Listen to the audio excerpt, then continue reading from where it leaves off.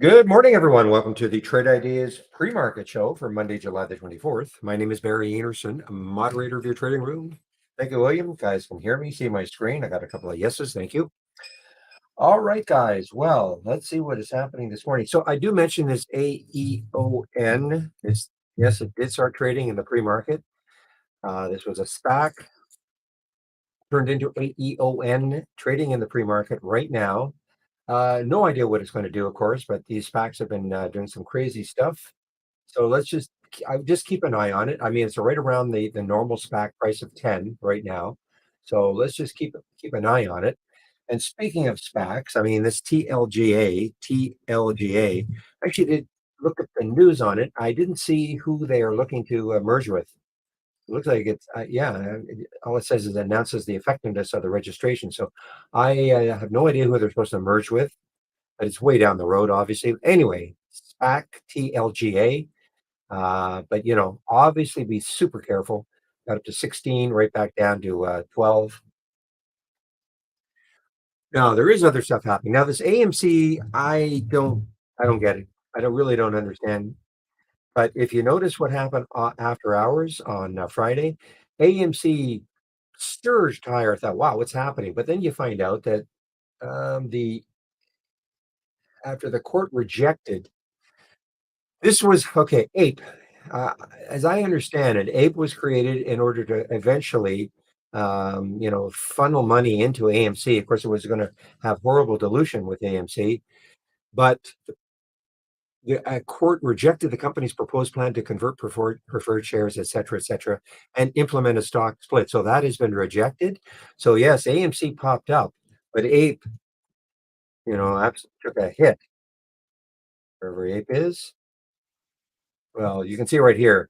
Actually, Ape is almost back up to where it came down from. So I don't understand. I don't quite get it. To me, it looked like AMC was desperate for money, and that's why they created this Ape. But anyway, we'll see what happens. AMC is drifting down from the high of Friday afternoon. Got up to 879, 597 right now. They have not allowing shorts right now at Interactive Brokers. I shouldn't say not allowing. You'd have to ask them to find. I don't mean the big red dot saying no shorts ever available, but anyway, that is the AMC. And Mattel, I thought maybe Mattel would have a little bit of a pop. The Barbie movie, I guess, did really well on the weekend. But Mattel, yeah, it's having a little bit of a pop. A little bit of a pop. Mattel, of course, is the originators, creators of Barbie.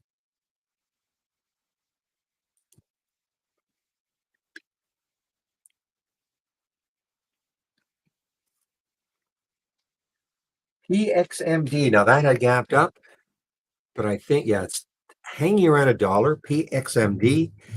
Couldn't see what phase this was. My guess is probably a phase one.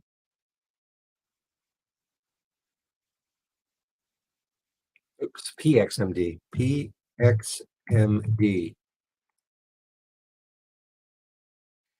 Now it says positive top line results from their drug, but don't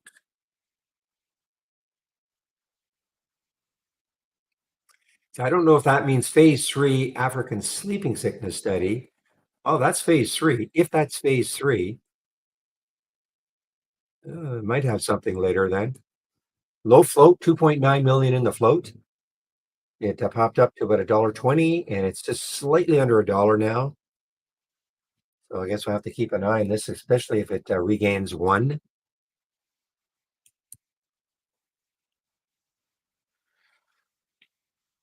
Wow, goods in the room early too. I won't say goods. Okay, goods. KOSS. Now that was a meme stock back when GME and AMC were going crazy. I don't see any specific news on it. Yeah, just amid retail. Yeah, retail interest. So there's no news on this one. KOSS. Another low float, 5 million in the float. I doubt if it's going to maintain, but again, you just never know.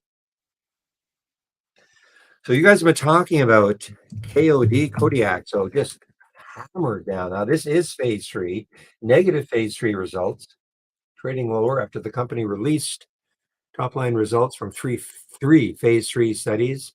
So this has just got hammered down. Obviously, results not great. So now this is an all-time low, and there are shares available for me to short at Interactive Brokers. 625,000 to NKLA. I guess some truck caught on fire, and then it caught on fire again. I think that's what I read. After a company said a Nikola truck that caught fire late last month reignited again on Sunday afternoon. So that is NKLA, unfortunately for them.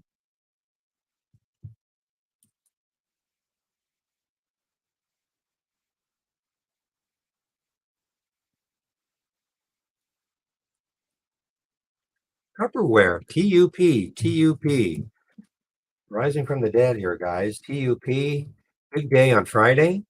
A little bit of a sell off, got up to over $1, closed at 90, but continuing now. I don't see any news on it. I don't see any news on this one.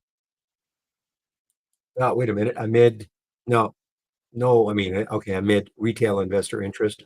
High short float percent might be just one of these trading vehicles based on no news. APLD, APLD, one of the few earnings, I think it's an earnings play, one of the few earnings plays this morning, but we are in for a bonanza this week of earnings. I think there are around 650 companies releasing earnings this week. I think I read about 18% of the S&P. Anyway, not that many, of course, releasing Monday mornings before the market opens, but for the balance of this week, we are going to be inundated with earnings plays. So APLD is one today. Very ugly looking daily chart, though.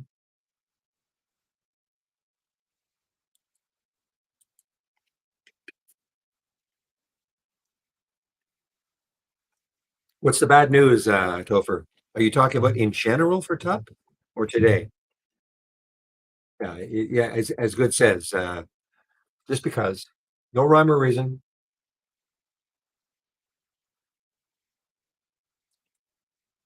Now, Nordstrom's JWN is actually the trade of the week this week. It's a free service, of course. Suggested entry 2080, so it's right there now. Like how you trade it, of course, is up to you. Now, I can see why Steve chose it. Personally, I would probably wait for a 21 break. I mean, I'm just looking here at the weekly chart. Looks like 2106 was the high last week. 2145 would be the next high after that. 2259, and of course, this is the magic area, 26. Anyway, I personally would probably wait for a 21 break, but if I were going to take this trade, I typically don't do the trades of the week. They're longer term trades, and that's just not what I typically do. But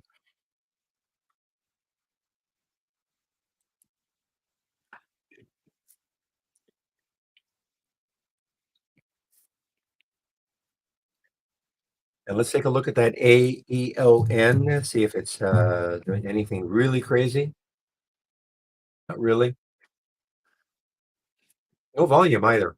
No volume yet. 30,000 shares. Again, this is just something that I felt we had to watch because of the SPACs that have been going crazy over the last little while, really. So this now, actually, the interesting thing, it's the SPAC itself that is going wild. And then when they finally do the merger, I haven't really tracked to see what happens after the merger.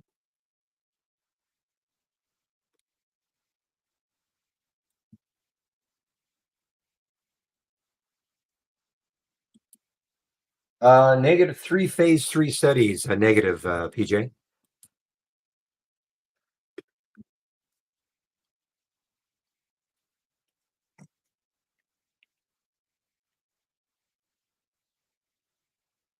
So I'm just looking at the SPY here, guys. So we're in for a modest open. We had that little disconnect. Actually, the market kind of recovered. So the Dow was up just a smidge on Friday. Nas was down a bit. SPY was, I don't know if it was flat or not.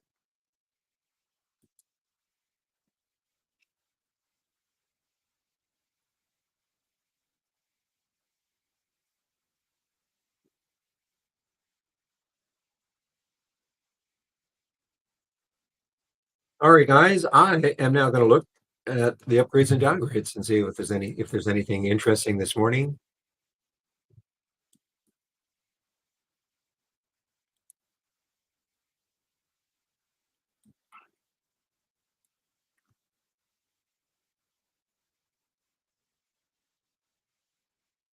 Well, we got the upgrades in first.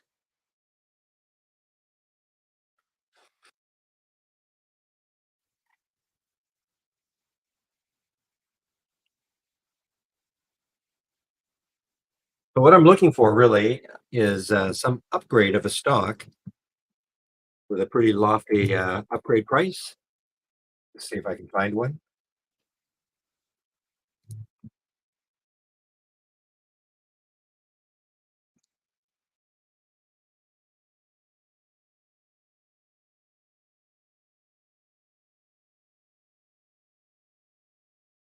So far,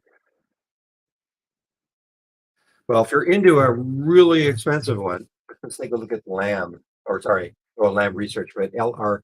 Oh, I remember seeing these stocks. They were not $700 stocks. LRCX, so it's at an upgrade. Price target of 725. That was by Stifel. Oh, I remember seeing these stocks. So,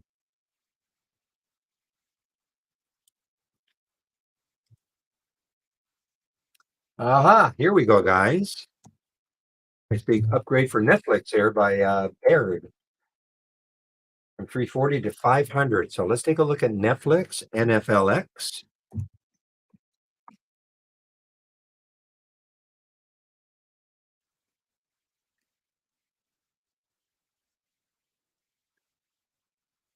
I don't know if Pepe's in the room. I can't remember if Netflix had one of those ETFs, so you could buy a cheaper version of it.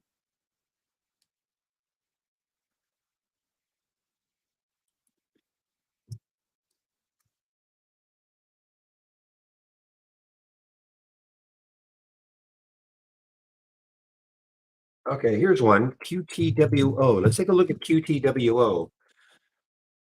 And we've got an upgrade from 30 to 39. Now, that 30 might have been a previous estimate from Baird. So let's just take a look at QTWO. Yeah, okay. I don't know how much weight this Baird has, but they've got a price target of 39 on this one.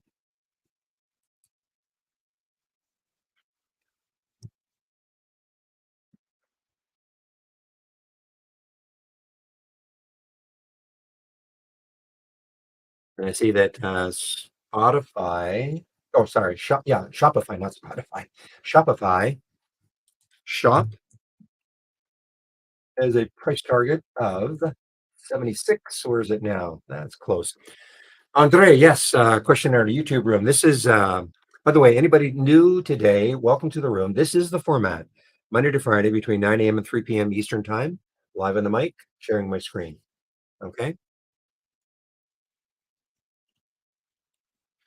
All right, let's take a look at some of the downgrades now.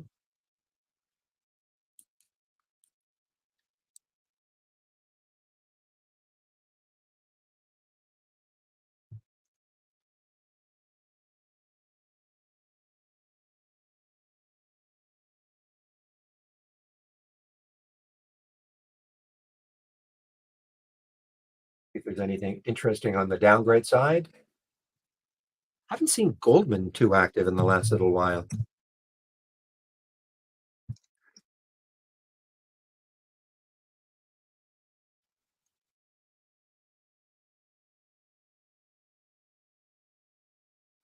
And I'm also looking to see if there is a one company maybe being upgraded or downgraded by multiple firms.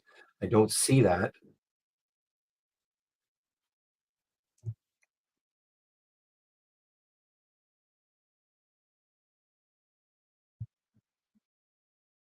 All right. Credit Suisse is downgrading COMM. If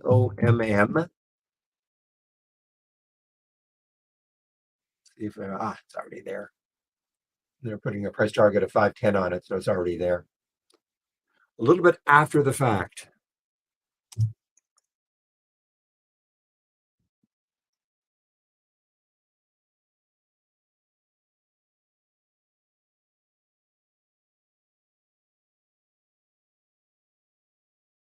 Okay, here is a little downgrade for Halo from Goldman. Take a look at. I'll take a look at Halo. Wow, there are a lot of downgrades. There's that stupid Zion. Man, I last week when a lot of these regional banks were going crazy, I thought at least on the one day they were definitely it was seemed to be a one day wonder for those. Tesla's being downgraded 220 for from UBS.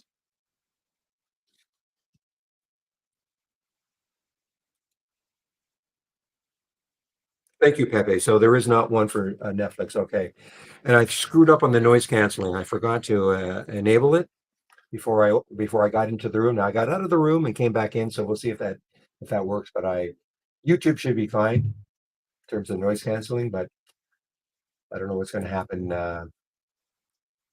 for this room in terms of noise canceling for the main room.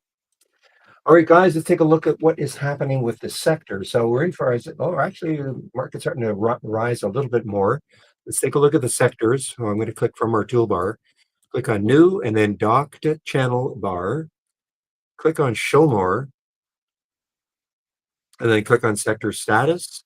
Now we're going to see what is happening with the major sectors before the market opens. So, as I say, we're in for a positive open. Look at the SPY starting to move higher here. So what you're seeing here, again, these are the major sectors, energy, XLE. These are the stocks that make up XLE, and 100% of them are up from Friday's close. Okay, that's what that 100% means. And again, I think every sector is more than 50% yes. Okay,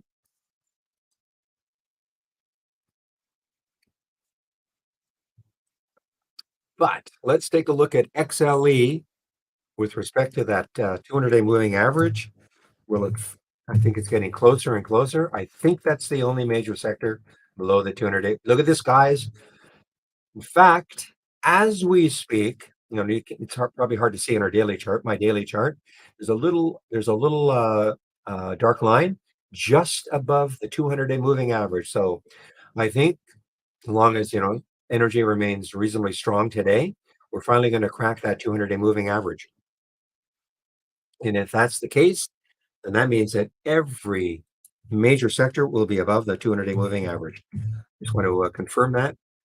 Healthcare, take a look at healthcare. What was the one? I think it was consumer staples might have been close. XLP.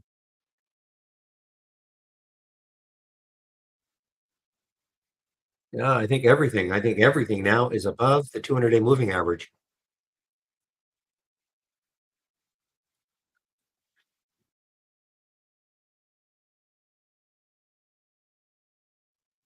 Yeah, I don't have to look at anything else. So really, guys, energy. This is a banner day. Then what's July the 24th.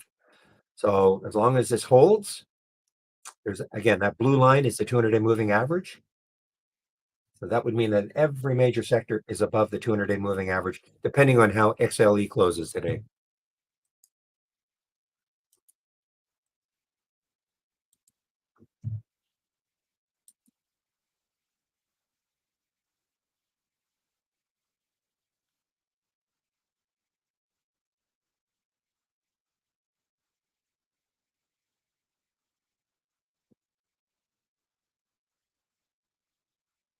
Nice to see. We're sort of still stuck around the 2 to 220 mark, but we seem to be getting new people coming in and out of the room, so that's great. So again, if you're new to the room, welcome. Again, this is the format Monday to Friday between 9 a.m. and 3 p.m. Eastern time. I will stay later than 3 if there are questions.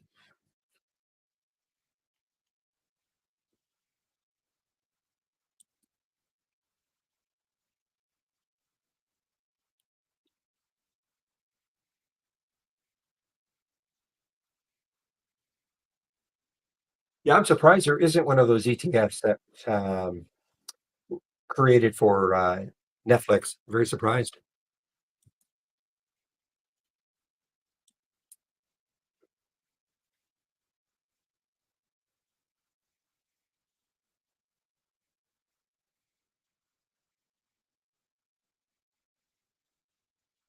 Okay, guys, let's see.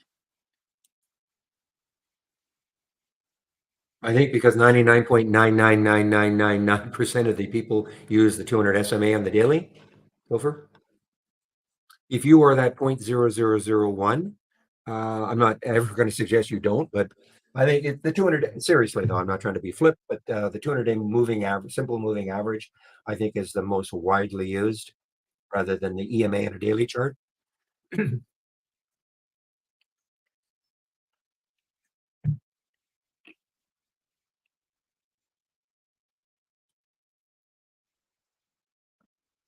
My belief is that EMAs are more used for intraday.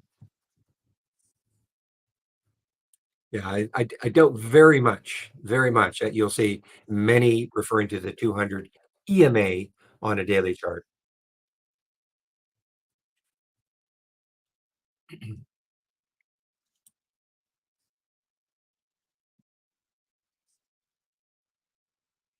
All right, just looking to see if anything else is kind of trickling in here.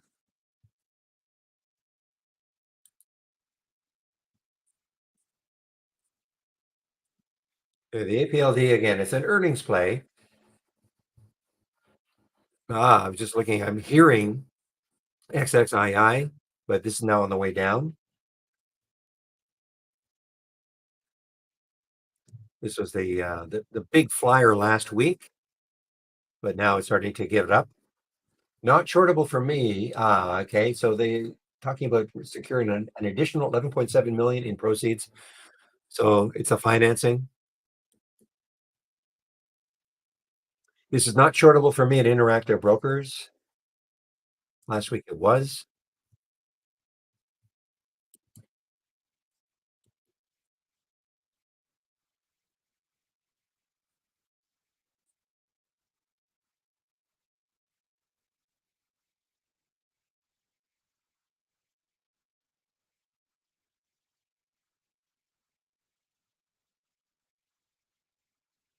I don't think I mentioned this one, this CTGO.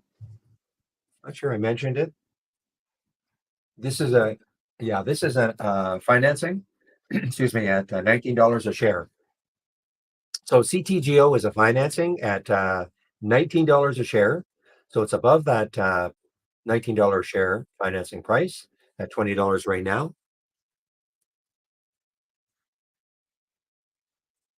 Boy, XXII just getting hammered now on that financing news.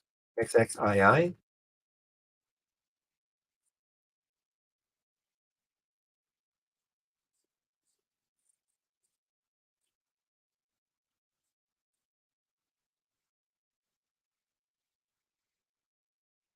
They've also announced, well, maybe the reason, I don't know, they're announcing some executive leadership changes. That might be more the reason. Maybe not. It's hard to know. That all that news, all that news is coming at the same time,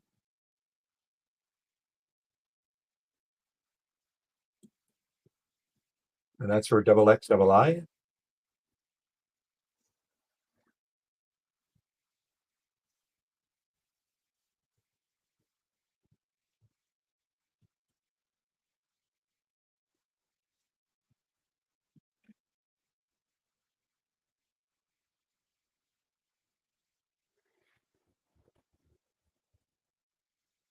Sort of interest, Pepe or anybody. Do you hear my clapping? Because I screwed up this morning. I forgot to change the mic.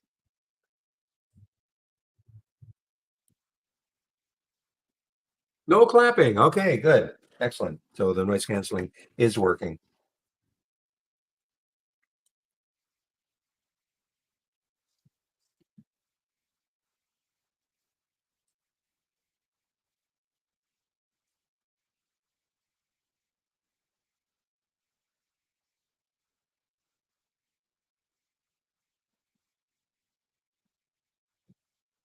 EPZ looking good by from weeks in our YouTube room. Let's take a look at DB.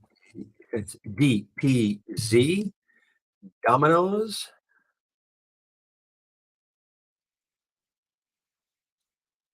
Yeah, an earnings play. Didn't see it. Probably see it here. Get to the price range that these my pre-market actives up and down. Yeah, Domino's though is an earnings play.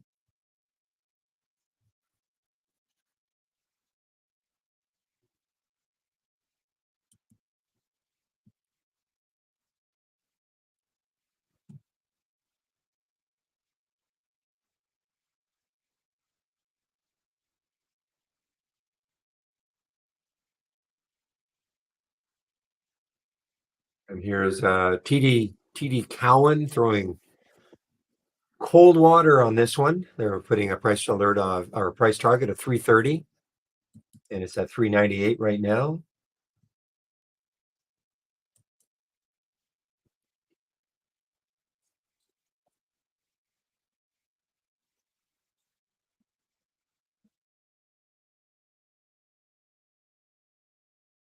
I think Kodiak, I think it was shortable for me.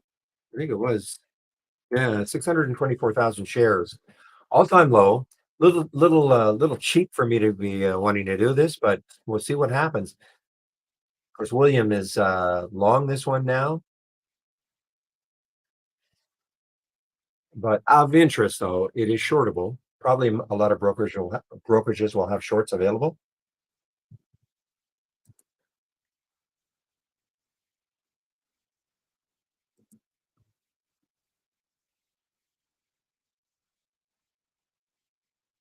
What is the significance of four? Well, that's when the market's open, 4 a.m. That's when the market's kind of open. That's why I call it the significance. That's when the market opens. Pre-market, 4 a.m. Eastern time. Question was, what is this? What is the significance of 4 a.m.?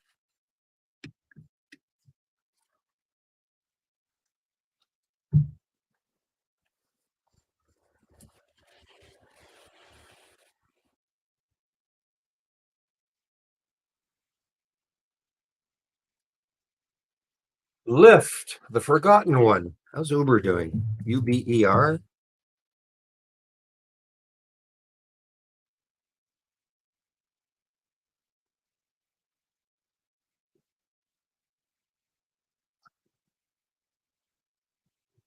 RDFN guys, I'm hearing RDFN. Am I gap up? RDFN.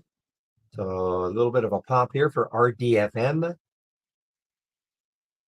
Don't see any specific news on it.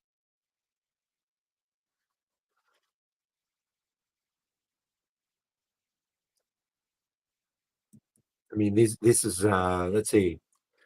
Redfin reports migration into America's most flood-prone areas have more than doubled since the start of the pandemic.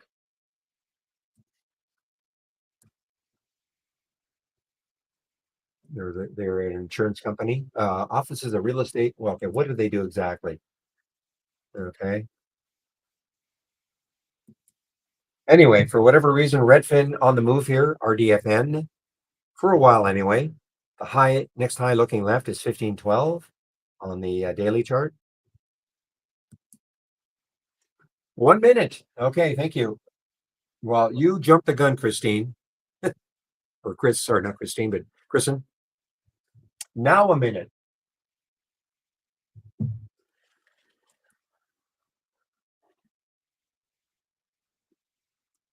So let's have a great start to this trading week, everybody. And I don't like to trade in the first 15 minutes, so I like to see things settle down just a little bit.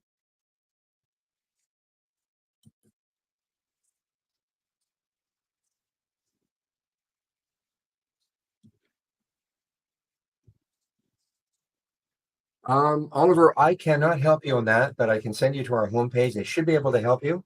Okay. I'm going to send you in our YouTube room. Okay, just give me your email and first of all, let me get rid of this. Just give me your email.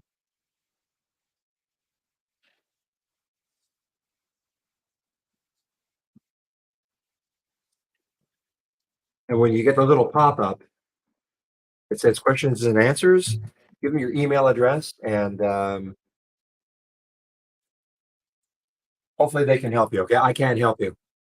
I have no, I can't get into people's accounts or anything. So, all right, everybody, we are now open. So let's see what's happening here. So market's in for a nice early morning pop here.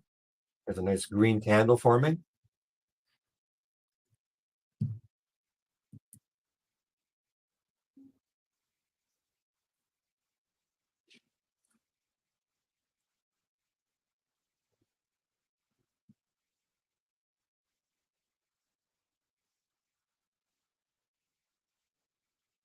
All right, well, there's the Nordstrom's guys. So JWN again, it's early, early, early, but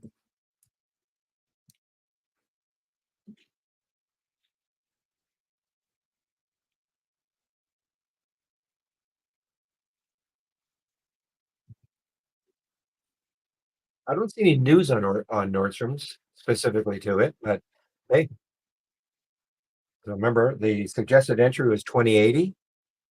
How you trade it, if you trade it, of course, is going to be completely up to you. Ah, oh, so it halted on the way down. Okay. I saw this halt and I looked and I thought, saw the price. I thought maybe it was going to, it'd pop, but nope, not yet anyway.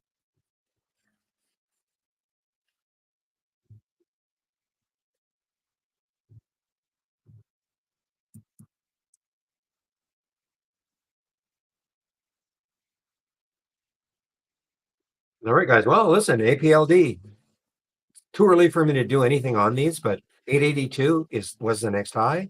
So after that, you've got a high of, wow, $10.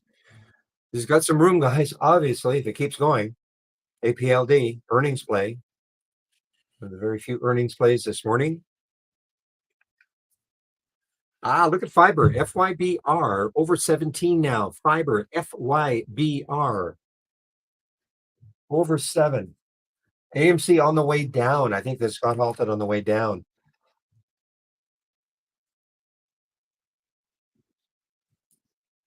I think it got halted on the way down. Yeah. So,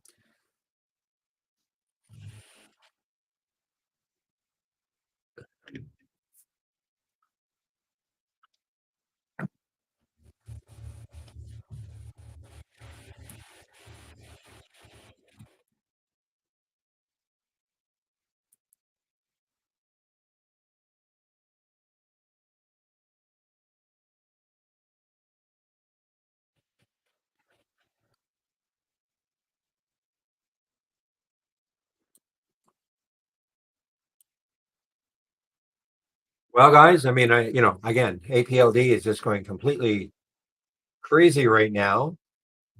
Next high looking left, 1021.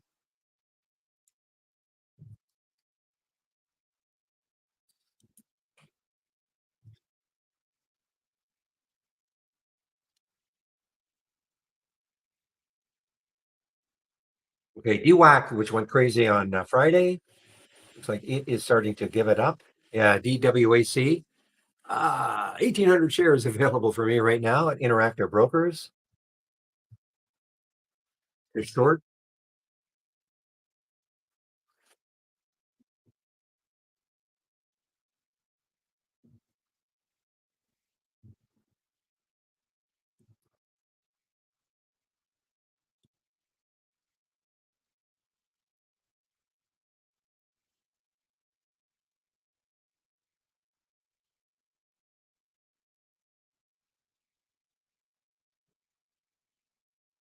Take a look at the fiber, FYBR. I think it's coming into a resistance area, but I have a feeling that it is right back up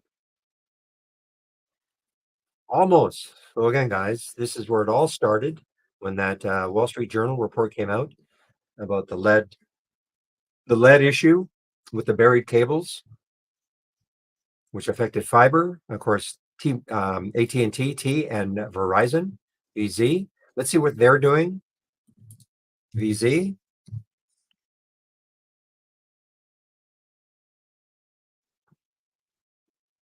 So you can see that fiber maybe just got wrapped up in it. Maybe they had very little exposure because I mean they're almost back up to where it all started, whereas Verizon is not, VZ.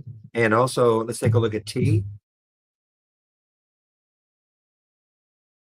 Yeah, again, this is where it's kind of where it's well, maybe this is where it started, maybe the 14th. Let me go back to fiber FYBR.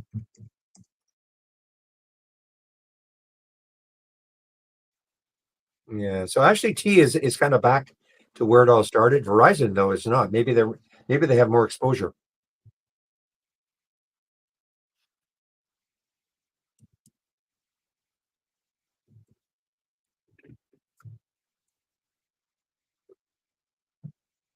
Maybe these guys Frontier, maybe they're more rural. I don't know. But they just a great recovery. Meanwhile, APLD leaving me behind, completely leaving me behind. Again, I'm too conservative. I do well, not I shouldn't say that. I'm just conservative in terms of taking a trade in the first 15 minutes. And this is what can happen, of course. The stock can just race away without me.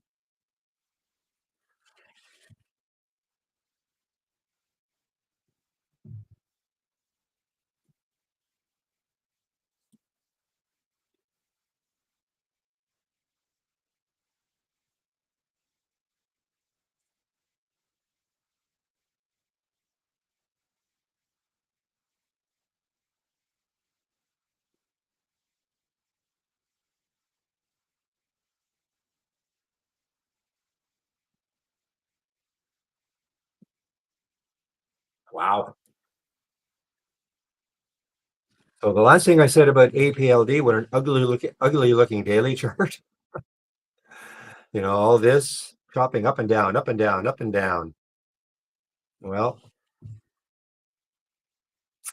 not a low float, not high, 55 million in the float.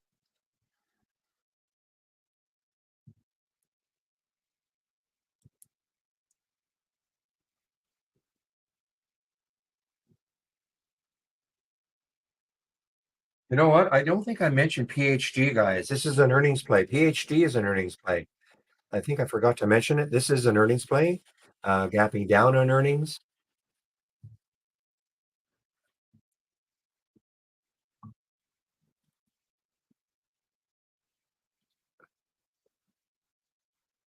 A little bit of spotty in the way it trades out of the Netherlands. The next low looking left is about 21.36.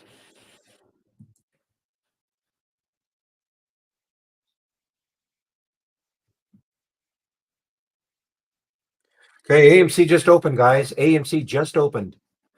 And not good. Here we go. Wedbush, $2 price target.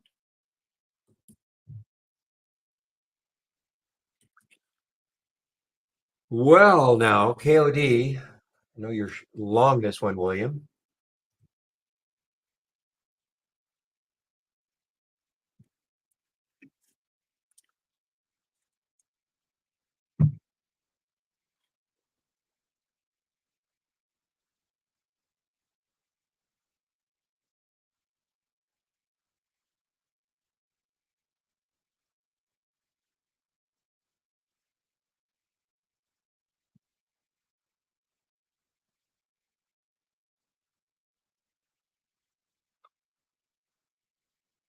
Well, if you took this one, guys, the APLD, I mean, your next high looking left, I mean, amazing. 1021 on the daily chart, 1021 on the daily chart.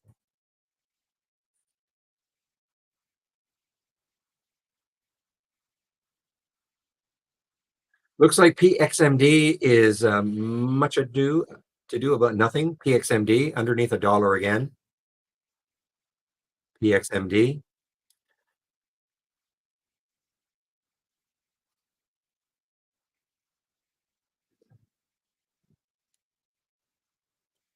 Whoa, lost sight of the top. Look at top. Oh my goodness, top TUP. Again, this is just a trading vehicle now. No reason for it. It's up 60%.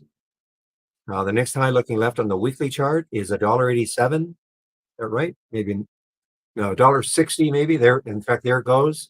There's top now showing up on my option scanner. I mean, if it can get through all of that, guys, the next high on the weekly chart is 246. Just a trading vehicle. If you're looking for a reason, there is no reason other than the fact that it's got a high short float. Traders decided today, or actually they decided on Friday to get involved with TUP, and this is now a carrying forward to today.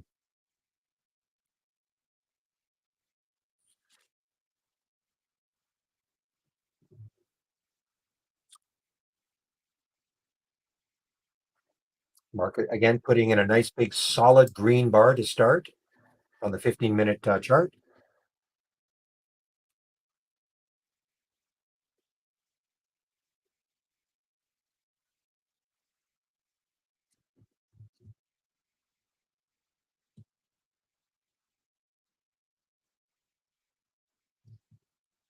So TMC is trying to come back a little bit here, guys. It's showing up in the option scanner. Um, Hammered down pre-market. I think William had some news about it. High, it's over the high of Friday. The next high looking left is around 2 for TMC.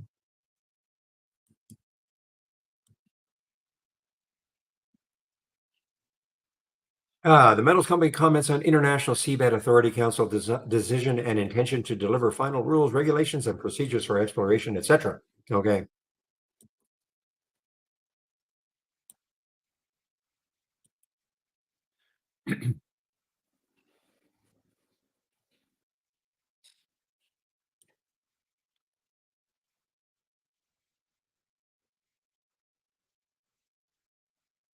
Aha, AMLX guys. There's a nice. I sort of remember seeing. I think what happened is though it had dropped, so I just discounted it. We got up to AMLX got up to 25.77, and it came right back down to 22.52. Market open though, and it is moving higher. The next high is looking left though. Looks like it could be coming into some resistance. Between here and 22.50. No rules equals no mining. Okay.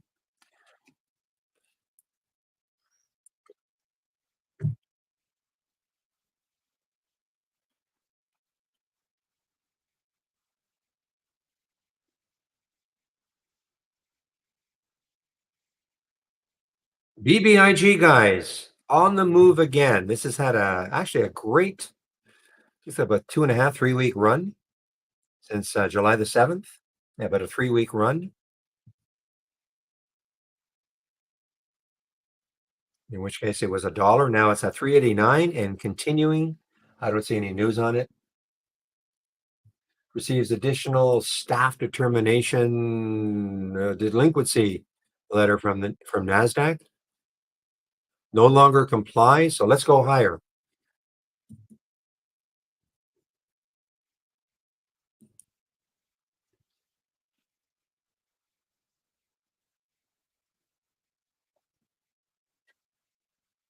BJ, WW, WW on the move. Wow, on the move is right. Look at this. WW on the move. Well, listen, I mean, if it's the next high looking left is almost 10, a little over 10 for WW. The high of a few days ago was 896. So, and it's right there. Let's see if it takes out 9 and starts to run from there. Has a dollar to the next high in the weekly chart. Meanwhile, tough, just too early for me to do it. TUP.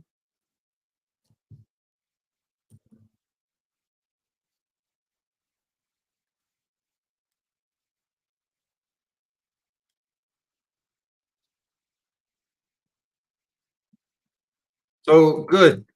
Was, were you I don't understand. Were you short ape?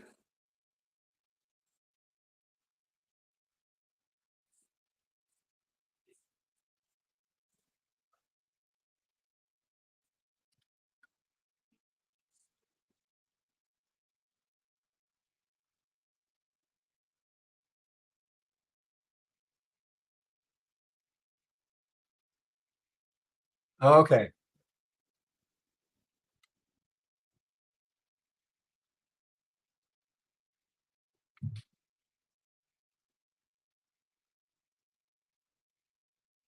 Well, that was the one, guys, to start the day anyway. So tough. Okay, finally, 15 minutes in. Now I can start to look.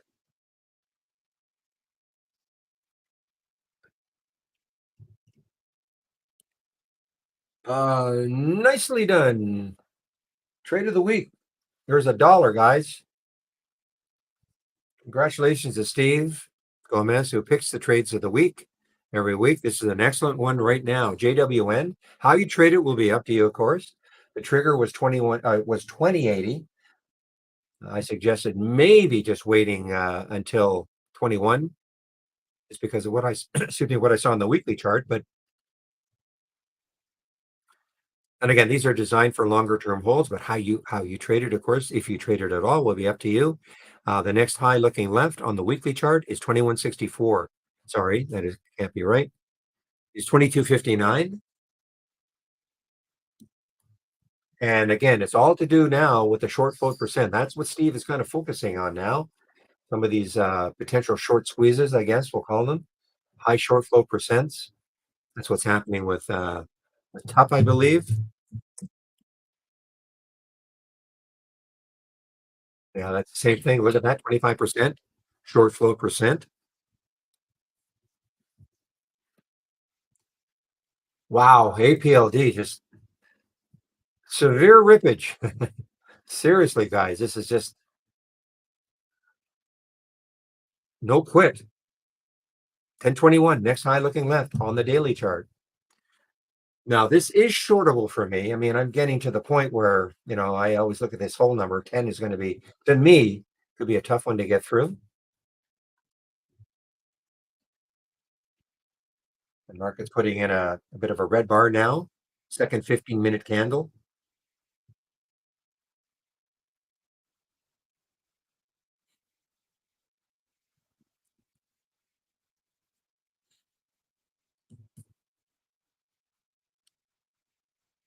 Whoa, here's an earnings play. Didn't see it either. I don't know if the volume was too low, but look at RYAAY, Ryanair. So huge level for it to try to hold, guys. That 100 marks. Very psychological here. We can hold at 100. The next low looking left is not that far away on the weekly, 99. Down here is kind of your area of potential support, 95 for RYAAY,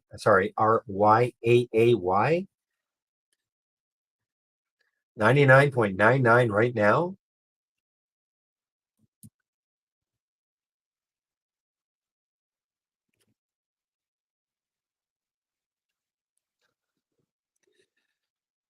Well, if if they're not allowed to do this conversion, APE and AMC, if that was the ruling against, and what is the value of APE anymore other than a trading vehicle?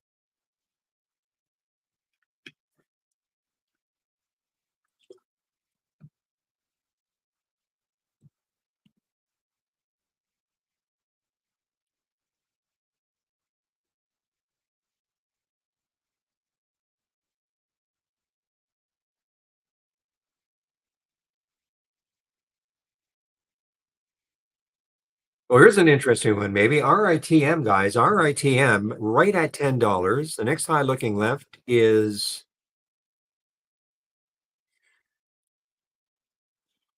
looks like around 1032-ish, and then way up here at 1078. So I guess keep an eye on RITM if it can hold 10.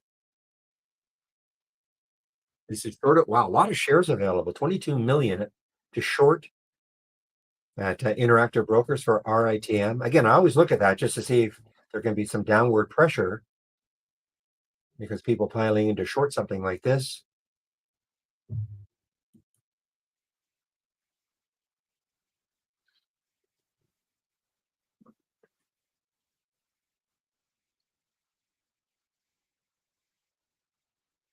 So what you're saying, Goods, is that they're going to try to appeal that judge's decision or the court's decision. Is that what you mean?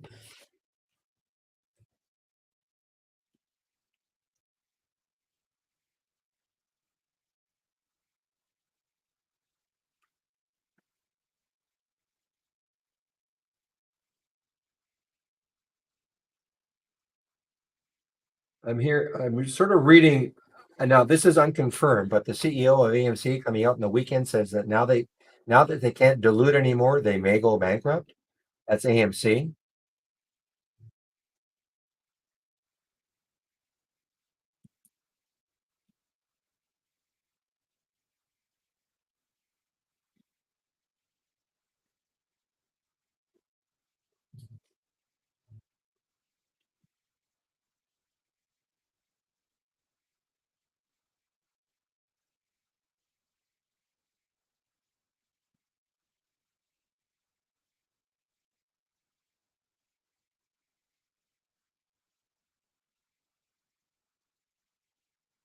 You can look at NIO, guys. NIO coming into maybe a little bit of a resistance area, 1132. That's the next high looking left on the daily chart, NIO.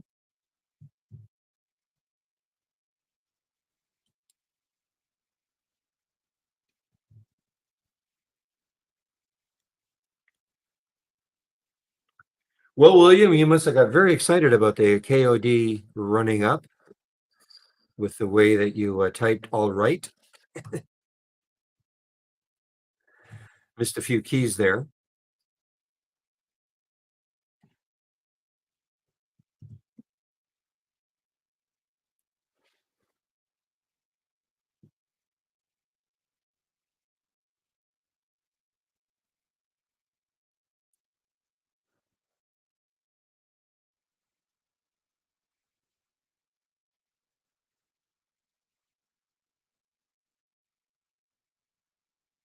All right. Well, listen, the MYMD key area that it's at right now, if it can take out this 119-ish, you can see right on the daily chart and the weekly chart, we have highs around 153. So, but it's got to get through 119, and that is MYMD.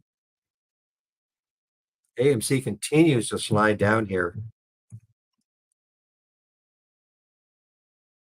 Boy, these people who got in on that big surge on Friday, I hope they got out, didn't hold over the weekend, thinking, okay, it's going to keep going.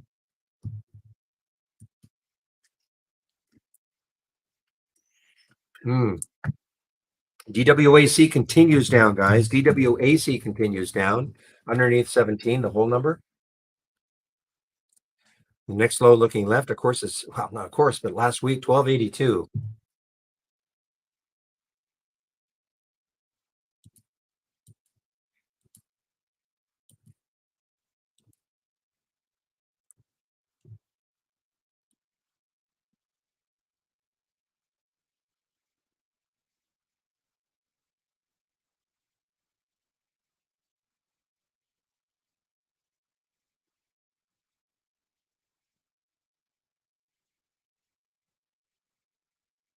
Now, this is why I was a little skeptical about this one, because yes, they had to pay what, $14 million to settle the fraud case against them. But that doesn't mean that they're this. I mean, this is still up in the air as far as I'm concerned. If it ever goes through, though, the actual merger, and I think people may have been thinking, well, that must mean the merger is going through for sure. All that happened was the settlement.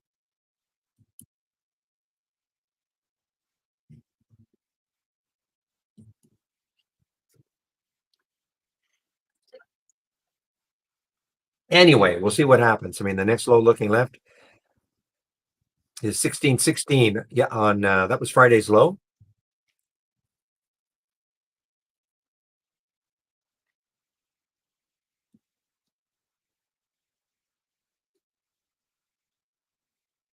Wow, look at Ryanair now, guys. Ryanair, RYAAY.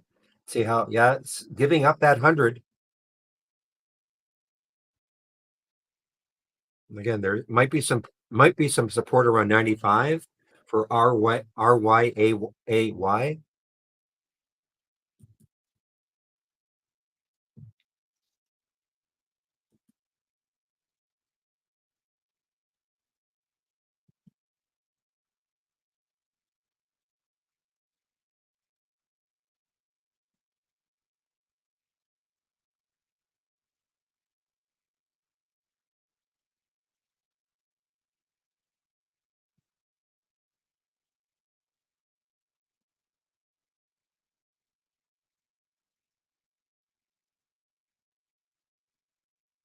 The yellow's on the move here. Yell, Yell. Haven't seen this one for a while. The next high looking left is 135, so a little bit close. If it can get through that though, 159. See if there's any specific news on it.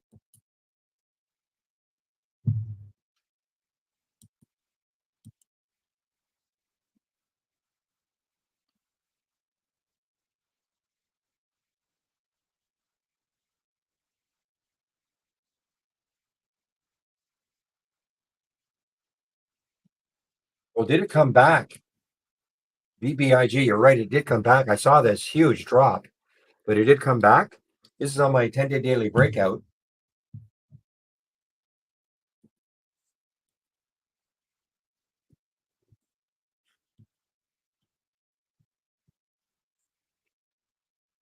And this one has a little bit of room, I think.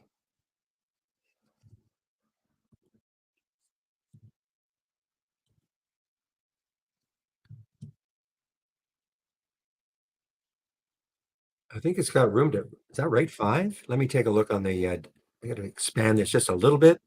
430. Okay, so it's at 430. So the next high looking left, yeah, five. So it's got room. I mean, it does have room. BBIG has some room.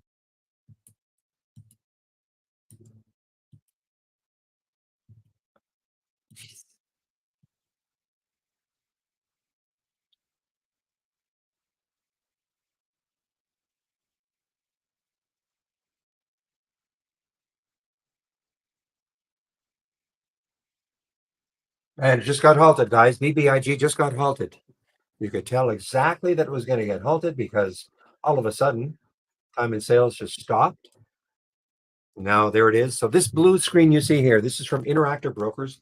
Nothing to do with trade ideas. Okay. This is time and sales from Interactive Brokers. There's the halt price at four. You can't see the symbol, but it is BBIG 446. Potential open is looking right there. That can change, of course. And typically they are 5-minute halts.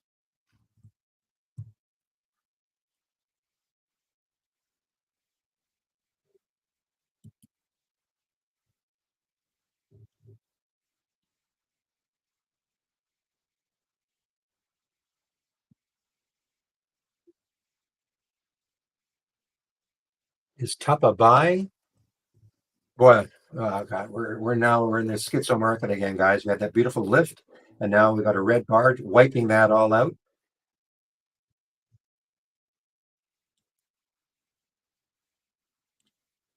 Well, let's take a look at tough to see if there's any maybe close to the VWAP or something. 147. So I mean, if you think the VWAP might hold it, if you're a VWAP type player, TU P is right at the VWAP. I'm not saying it's going to hold it, but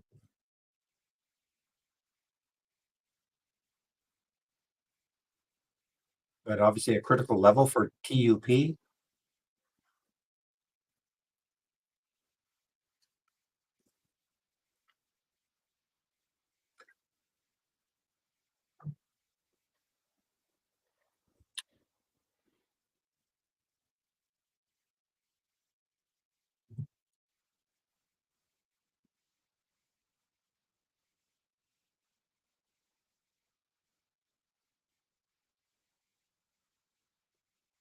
Boy, this one has been all over the place the last few days. It's a BGLC. You can see on Friday it got up to 955, closed way down here at 6.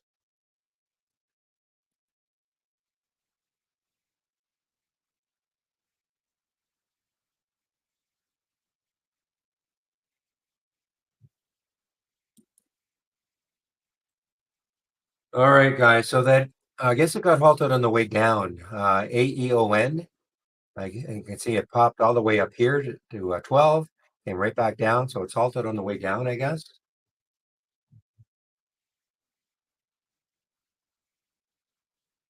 Boy, AMC now below 5.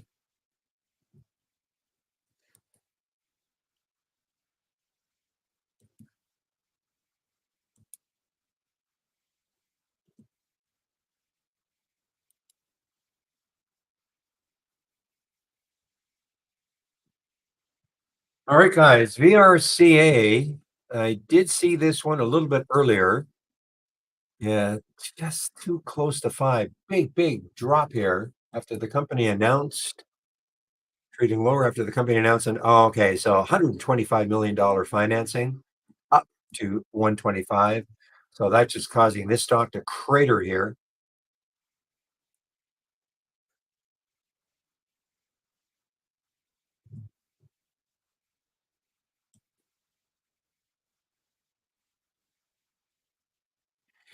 RYAAY continues down, guys, breaking through that 100, but a dollar underneath.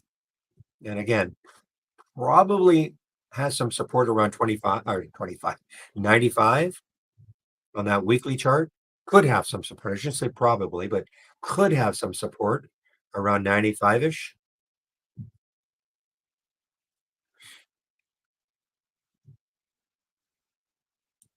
Herbalife, HLF. HLF is having a bit of a pop here. HLF. If there's any news on this one, can't see any news on this one. HLF.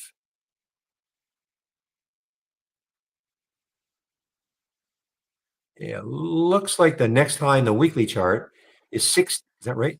1591. So it's got some room on the weekly chart. HLF.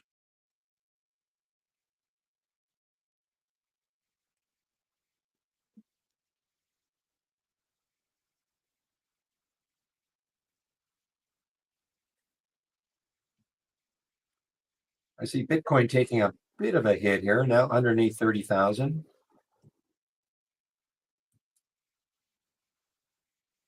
All right, guys. So BBIG just opened and it opened. Wow, open big way so far. Got up to 467. The halt was at 433. I'm sorry, the halt was at 446.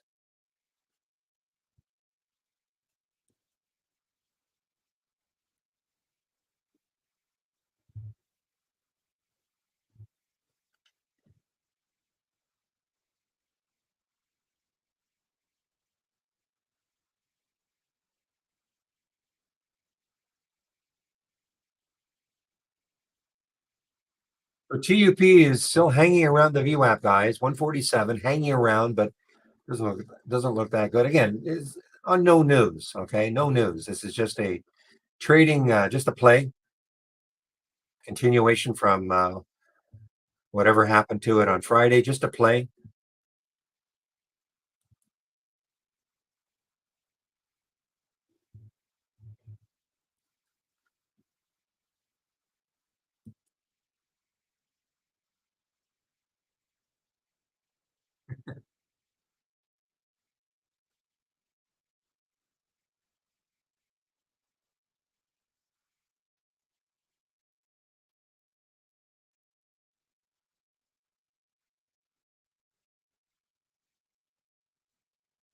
Well, you're gonna be glad it's a paper short of 1 million shares for a while anyway.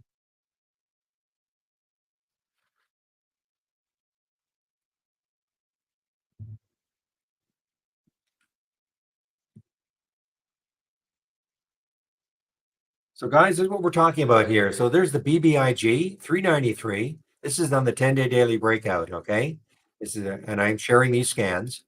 So, this is the first time BBIG was alerted. 937 the time. 393 was the price. Over here, you see the repeating of it. Every time it makes a new high, you will see BBIG over here. And of course, the APLD, the same thing. 874. And it got all the way up to 983 before it pulled back.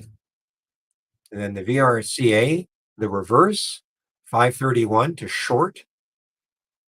And it's at got down to 510.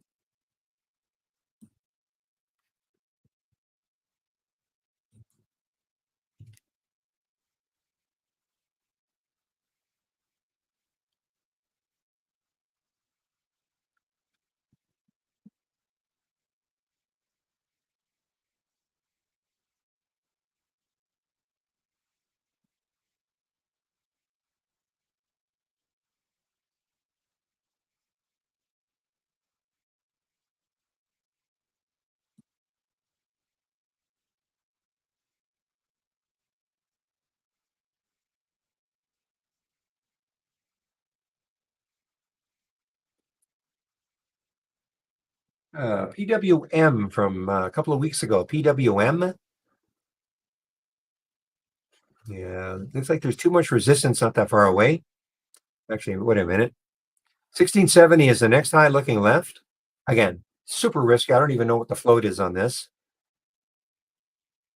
And then the next high looking left on the daily is 1888, but is super risky. What's the spread like 1663, 1675.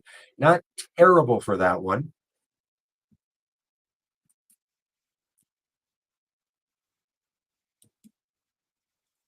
Yeah, there were no shorts for BBIG, Interactive Brokers either for me.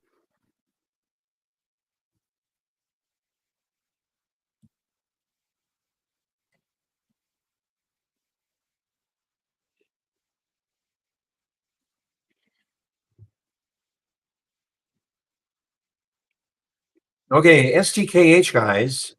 There is the 200-day moving average. Okay, right above it, 107 at 105 right now. I guess if somehow it can clear through that. Nice. Wow. Good. Good. Now you're laughing, William. KOD doing really well for you.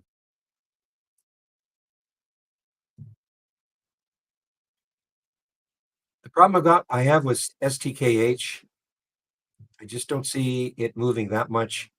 I see a lot of resistance, potential resistance on the weekly chart at around 110 to 112. It's got to get through that 200 day.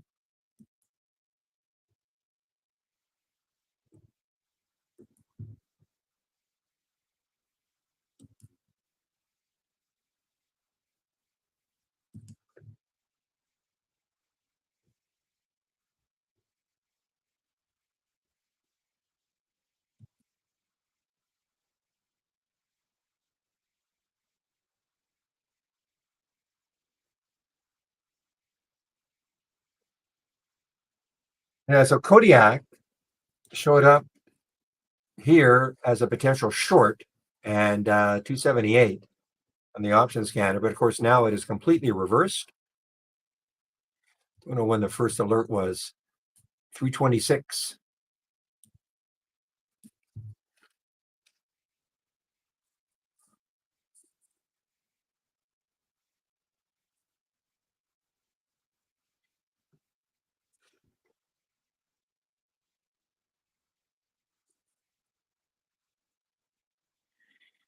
Great comeback.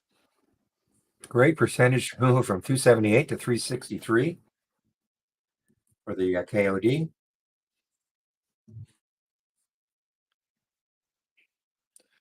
You know, the Tupperware is still hanging around the VWAP, guys. TUP hanging around the VWAP.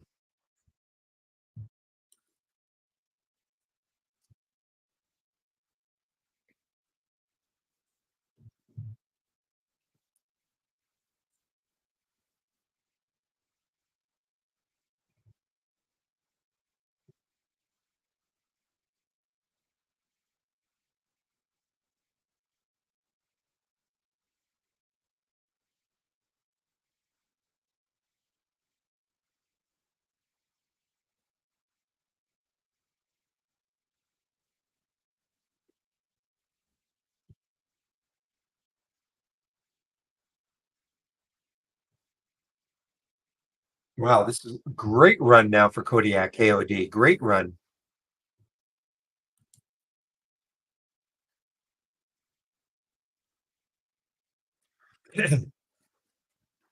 Are you talking about, yeah, a refresh? Are you talking about the charts that you're seeing in the trading room? Or are you talking about your trade ideas program, UBuck, UK Buck?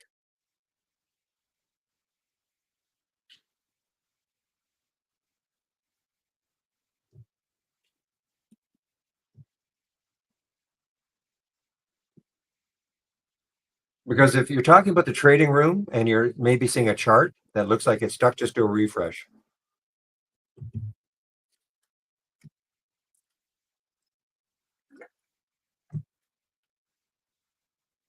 on all your windows. So you're talking about trade ideas.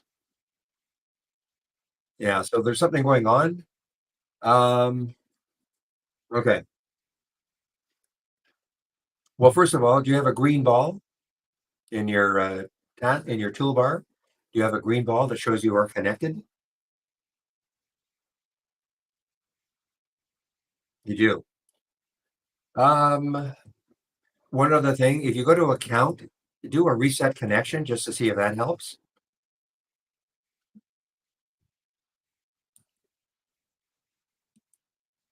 Because there's nothing going on. In other words, we don't have a disruption or anything like that. So, good morning, Hayden.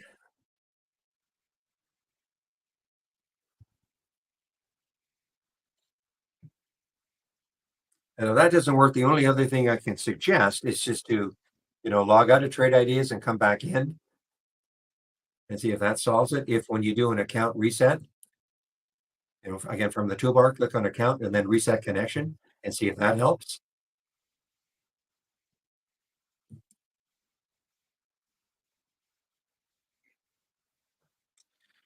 And if you do a reboot of trade ideas and that still doesn't work, you're going to have to go to our homepage and have them take a look at your account, okay? Because there's nothing going on with our data today.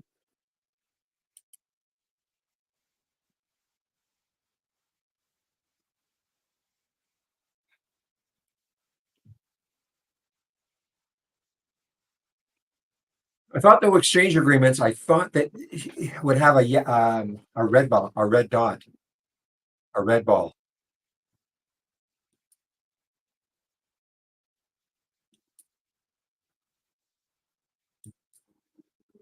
I thought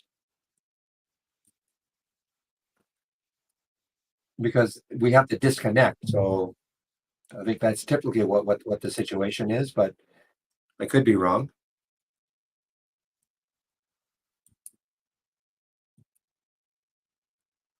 So Hayden, first of all, are you a Trade Idea subscriber, or are you just new to trading?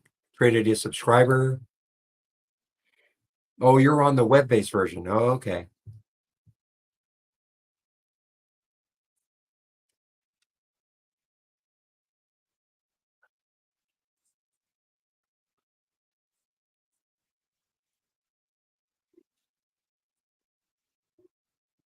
Well, the only thing I can ask you to do then is go to our homepage, and when you see the little pop-up, it says questions and answers. Okay, so you can see my homepage. Oops, click on the homepage link and questions and answers. Click on that and ask the question. Give them your email address so they can take a look at your account.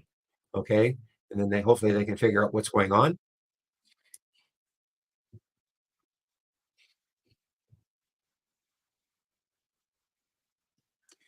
DFLI now showing up. DFLI showing up on the option scanner. 276 has it moved? Wow, it's got some room to 296. Next high after that is 307. So may have tough time, right around that three mark.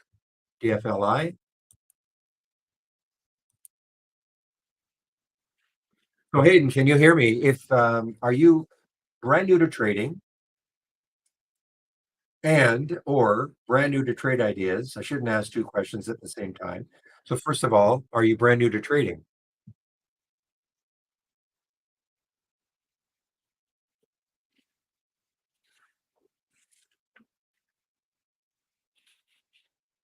Okay, so this is what I'd like you to do, or suggest you do. You're brand new to trading. Of course, everything is going to be incredibly confusing. Okay, so I just put my homepage link in. If you click on my homepage link, you will see something called Trading 101. Okay, this is a free course. It's great for people who are brand new to trading. Okay, there are a lot of videos. You don't have to look at them all. I mean, the first one starts off with what is a stock. Okay, you don't absolutely have to look at that, but I would really recommend you take a look at this because you have to have some basis of trading knowledge, okay, before you attempt to trade.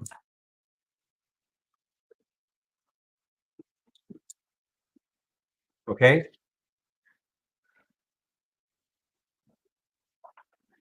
and it's free.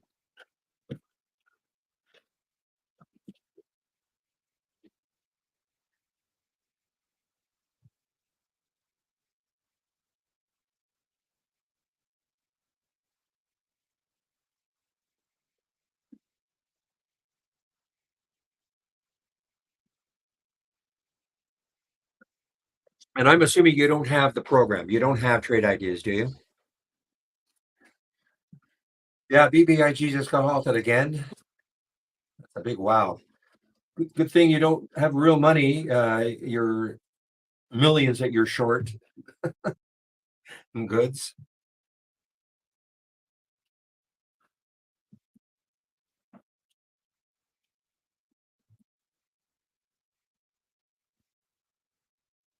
Okay, paradox. I'm doing some customizing to my TI platform. Notice that when I added a stock to my likes panel, my scanner stopped on the stock that I entered. Um, I don't know. I'm not sure. Have you tried doing an account refresh? Just to get it going again. You tried a reset connection. Try that just to see if something is stuck in the account. Or are you completely frozen?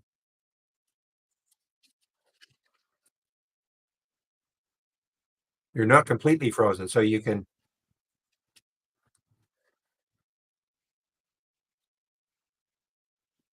talking to Paradox in our main room.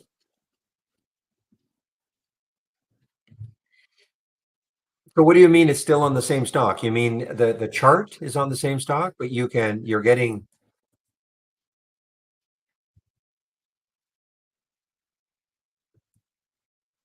you are not you're not on surfing, of course.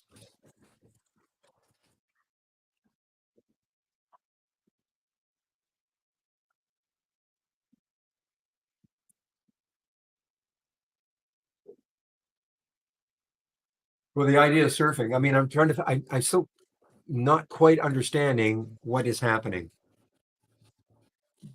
You're not frozen, so you're on the likes channel. Okay, let me just see your likes channel. Oxide like.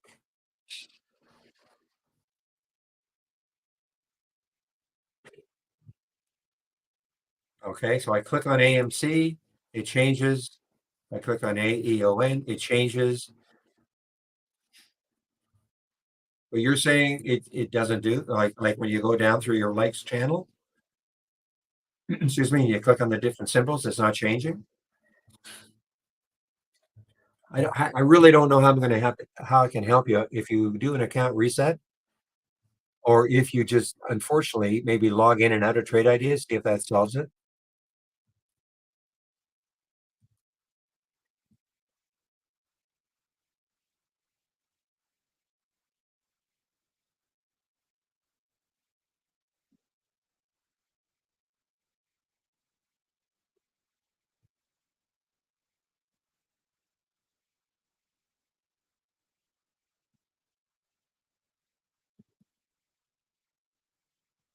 Okay, guys, I'm just keeping an eye on Tupperware, TUP, and excuse me, it keeps holding that VWAP. Okay, 147, so it's at 156 right now.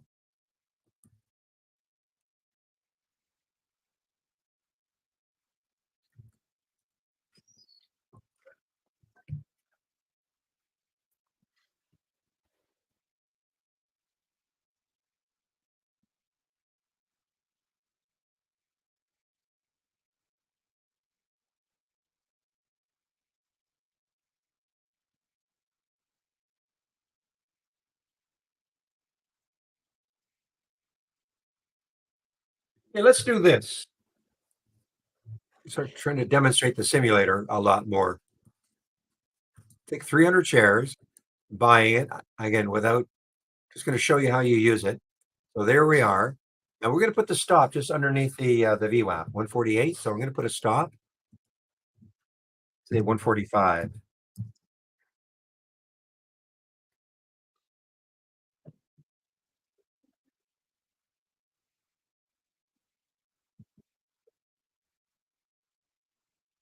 Just to show you, if you're sort of a VWAP type player, and you like to play things that bounce off the VWAP.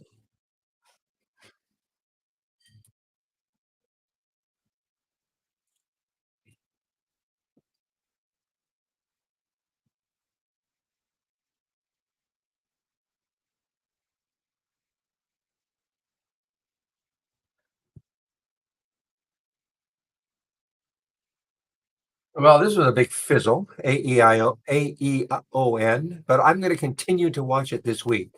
This is the first day it's trading as AEON. I will continue to watch it this week and see if it has any sort of a pop in it.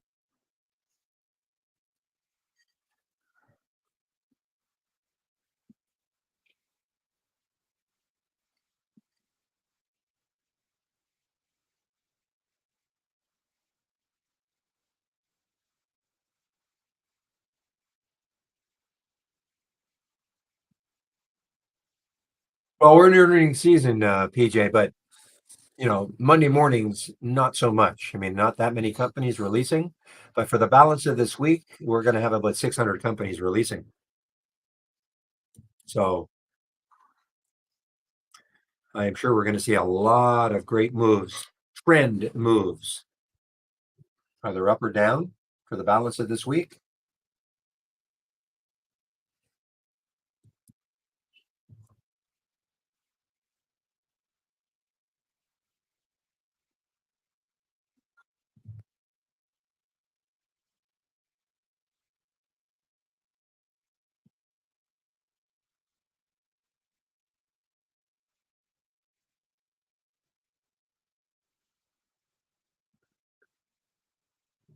Liquidia, guys, on the way down here.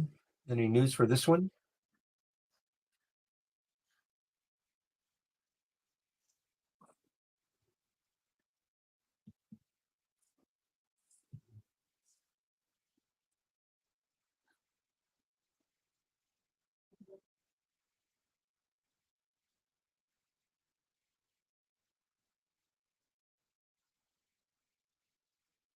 Yeah, so I don't have Schwab, Rob. I no, I'm not 100% sure. I don't see why not.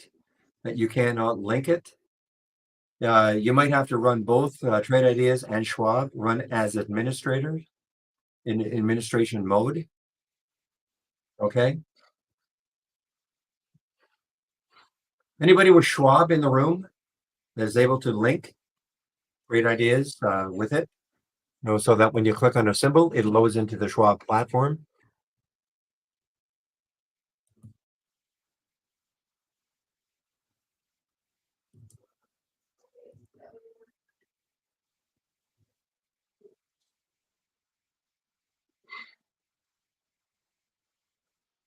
Well, okay. Yeah, because I don't have Schwab, there's no. Sometimes, unfortunately, these companies, these brokerages, they don't really care if we can link with them or not. Most of the time, it's pretty easy. And you can be linked with a brokerage platform, and then all of a sudden it stops working because they may have changed something within their platform. Understanding they don't care whether we link with them or not. So all I can do is send you to the home page. Maybe one of the other traders or somebody might have a script. Say this is what you can try. Okay,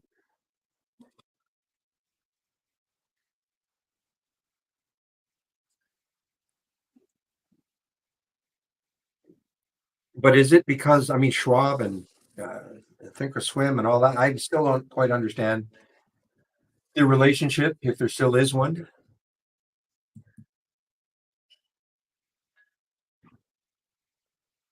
So, okay, so did you try the alternative method, things like that?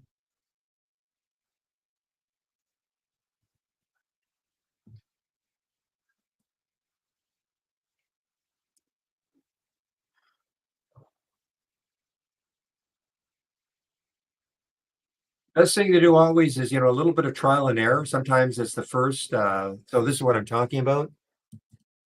Tools, external linking. And when you edit the link, you see use alternate method. Sometimes that'll work.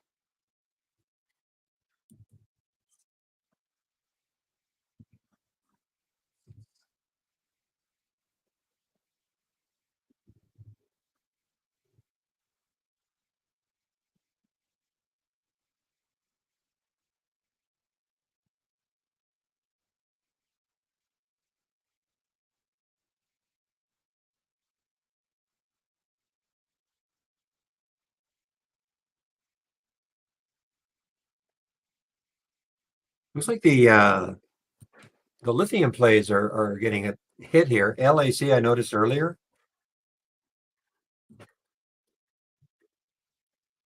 And so look at lithium, LTHM, coming right into the 200-day moving average.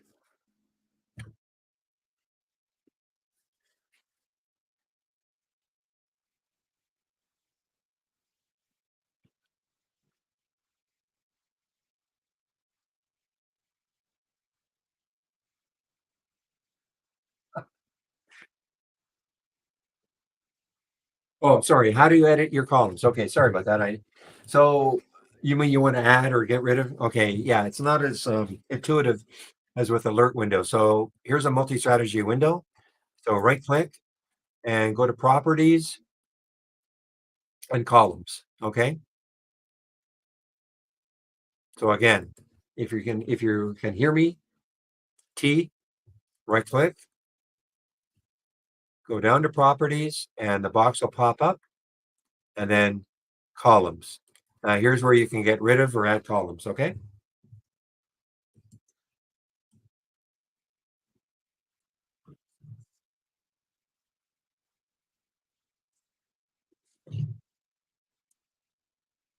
Did we get a BBIG? Yes, absolutely.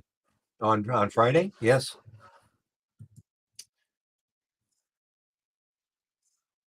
absolutely. Because I had the big day, had a interesting day on Friday also, breaking out, but it was showing up in the option volume.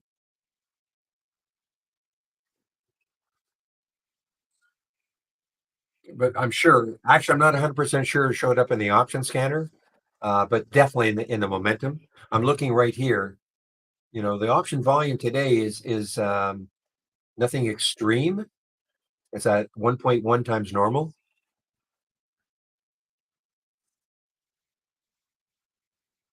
Oh, I can't tell you when on Friday. I mean, like on Friday, I'd have to go back on a 15-minute chart. My guess is that the first time would have been around 11:15. Just looking at a 15-minute chart because it was basically flat until 11:15. And then at 11:15, I'm almost for sure we would have had an alert in this scan right there, the momentum scan. Okay.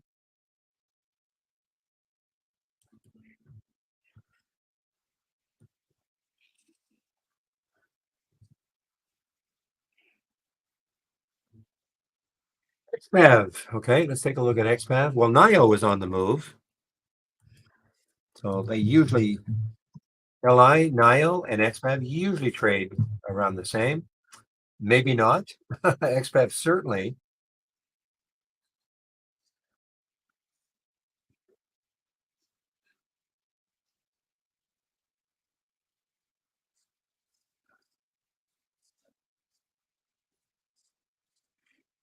Well, there's no question that TUP appeared in the momentum scan. Okay, no question.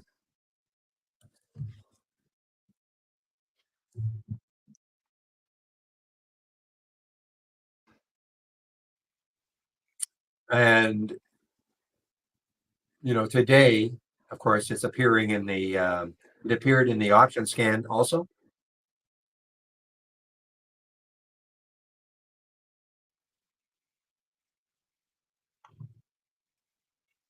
And if you're asking me when,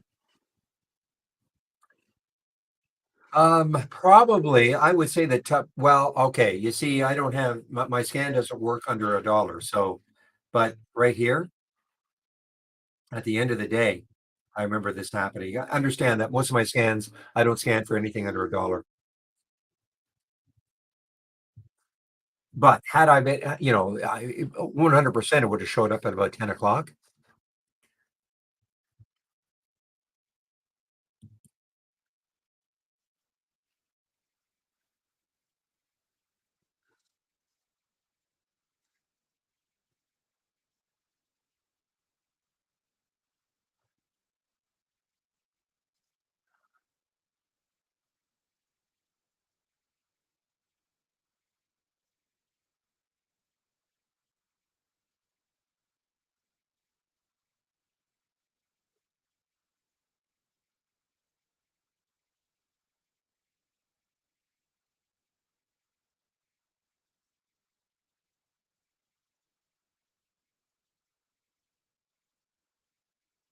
All right, guys, just kind of looking at some of my thumbnail charts to see. I see that PXMD, it's hovering around one.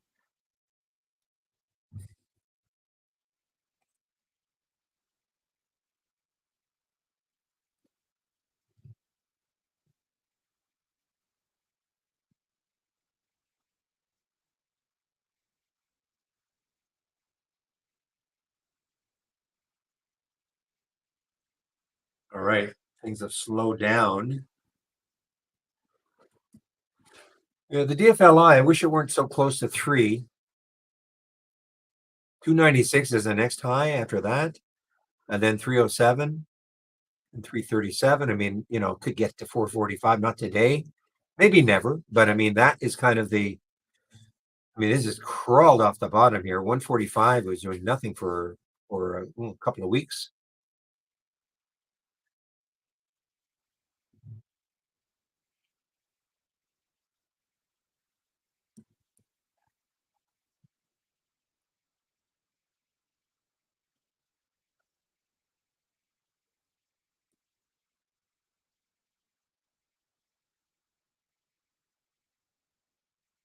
This one's got some room, guys. HPK, High Peak Energy. HPK has got some room. If it takes off 15, because the next high looking left is 1557. So this one does have some room. HBK declares a quarterly cash dividend. Okay, that's the news for it, because that's caused it to pop. Wow, low float, 14 million in the float for HPK.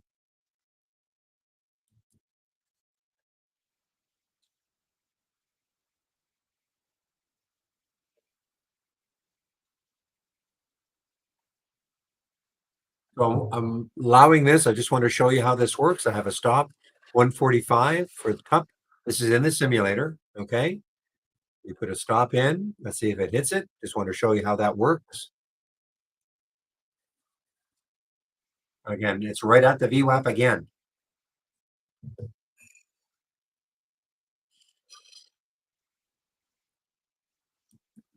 Well, Dragonfly right through three now.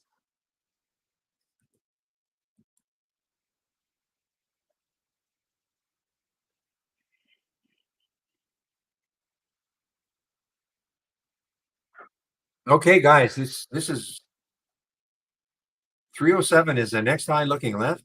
If it takes that out, then the next high is 337. So it would still have some room if it can take out 307 from and that we're talking about the DFLI.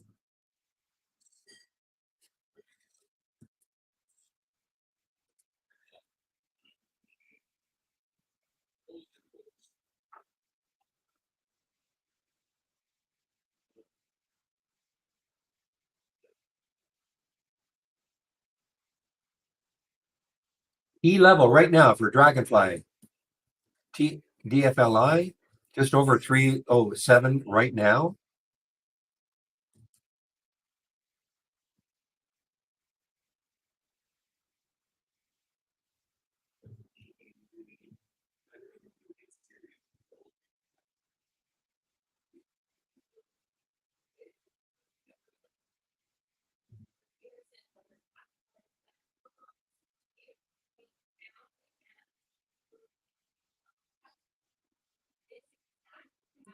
Okay, guys, in the Dragonfly,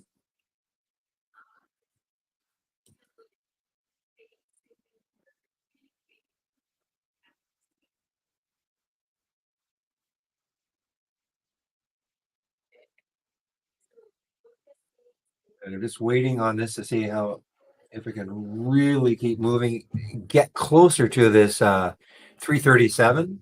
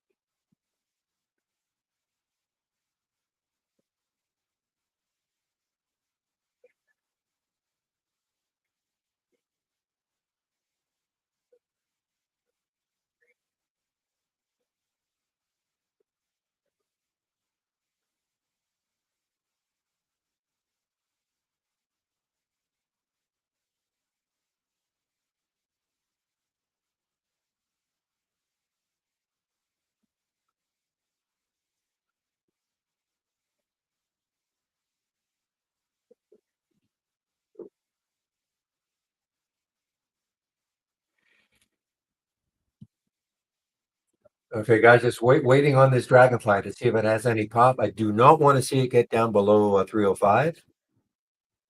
If it does, I'm out.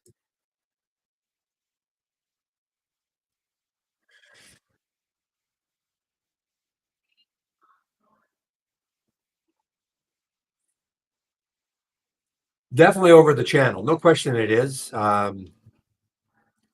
I'm just sort of maybe relying. I mean, I've got a very tight stop on it, so I'm not. I just had to try it.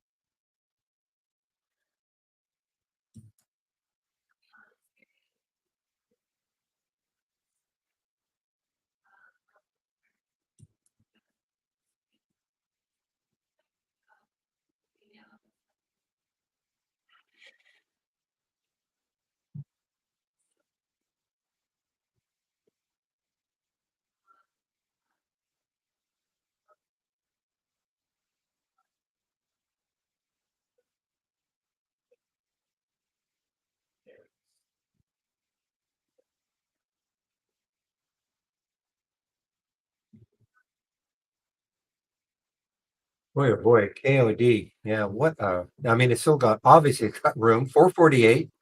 448 is kind of the next high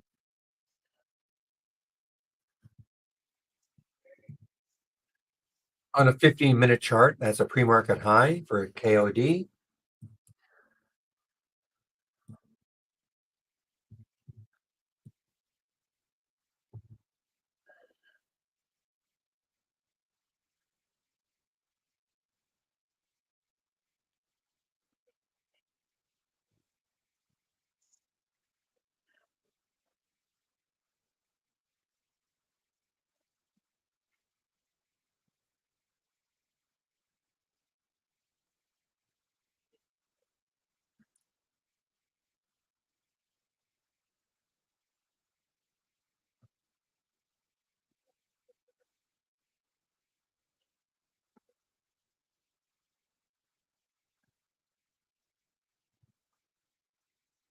Okay, guys, AIXI. Let's take a look at AIXI. See what it's doing.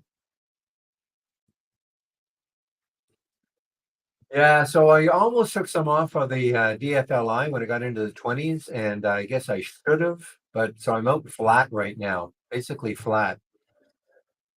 But I'm really interested in again if it can take out that 315 mark.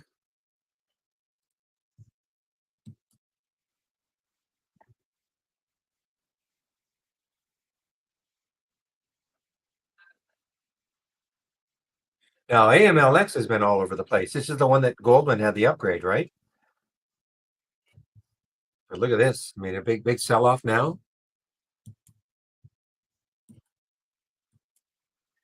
So for the DFLI, I'm going to reset my alert over that 308 mark. See, I thought about it and I thought, nah, don't do it yet, but I should have. I'm going to put another alert at 310.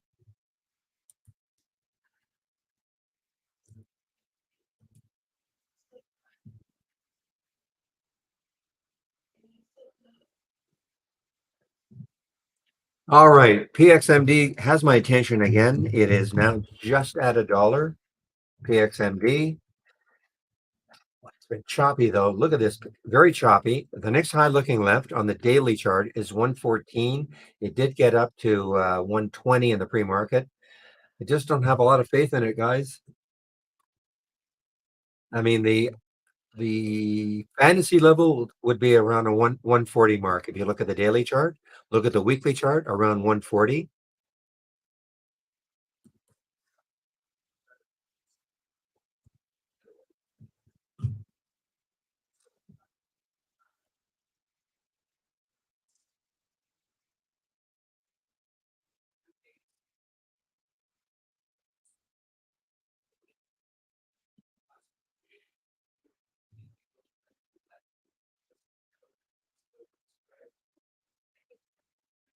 What's that trade of the week doing now? JWN, did it pull back at all?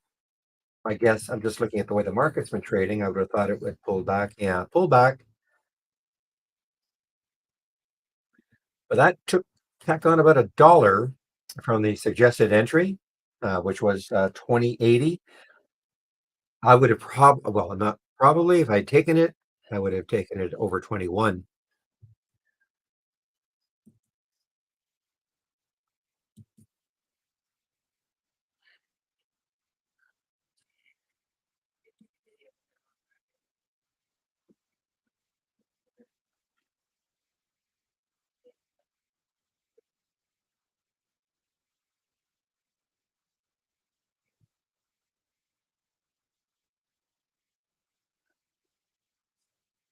Okay, so SYM is a financing, so that's why this one is cratering.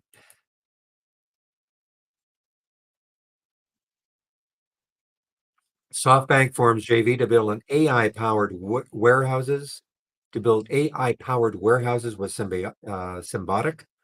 Okay, but they're also doing a financing.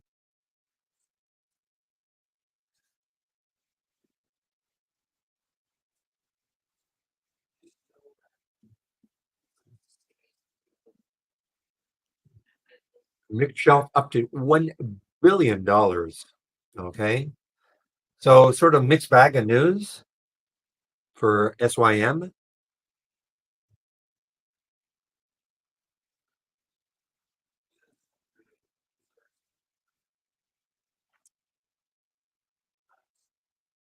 I mean, listen, yeah, PXMD, it may do something really crazy. I just somewhat skeptical. I mean, okay, look, the next high looking left is 114.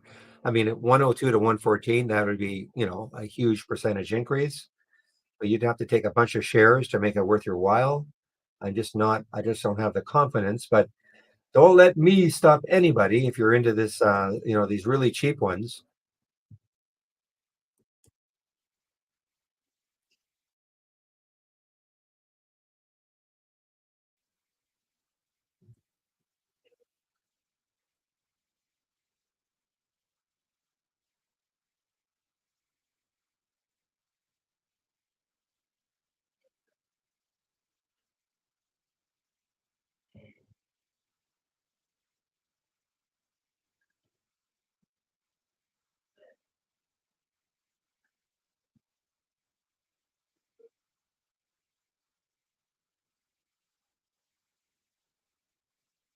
Hey guys, this one has room. SYM has room on the way down. Okay. You look left on it and 38.12. So not quite, not quite $2. Let's see if it takes out 40 again.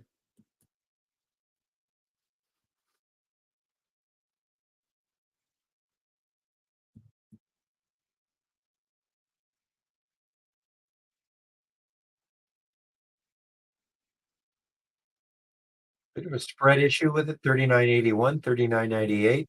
And why? Wow, look at that float, 13.8 million in the float for a $30 or $40 stock.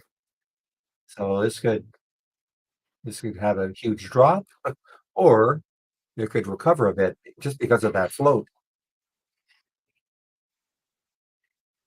Come on, catch up.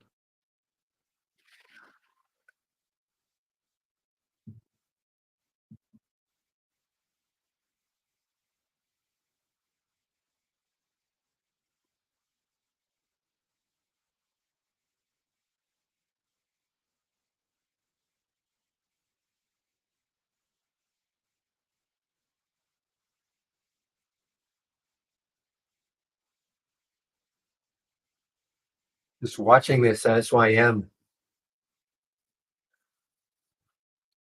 just because it's got the room underneath, guys. Okay, that's the big reason.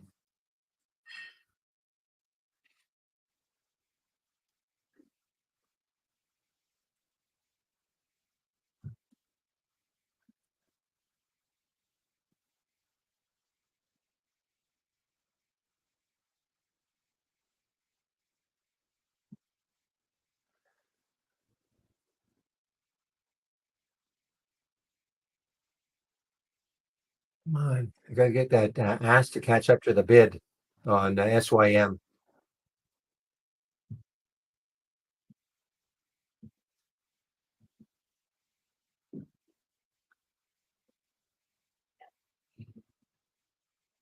Kind of like that.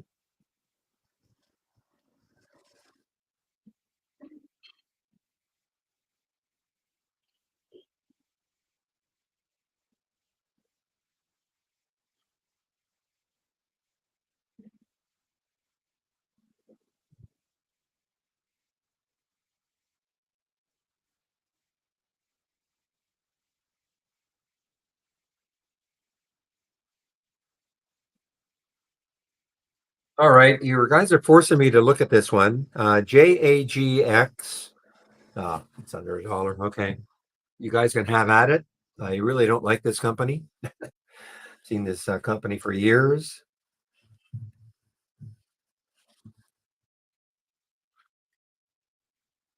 And I apologize if anybody's long this. I shouldn't say that. I wish you well.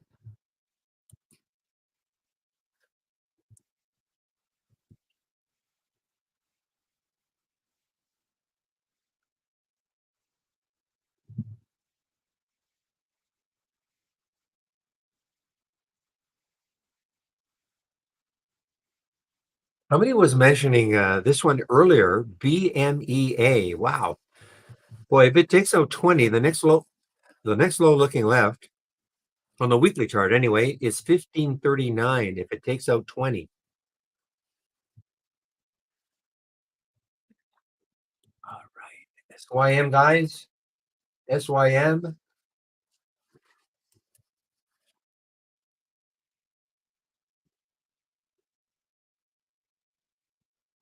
bid kind of caught, the ask kind of caught up, 39.32, 39.42. Oh man, okay. Now we're catch up a little bit more. 39.50. This is what I'm talking about. Okay. Wondering if I'm just babbling to myself here. There's the bid ask, 39.15, 39.34. I've been asking for this ask to catch up to the bid. Said I like this one because of the room.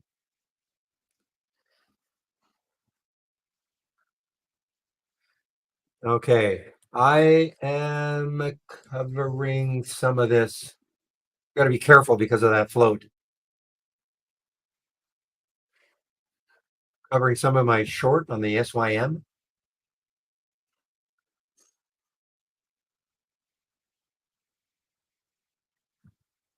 Oof.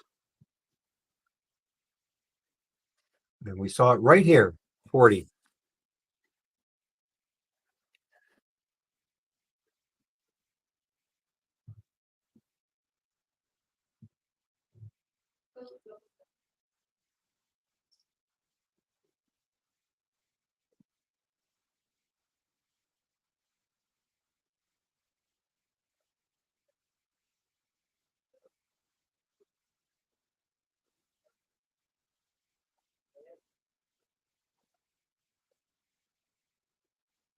Lee, good morning. Okay, guys, just waiting to see if this SYM can crack even 39. 39.02, 39.12 on the bid ask right now. And the next low is 30 or just around 38.26, I think. 38.31 actually. So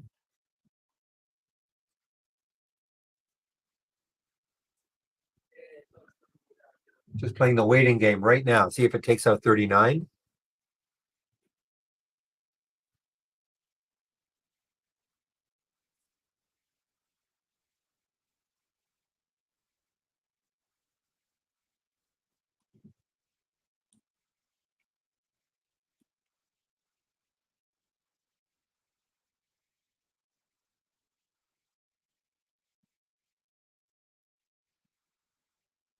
39.05, 39.10, trying to hold that 39.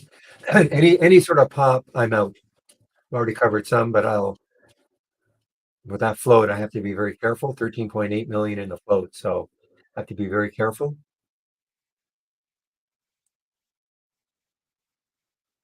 Careful meaning it can be very volatile.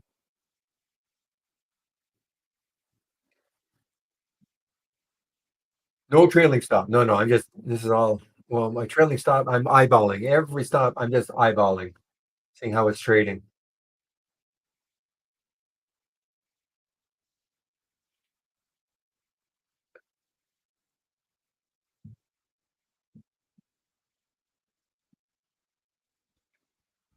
Okay, I'm out, guys, completely out. You see what look what happened. Look what happened. You see how that it just jumped 39.29, 39.54. It was hanging around 39.05, 39.10. And that whole number just do not like a stock right at the whole number. So I'm completely out. Wasn't bad. Wasn't bad. All right. Somebody asked what the float is for PXMD. PXMD, what do we have? Let's see, we have a float, any float information on it. So we have 2.9 million. Neil, this is from our YouTube room.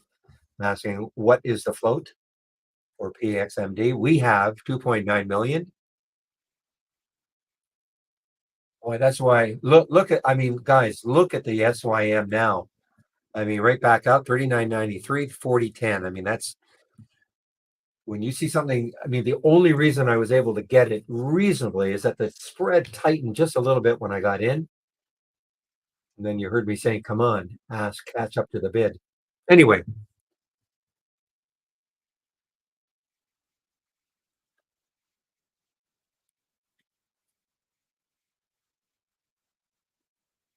okay, so Tony in our YouTube room asked, what would be a number in which the float is not volatile?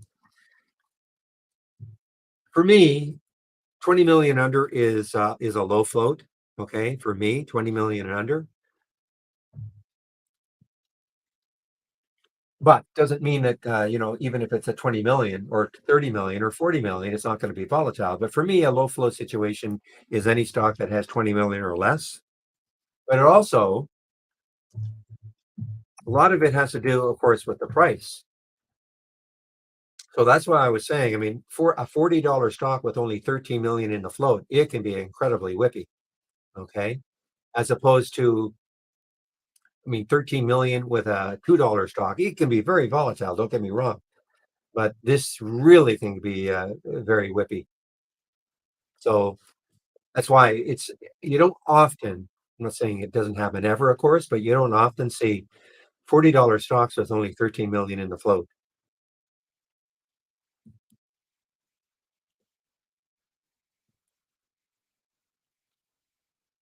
But most of the time, when you see stocks that are, big momentum moves, usually they're going to have a relatively low float. Look at the Dragonfly. I mean, 19 million in the float.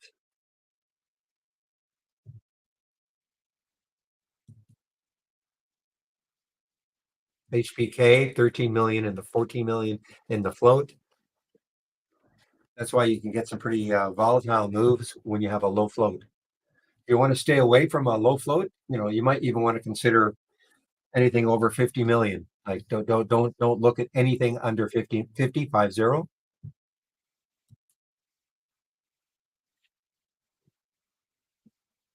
And remember, the float is all about how many shares on a daily basis are available to trade. So what you do, we look at Apple as an example. So Apple has 15.7 billion in the float. Now, if you look at their statements, I mean, they'll have many. Well, I don't have many more, but they'll have more shares outstanding.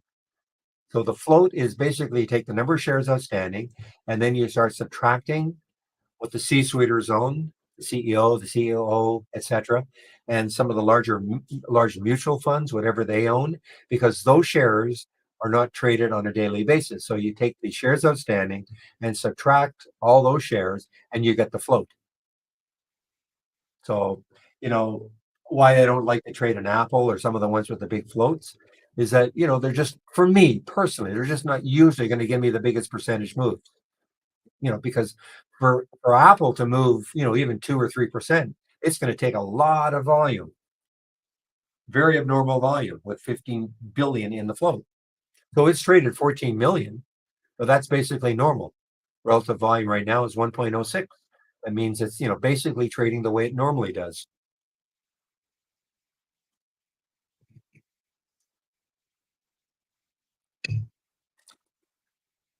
So when you get a stock that has a low float, just think of it like this. So 19 million, again, I consider anything under 20 is a low float. But if a person were used to trading Apple with 15 billion in the float, you would think 100 million would be a low float. So really, it's all relative to what you normally like to trade. But again, just think of it like this. This is the supply of stock. And if the demand, for whatever reason, is high, it's like any other commodity on earth. Low supply, the float, high demand. What happens to the price? It goes up. So look at this. I mean, it's traded 9 million, almost 10 million. It's 10 times normal. Probably by the end of the day, it'll have traded the float. We will see some, that have like insanely low floats, 1, 2 million in the float, and they trade like 40 or 50 million shares a day or in the day. So I mean, it's turning the float over many, many, many times. And sometimes there's no accounting for demand. If you start looking for, well, why is this happening? Unless they have some news that you can actually point to. Sometimes it could be an earnings play. You'll drive yourself crazy trying to figure out, well, why is it doing this when there's absolutely no news about it? Just like a house in a cul-de-sac. In a cul-de-sac, yes. So basically, you just accept it, and these are risky. These low floaters are definitely risky. Excuse me. I don't have a maximum float in any one in these two scans. It's just that for a stock to have high momentum, typically the float has to be pretty low.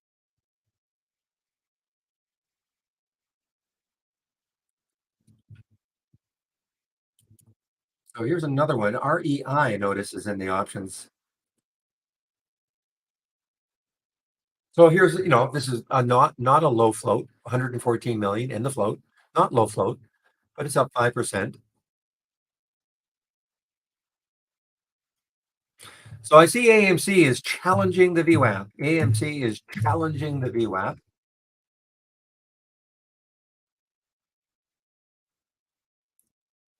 1560.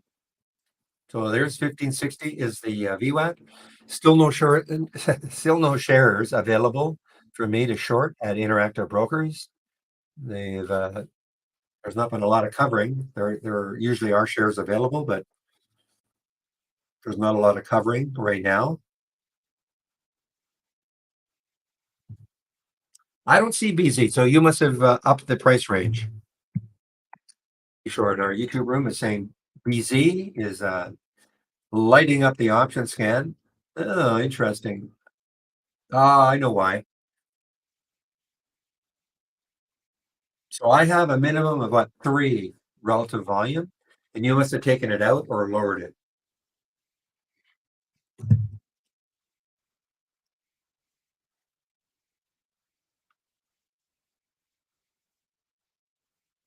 With that in mind, I think what I should do, wow, it's 11 o'clock already. So let me just go over a few things you're going to find on my homepage, including the scans that you might like to have.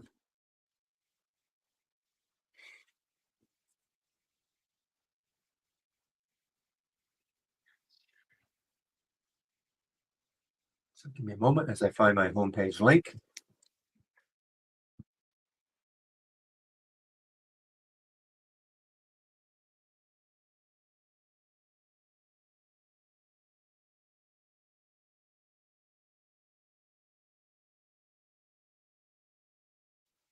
All right. So when you click on my homepage link, this is what you're going to find.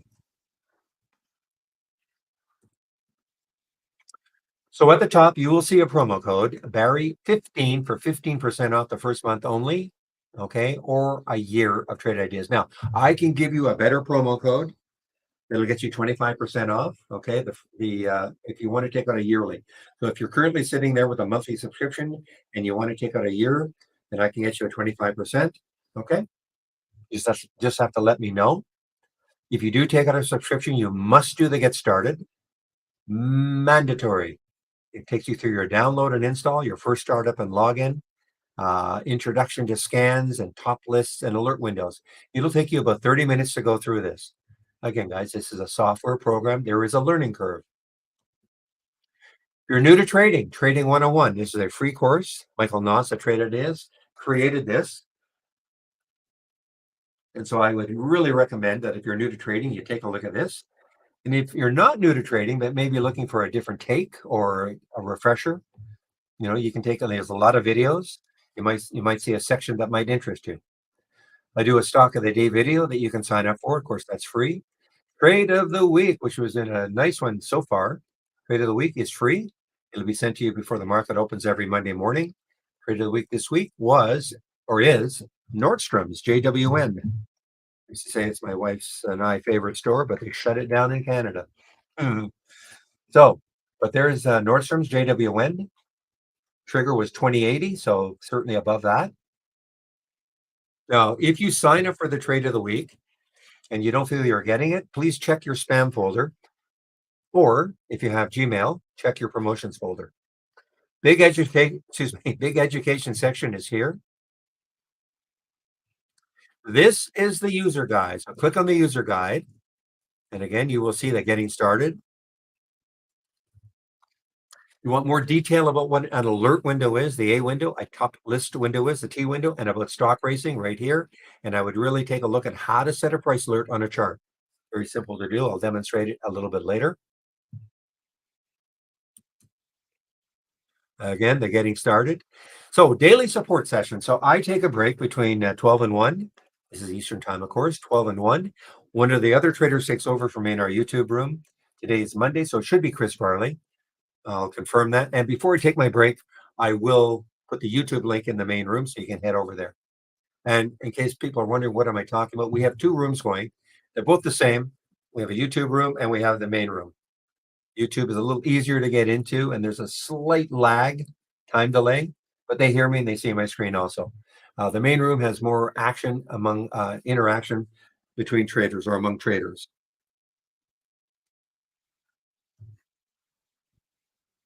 And last, here are my scans. So again, if you click on my homepage link and you're wondering, well, where are the scans? Just scroll down a bit. And here are my scans. So this is these are the ones that I'm sharing. Some of them you can't see. This is what I use in the pre-market. The pre-market acts up and down, kind of gives me an idea of what stocks might be in play once the market opens. You can see the halts resumes right here over here. The dock momentum up and down is here. The option plays is here, but these are the ones that I have on another monitor. This is the don't repeat version of the option play, so I can kind of go back in time and say, okay, here was the first alert, say for APLD, the time was 9:32 and the price was 9:09. What did it do from there?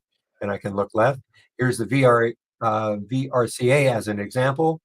The first alert to as a potential short was at 9:57. 532 was the price, and it is now 499. So obviously a pretty good one. This is the repeating version. So you will see every time VRCA would make a new low, you will see it here. That's why you see it over and over and over again. Okay, so you can have that also. I like the don't repeat, so I can kind of go back in time and say, okay, what did it do from that first alert? And then of course, here is my daily breakouts on the upside and the downside. Only 3 for the entire day, but boy, have they been good.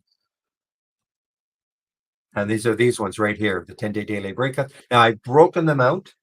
So if you don't want, for instance, breakdowns, this is a doc version where all 4 of these are the daily breakout and the don't repeat. They're all in here. but you can kind of pick and choose which ones you want. So, as always, this is a free room. Let us keep this room free, okay? So we use this room as a marketing tool, and to prove to the company that the room is working, they want to see, well, how many people are taking out subscriptions. So if you do decide to take out a subscription, please use this promo. You can save my homepage link, use the promo because it helps the room. It just helps the room to keep it free, okay? Also, if you save my homepage link at any time, you can either A, take out a subscription, or and you can look at my scans anytime and the education section.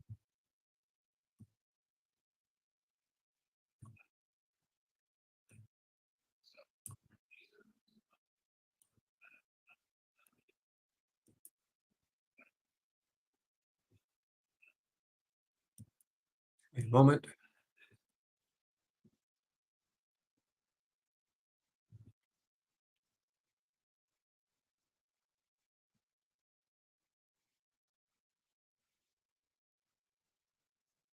Okay, let's see what is happening now. So Nordstrom's JWN 2151 is the VWAP. So I mean, if you took this one, I'd be aware of where the VWAP is, 2151, and let's see if that holds it.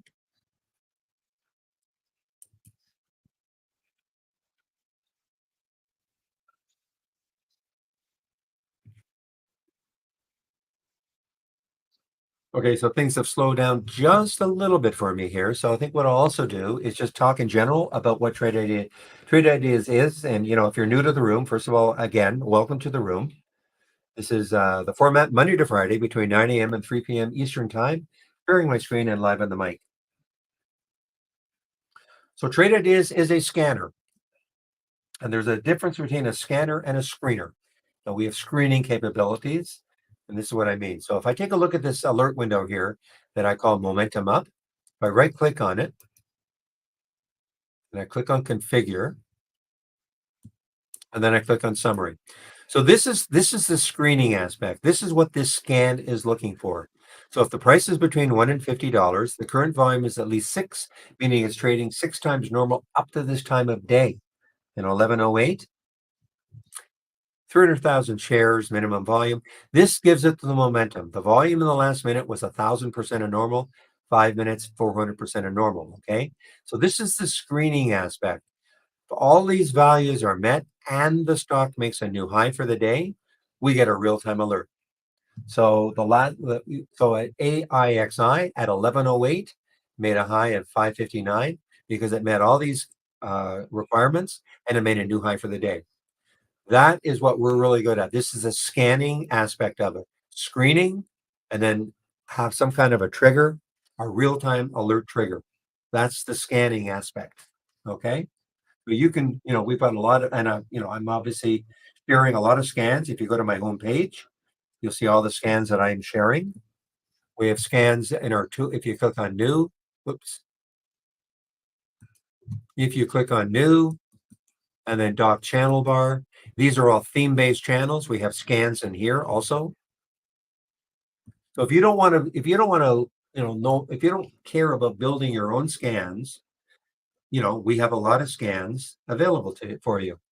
Something might, it all depends on what sort of a trader you are.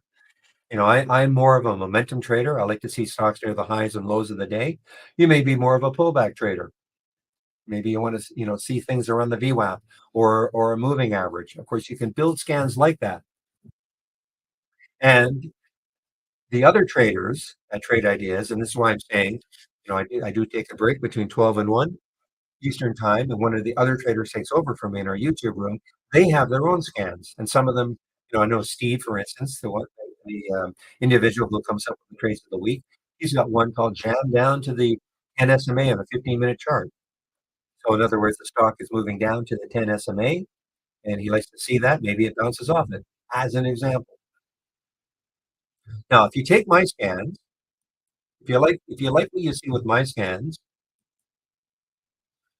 you may not like this price range. You might want to see stocks between 10 and 100. You like the idea of this, but maybe you want a different price range. So you just click on the icon, make the change. I'm going to change it to 10 and 100.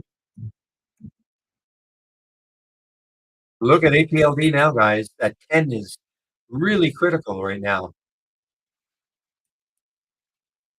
And so now you see how it's changed to 10 and 100, or you can make another change in one of the other filters, or when you get used to using trade ideas, maybe you find another a filter that you really like, you can add it.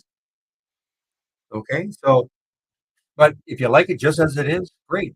But again, it's easy enough to just change things up a little bit, tweak it a little bit towards your liking. Now, of course, if you want to build your own scans from scratch, you can. So if I right click configure again on that alert window, instead of clicking on summary this time, I'll click on search. And guys, by the way, this is not a crash course in how to use trade ideas. This is just a super general overview of what you can find, what the capabilities are. So these are all the real-time alerts. When you see these icons, these are all the real-time alerts. Notice right at the top is the new high and the new low. That's exclusively what I use. But we've got a lot of them, a lot of real-time alerts. And if I scroll down, we see these icons. These are the screening, the filters that we have. Do not get hung up on how many we have of each. Okay, we had to create a lot because thousands of customers, all sorts of different trading styles. So we had to create enough different real-time alerts and filters so that the majority of our customers could combine them to give them the type of scan they're looking for. Okay, and but again, you don't have to learn them all. So again, that is a brief overview. Now you can use trade ideas with any broker. We're a scanner. It doesn't matter who your broker is. We do have a way in which, if you had an interactive broker's account or E-Trade account, how you can actually use this window that we call Brokerage Plus to trade from within trade ideas. And also, how I like to demonstrate this window is as a simulator. Before you start trading, please practice trading. All you need is our standard service, and then it uses our real-time data. So you don't even need a broker yet. If you're still undecided about who your broker is going to be, but you want to practice trading, you can do so. And it uses our real-time data. And all you need is our standard service. There's no Mac download. No. If you have a Mac, a couple things you can do. If you're prepared to use an emulation program like Parallels or something like Amazon Web Services (AWS), there was a web-based version of it, but it's not quite as robust. You don't have like if you wanted to practice trading and you're out of luck, is because this window is not available. Most other things are, and what we're trying to do is we're trying to make the gap more narrow between the downloadable application and the web-based version. That's kind of the major thrust of the company right now. Try to get that web-based version very close to the downloadable app. Okay. But if people are going to say, well, what's better to use, the web-based version or the downloadable application? I mean, if you have a choice, absolutely 100% use the downloadable application. Okay.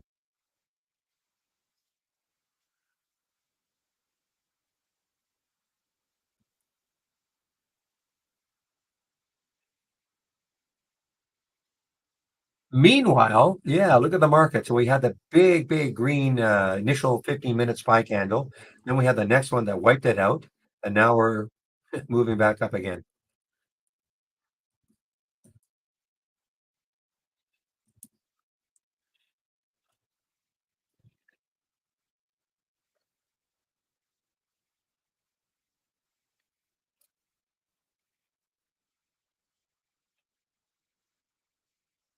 Okay, I have a price alert set for AVTR. And let's see why. Ah, yes, guys. So this is now at the high of last week, AVTR. Remember, they had some news. 2523 is the next high looking left on the weekly chart. So this obviously has room. Let me just get rid of these.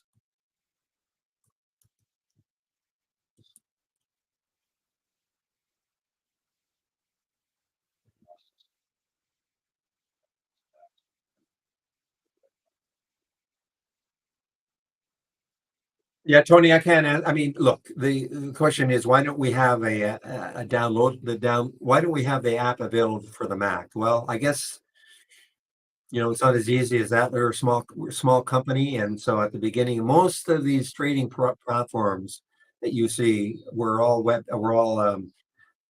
downloadable, PC based. Okay, and I guess they felt that better resources made to improving the PC based program than try to support a Mac based.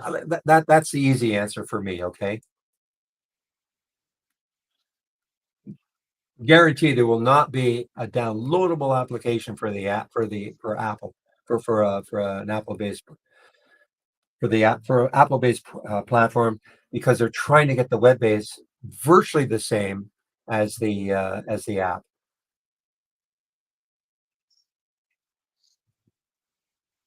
But I don't get involved in any of that. So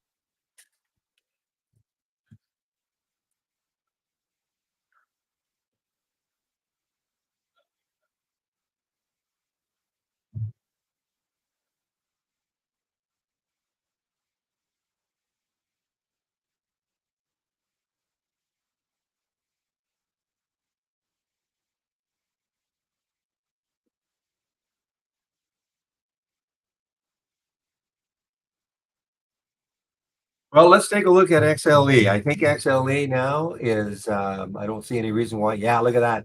So, guys, yeah, I mean, if you think, I mean, every major sector now is above the 200-day moving average. Okay. It's a pretty important metric. Every single sector now is above the 200-day moving average. And, XLE was the last holdout. But look at it now. There's that blue line you see on the chart. Daily chart, that's the 200-day moving average. And now you can see it's above it.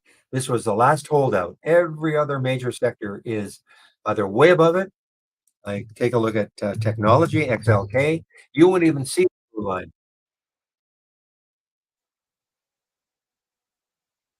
You won't even see it. Why? Because it's way down here. I have to scroll back. It's way down here. 143, 176. And the other one is communications. Now, communications is, probably starting to fade a little bit. But let's take a look. Just because of what's going on, with the writer strike, the actor strike. So, a lot of these communication companies, they're streaming services, and how long these concurrent strikes are going to go on. I don't know. But anyway, even XLC, they're way above it. Not even. I mean, XLC and XLK have been leading the charge.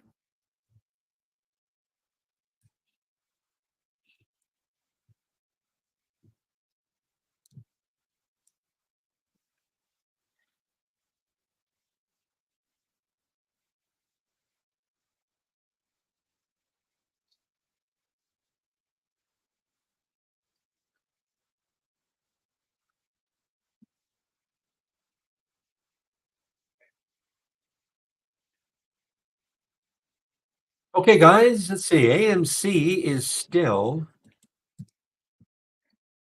I'm just watching it. I have a thumbnail. I'm just sort of intrigued by it. See what it's doing here at the VWAP 559. So it's just hanging underneath the VWAP. I mean, listen, if it pops through and starts to move on volume, it give a little bit of a trade.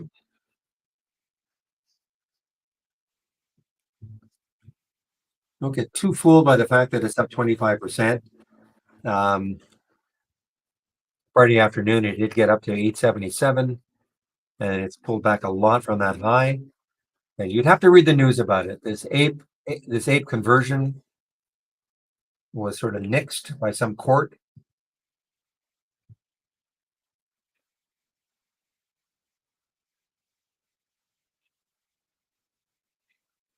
However, let's see.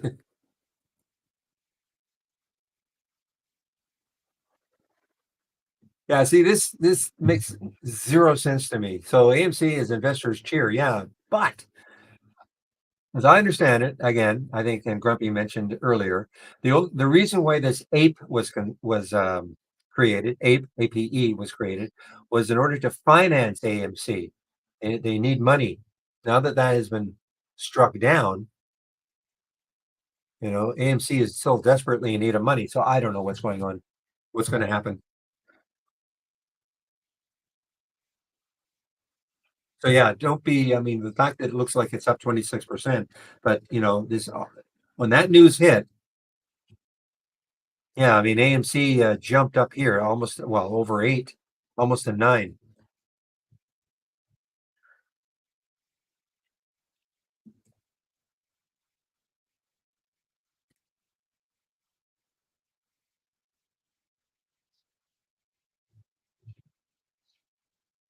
All right, so you guys were talking about Billy, Bili. Yeah, wow. Well, let's take a look at KWeb because I think the China ETF. Let's see what it's doing. My guess is it's going to look so. Wow. So Billy, well, look at KWeb. I mean that if you want to trade a China stock right now, okay, you should have KWeb thumbnail so you can keep an eye on what most of the China stocks are doing because that is what's happening here, and that's obviously the reason for NIO and XPEV and LI, all the big China names. BABA, I'm sure, is doing the same thing, and I guess something to do with the China government trading higher after China earlier announced it has pledged to optimize the business environment for private enterprises ahead of the Politburo meeting later this week. Okay, so that's the reason, guys. So KWeb.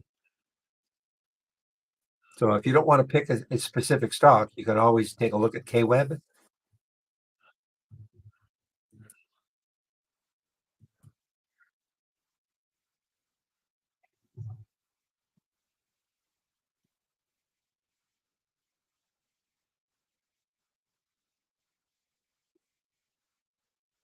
Okay, guys, I mentioned this RITM earlier had a big float, 480 million in the float, but this is looking really more interesting. Took out 10 now. The next high looking left. I'd have to back this weekly chart out quite a bit, I guess. 1032. So about a year ago, August of last year, it hit 1032,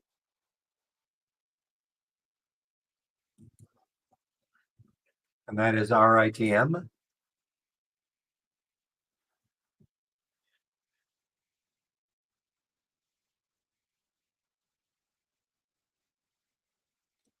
Oh man, I'm not in this anymore. Look at this SYM. I couldn't be though. I mean, look what it did. Almost popped up to 41. So not going to cry about it, but wow, another new low now for SYM. I had shorted that one earlier.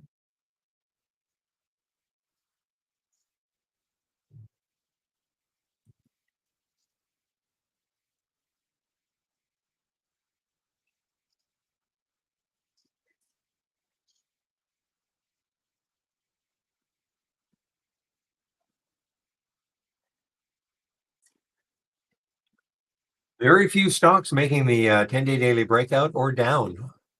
Only two on the upside and one on the downside today. One of the reasons is this filter right here. The relative volume, current volume is at least 8. That means it has to be trading at least 8 times normal up to this time of day. Not that many stocks meet that requirement, of course. So if you say, well, why don't you just reduce that to get more stocks? I don't want more stocks. I want a very manageable number.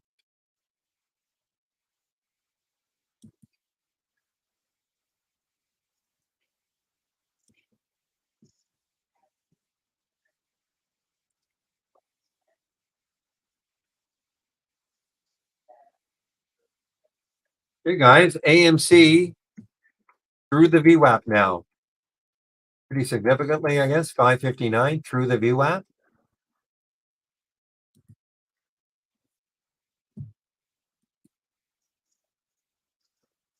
External linking to Schwab seems to be working fine. Thank you. Anybody who was asking about that?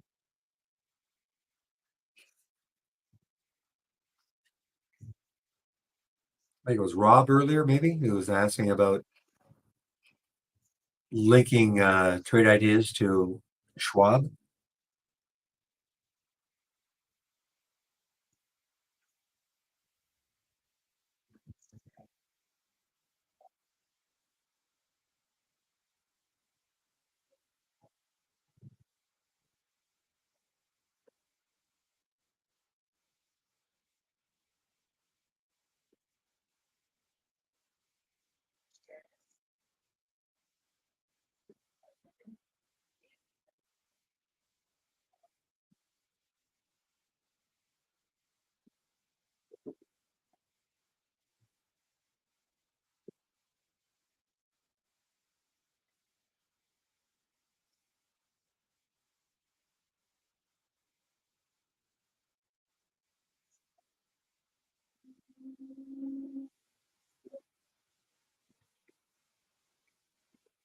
Shoot.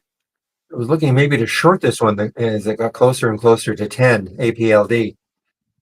I just lost sight of it. Lots of shares available. Interactive brokers, 419,000.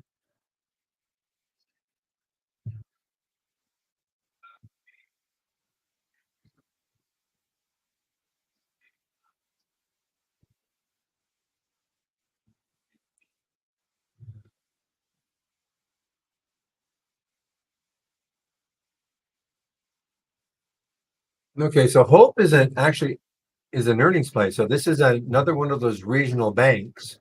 So it is an earnings play. It is, not it isn't. It is an earnings play. So the next eye looking left on the weekly chart looks like around, it's got some room, 1065. All right, so maybe this one, okay? The longer it holds over 10, I'm really interested in this one because again, the next high is 1065. So I'm just watching to see how well it holds over 10. Not a lot of volume, okay? Doesn't trade very much, but the spread is okay. It's 1003, 1004, so you can't get better than that.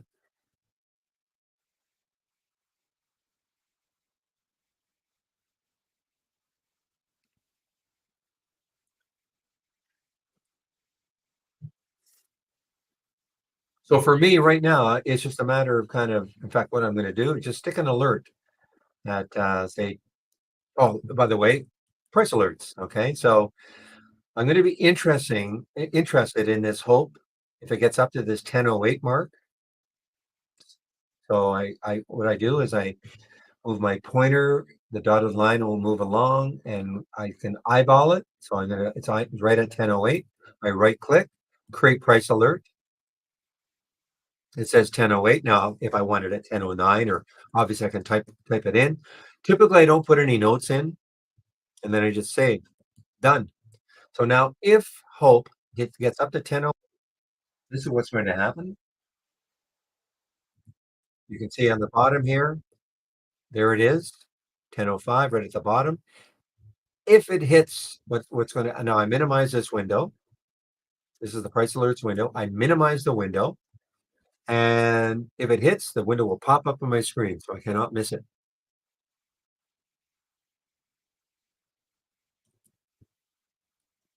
Boy, SYM. Why did it have to do that jog up? It's right into a level that I thought might hold it, but not holding. It,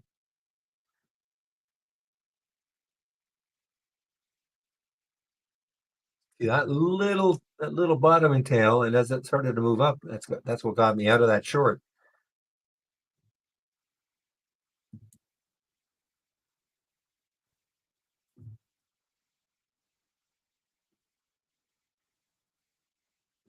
Let me put an alert here. And just again, I just want to show you how it works. See how that worked? I put an alert 3854 for SYM. See how it worked? It popped right on my screen. I sort on the triggered time column. So I will see right at the top the last alert that happens. I can put a sound alert on this also. So if I wander away from my computer, I've got a headless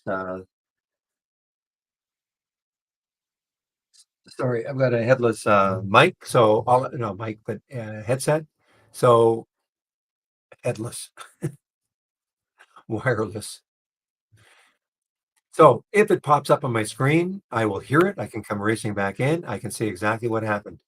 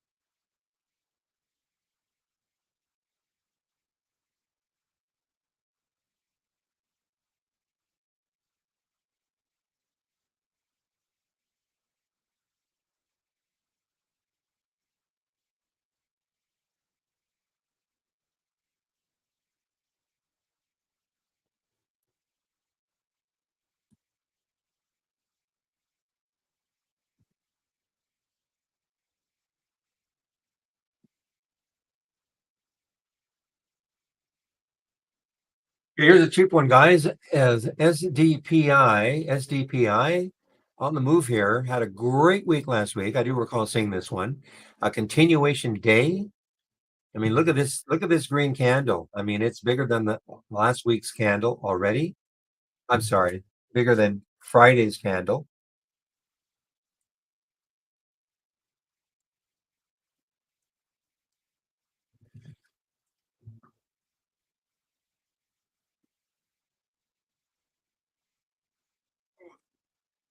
Yeah. So explain VWAP. It's just one of the. It's like the 200-day moving average. I think the 200-day moving average is probably the indicator that is most often followed, and then I would say the VWAP is next. So yeah, I mean there's an idea that the V what a stock does at the VWAP can tell the direction. So if a stock is above the VWAP and it starts moving down into it, now you start watching, will it bounce off it or will it take it out? I mean, we don't know 100%, obviously, otherwise trading would be incredibly easy. So that's why I was saying with the AMC. AMC was hanging around the VWAP, was hanging around the VWAP for quite a while. Now the VWAP changes, of course. I think it was 555 or something. It was sort of hanging around it for a while, and then it popped through. So that can be a bullish sign.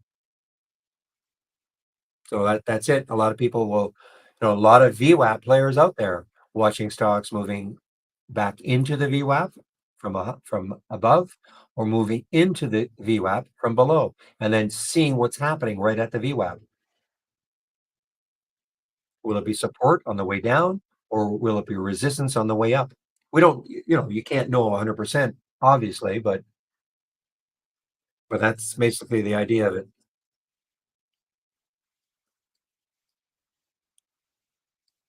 And we have scans that will show you stocks that are right near the VWAP. If you want to see stocks that are right near the VWAP and follow them and see what they do. So for instance, on this AMC, so the VWAP, I think it was 555. Okay. It's 560 now, 560 now. That'll change all day long. So you could have said, okay, 555, it gets up to 565. Maybe you take the trade and put your stop, you know, just below the VWAP.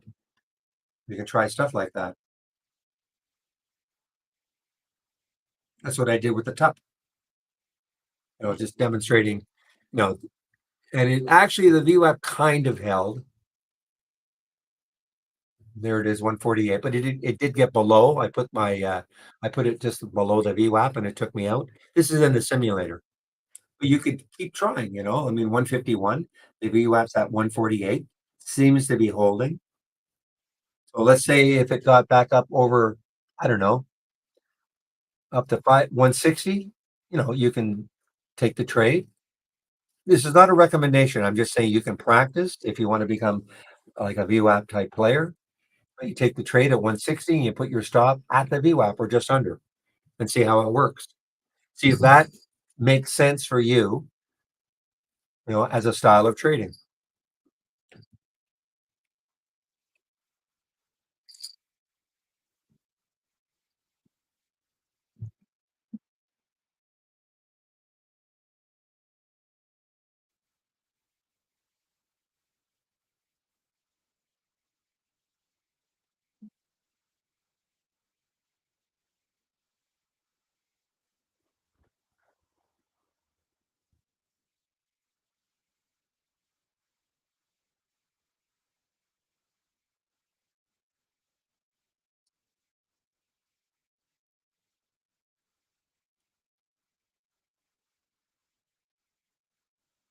All right, guys, 11:37. So I'm just going to confirm that it will be Chris in our YouTube room in about 20 minutes.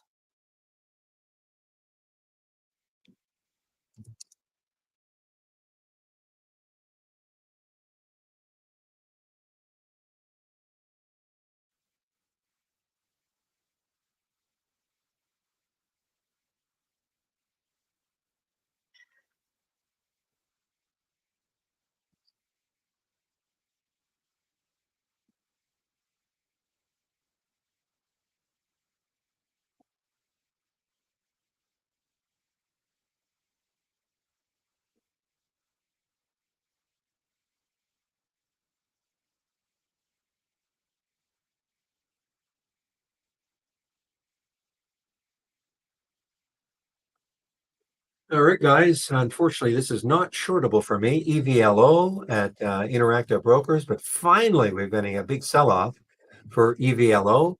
Hit 1376 high on Friday, back down to a low of 805 today after a big run.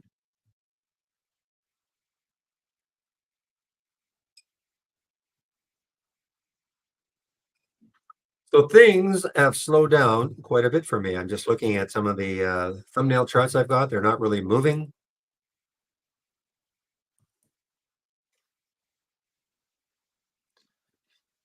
But guys, hang on because well, starting tomorrow and for probably the next 3 weeks, we will be heavily into earnings season. And again,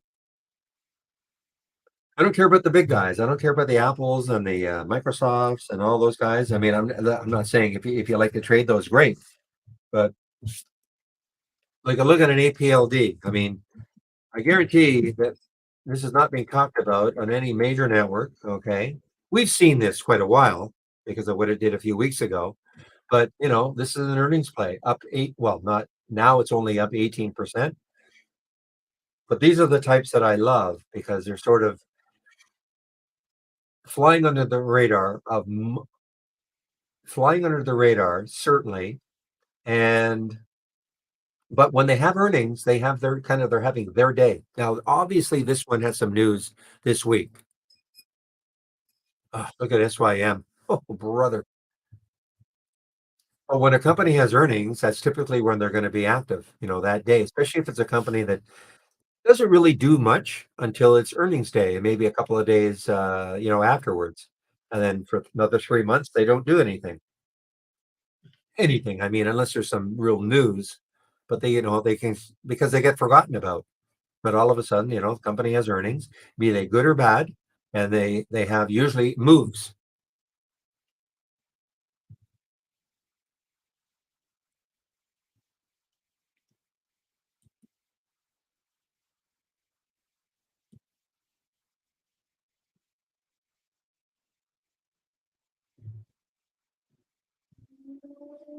And the answer is yes. So Chris will be in our YouTube room in about 20 minutes. Okay.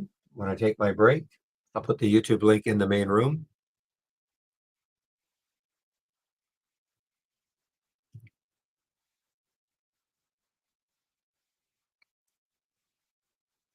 So this LSXMK has some room. It just made another new low here, a little breakout of consolidation. And 3197 is the next. Actually, it doesn't have that much room. Sorry. I thought this was 30.97, but it doesn't have that much room underneath until it hits the next low.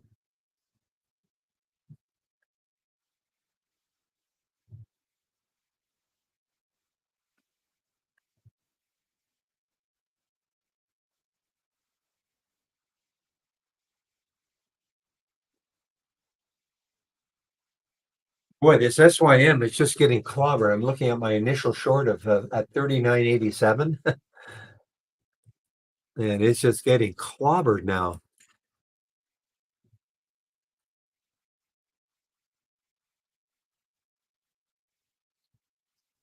Do I only short? Oh no, no, no. It's just that when I see when I well, if it shows up on my option scanner, I'm gonna pay attention to it. Anything in yellow and brown is a potential short, and just there's just more right now.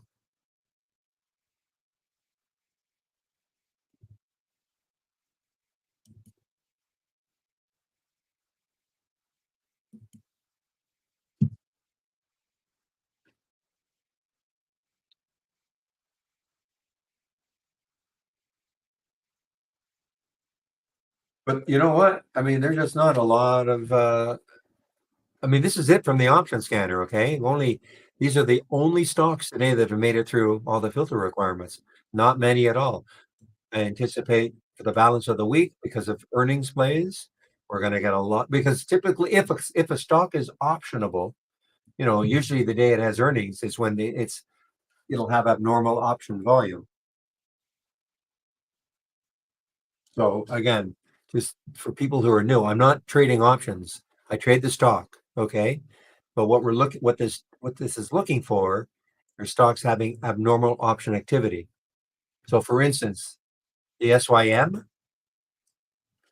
is traded 4,400 contracts a day. Okay. Puts and calls combined. That represents 6.5 times normal, 653%, 6.5 times normal. Normal being what was the average over the last 10 days. So this is having an abnormal option activity day. Just another way to zero in on stocks that are having abnormal activity in terms of volume, and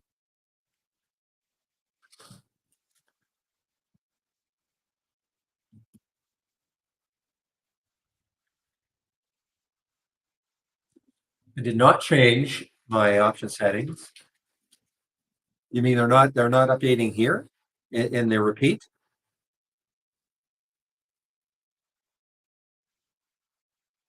It depends. Did you just load it,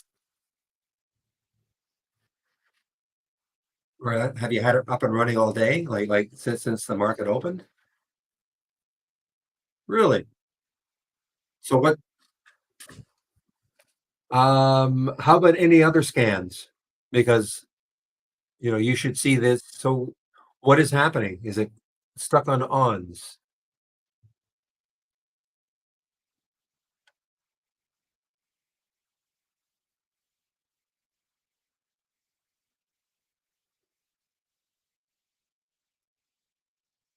Yeah, I did see ons right there, 1140. So SYM. I wonder why.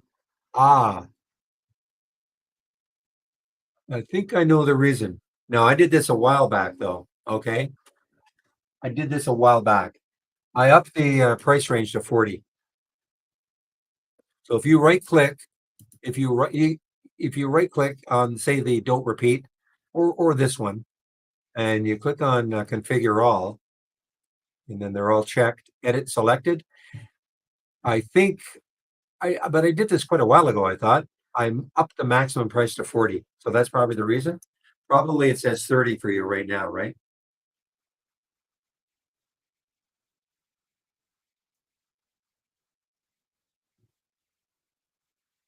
So again, just to show that, in case you in case I went a little quickly, if you right click, configure all, edit to selected, they should all be checked, edit to selected, and then look at the price range. And I'm pretty sure that's the reason. Thank you, Brandon.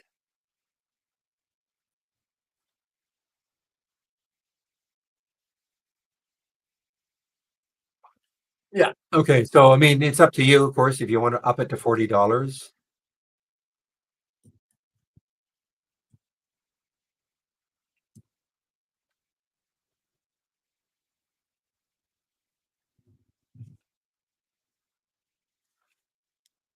Remember, all the scans that I share, I call them templates. Okay. So you can take them, if you take them just as they are, fine, but you can always adjust them. You want a different price range, you want a different minimum volume, you want, whatever. I mean, you can always adjust them to your style. I'm not just talking to you, Leah, but to anybody. Always can adjust them. Just but think of them as like it's a template. The fact that this is what I want to see doesn't necessarily mean that's what you want to see exactly.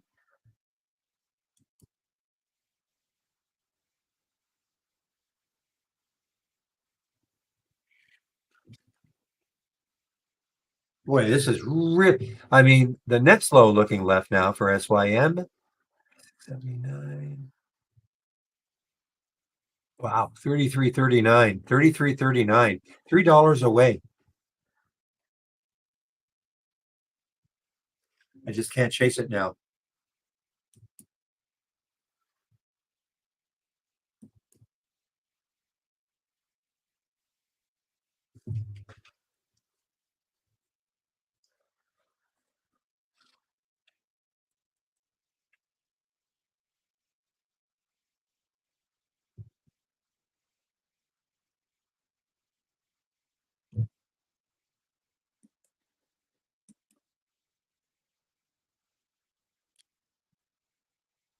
All right, guys. Dada. Haven't seen Dada for a while. DADA, China stock, ripping higher like virtually every China stock.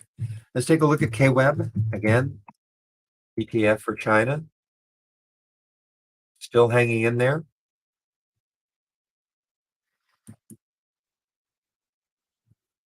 Uh, Give me one moment, please. I have to go to my task manager.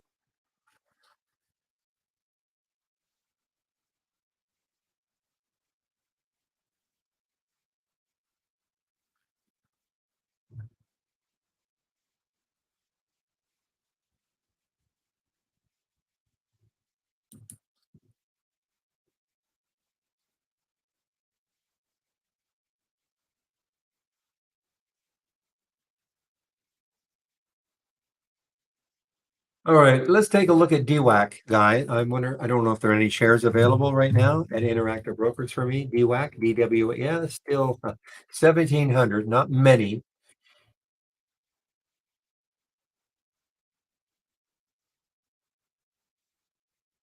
1620 is the next low looking left for DWAC, DWAC. Wow. It's amusing when you look at sometimes what you did earlier. I mean, again, I shorted SYM at 39.87. And look at it now, 39.87. So it's $3. I'm not in it anymore. That's unfortunately. But had to pay my rules, my stops. I mean, there's no way I could have held on.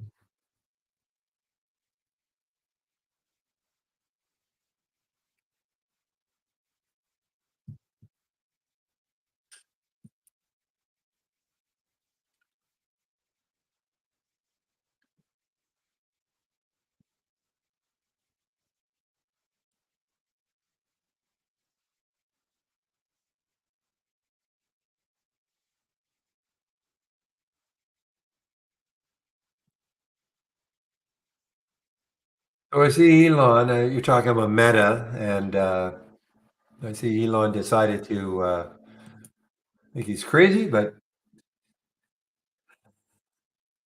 replace the little bird with a big X.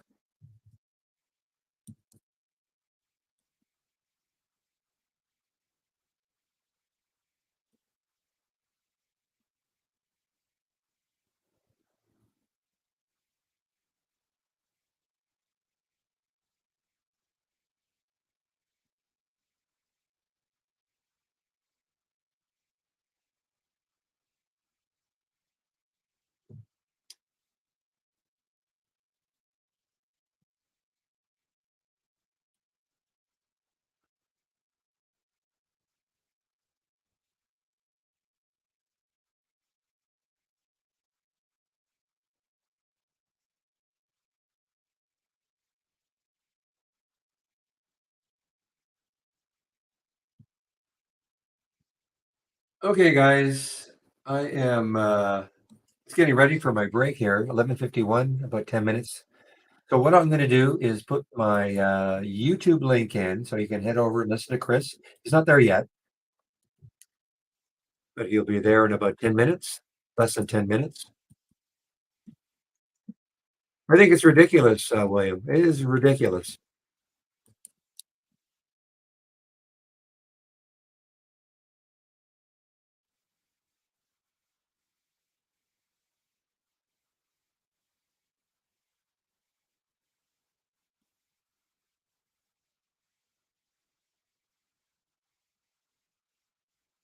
Okay, fiber. I don't think there's much room left for fiber, FYBR, but it has made the almost made it all the way back.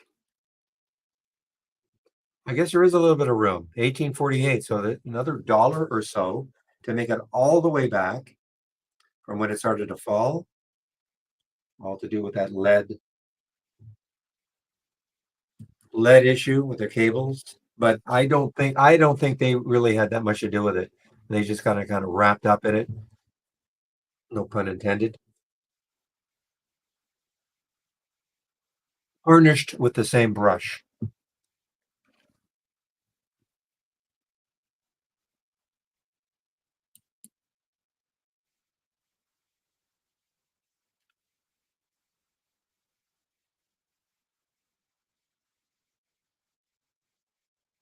Well, certainly then. I mean, they've come back way better than Verizon or T,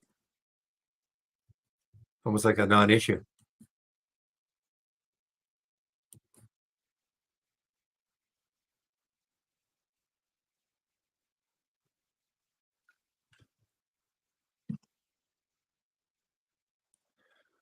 Okay, guys, I'm going to put my announcement in.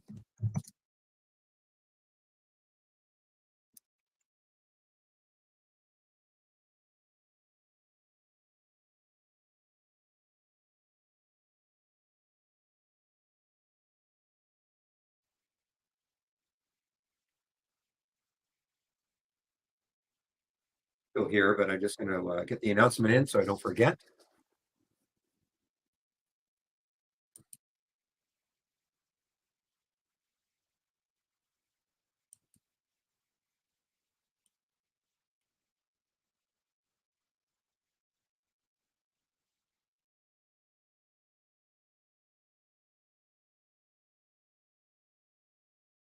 All right, just kind of watching. I am still, believe it or not, I am still interested in this AEON going forward. Not today, but I definitely, in fact, I better put a price alert because you just never know about these SPACs. It started trading as AE. So I'm going to put an alert around 11:27. Again, it may not happen today, it may not happen tomorrow, it may never happen. But if it does start to get going, these SPACs can really they can have like one or two crazy days. So no harm in putting a press alert and seeing if it triggers at some point.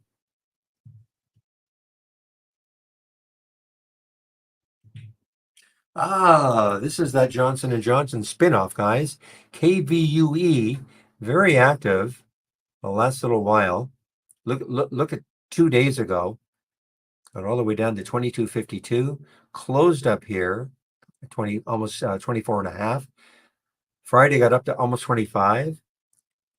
And then look this morning. So it's been very, very whippy. And for 198 million in the float, it's pretty whippy.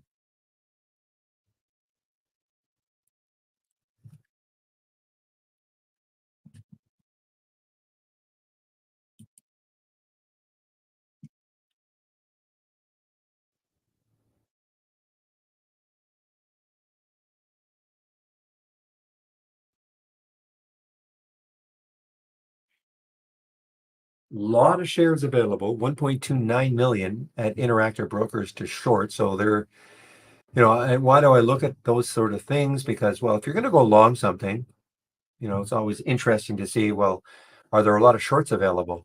There he is. Here I am. Christopher Varley himself.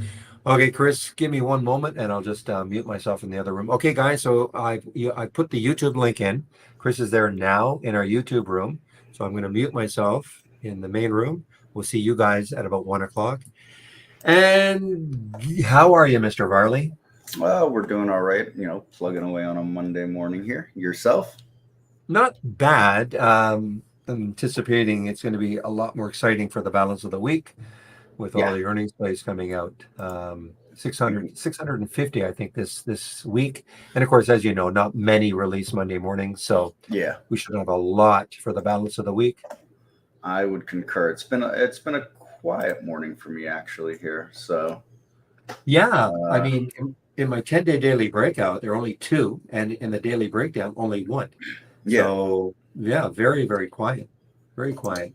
I took one stab at APLD, got out for a 2 cent loss, and that's that. Oh, I see. You must have, yeah. Okay. That's In full that's about confession, I should have had a profit, but I was fighting with my sound because of this Windows update, as usual, messing with me in the chats. I wasn't paying uh, attention, and I should have closed the trade, but it happens. it happens. Okay. Well, we won't dwell on it. No, Okay, my friend, I'll take my break now, and we'll see you in sounds about an good. hour. All right, Barry, enjoy. We'll talk to you soon. Okay, All right. bye.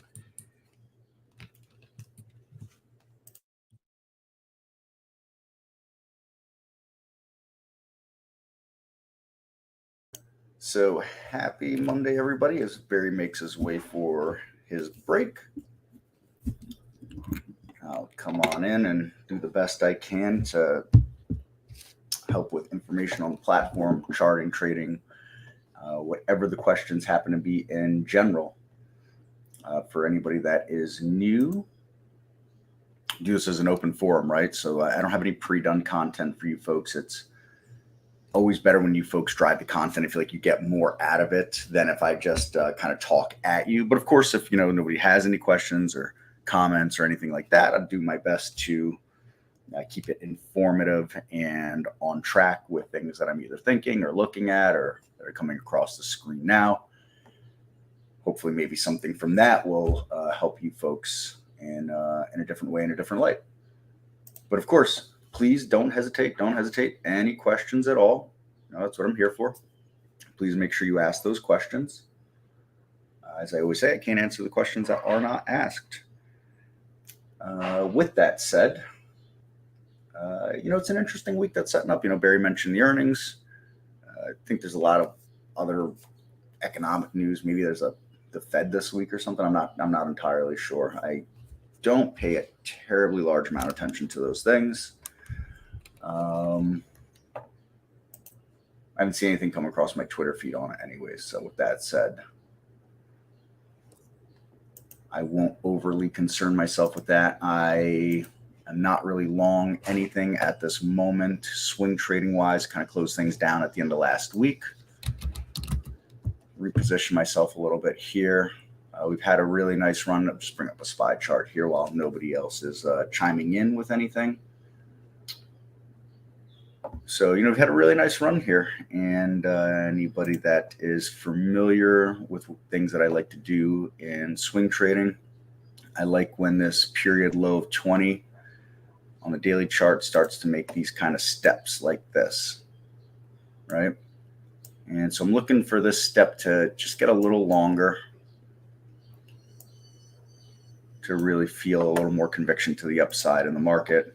By no means are we in any sort of a bear market whatsoever. And anybody that's telling you that we are probably missed out on this bull run and are sore about it. Not that I blame them. I've missed out on my fair share of them as well. The more I pay attention to price, volume, and charts and the less to news, the better off my trading has become over the last, 2 years, whatever it is. As I always say, by no means am I setting the world on fire, but we're eking out more wins and losses these days. So step in the right direction. As I'm not a long time veteran trader. Just little more than half a decade under my belt here. So again, please, folks, if you have any questions, fire those away for me here. That's what I'm here for. Help with that. Any of those questions regarding the Trade Ideas platform. Of course, we could throw out some charts there.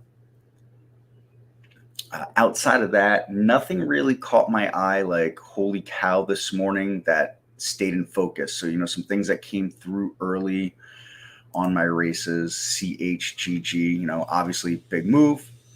And then it's giving it back up here.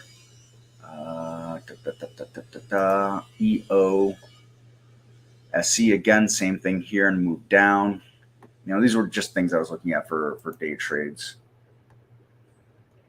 ICAD. All right, ICAD. And again, a move up, just completely fell apart. APLD. It was this one here that I got into. I got in here, here. And I took a small loss on it. Kind of annoying. I had some technical issues going on that really kind of distracted me. And I'd said to myself, if we fail above 980, I'd get out right away. Distracted. Poor time management or poor timing on my part to try to troubleshoot myself with a technical issue on my sound. Anyways, it is what it is. Took a small loss there. That's my one and only on the day here. BBIG again, a huge move up here. It's since pulled back. This one might be in play a little later again today. Let's zoom in on the daily chart here, and so we can see it's struggling around the VWAP. Let's set a price alert right below that $5 level and see if it can't make another run at it. Sorry, I just saw this come in. Does TI help with the saw? I'm not sure what you mean by the saw. If you could elaborate a little bit for me, and hopefully I can get you an answer on that. DFLI was another one that had come through. I guess this would be the one that I missed, right? That happens. I had a price alert set here, exploded out of that. Maybe it comes back alive again. Let's see. Let's set up another price alert here. You never know when these things are going to make another run. Beyond was coming through here. I just wasn't a real believer in it. I, made a decent move here off my price alert. Nothing crazy. Yeah.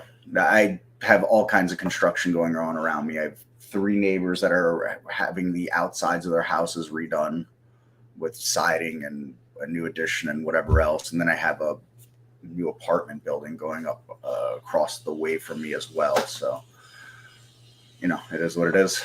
I like the windows and doors open. I avoid AC at all costs. And WW to round out everything that I've looked at early on this morning. There we go. So, I saw this early like this with these topping shadows, decided not to participate. It made a move here back through 9 again and up. Not a shabby move. Been kind of all over the place. So there's a move there. There's a tradable move there. I didn't trade it. Some people maybe won't think that's a tradable move. I don't know. So it was there. What do I think of BBIG? I don't know. Let me bring it up. BBIG. BBIG. It's a day trader, right? So, maybe if it could get back above this 515, 520 level, maybe it takes another run up towards $6. Going to need the volume to come back into it, things like that, right? And got this, big declining volume happening here with the decline in price, right? So it's kind of that's what we call confirmation.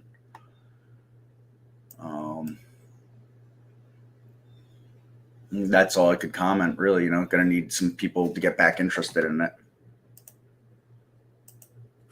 And that's all there is to it.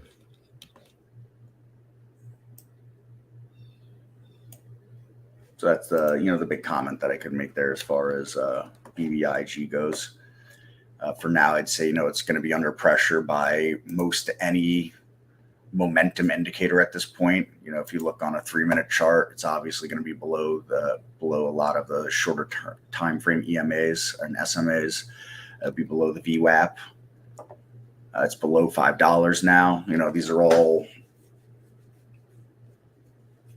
all indicators of wait and see for me anyways. What it means to other people could be something completely different, obviously, and doesn't make anyone right or wrong, just necessarily different things that everybody is looking for in these stocks. So that would be that. Is there anything else coming through the races that is interesting right now? MRKR, who are you? What are you? I mean, it's some volume coming in this sense. Certainly a huge move, over 31% move. Spread leaves something to be desired. I've seen it as high as, I'm watching now, I've seen it as high as 17 cents, seen it as low as 9 cents. So a bit of a tricky spread to work there. You'd obviously not something you want to get filled at the top of the spread. It's also only traded 590,000 shares on the day. So this could be one of those, gets a pop in volume, a second pop in volume, and done. I have no idea. Obviously, nobody does. But active for the moment. Maybe worth setting a price alert on. What the heck? Let's set a price alert near the high of the day. Track it and see what the heck happens, right? It's saying not in it, can't win it or something. So we'll set price alert off that high of the day and see what happens here. Definitely held this 8 EMA and the VWAP well, grinding higher on the day. But again, not a ton of volume in it. And that spread is kind of iffy at times. Would I share why I'm not in any swings? Yeah, I had been in a ton of swings for the last several weeks. I just decided that that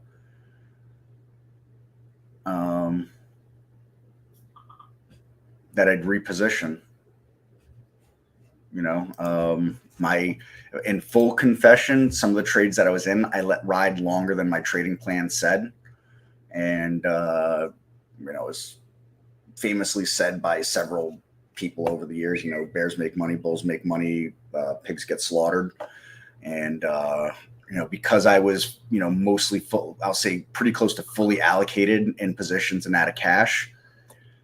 It was time to wind things back down. There wasn't new positions for me to put on. I wasn't seeing a setup that I really care for those, for several reasons.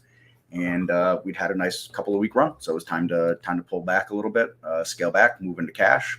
Let's see what the market does. Market makes a move without me. So be it. It won't be the first one it's made without me. It won't be the last one it makes without me. But we did all right. We'll watch, learn, and observe as per usual.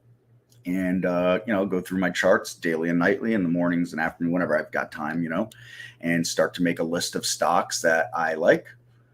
And if then scenarios that put me into them, that's, the best that I could say on that.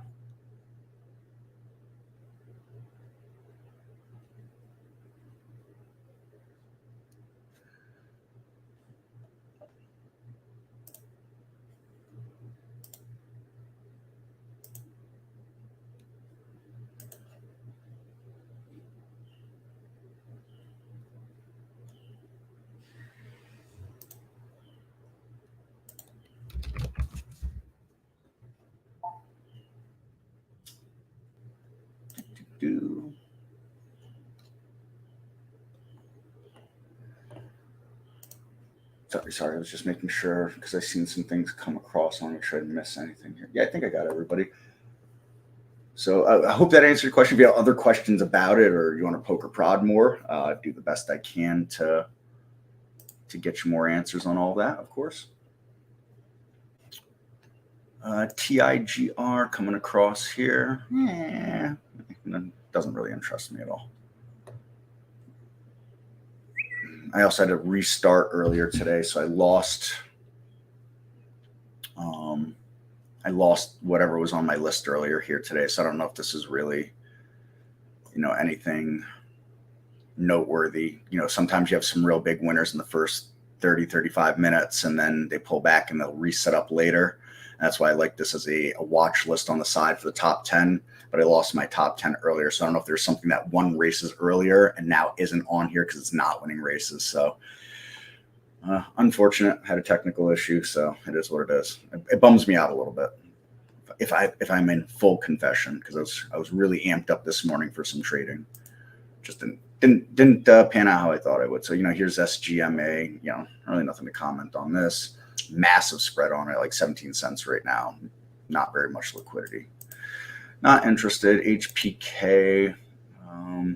Yeah, not overly interested here.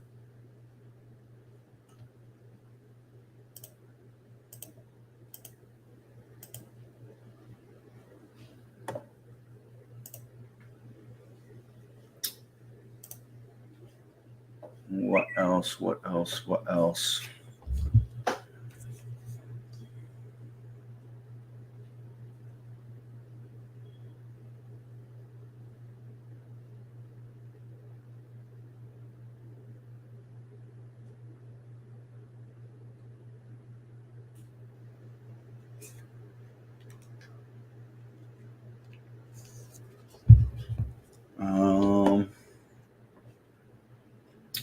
Did I hit? I'm not sure what that means. No, I'm not sure what that means. I would hit. Please comment on what is WMT is Walmart now. Walmart's sitting up here right at all-time highs essentially. I like it. I like stocks that are making new all-time highs. I like stocks that do this right here. Let's zoom back in. Sorry. Please stop messing with me. There we go. So, got a little bit ahead of itself with these steps moving up a little too steep, right? And we have this nice pullback and a long step here on that pullback, and then a quick move up again and really basing here again. And we take out all-time highs, and this thing could be a ripper. That's for sure. A ripper as much as 1.4 billion in a float can be anyways.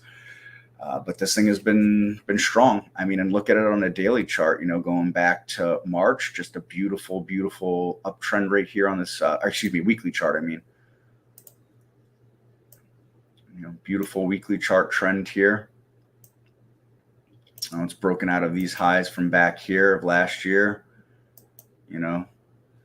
It was tested here, came back and tested it and bounced off of it. So, it looks good. Does that mean it's going to break out? It absolutely does not mean it's going to break out. But it is what I would say higher probability of breakout than, things not setting up near all-time highs and basing like this. Dominoes? Yeah. I don't know what that means about dominoes. Sorry. On my 15-minute chart, it tells me volume of shares. Is that thousands or millions? It would depend on the stock, Peter.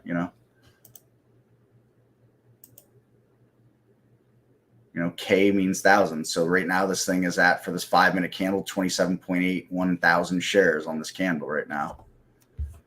K stands for thousands. So, without being able to see your chart, hard to say. All right, never mind. Thousands. All right, sounds good.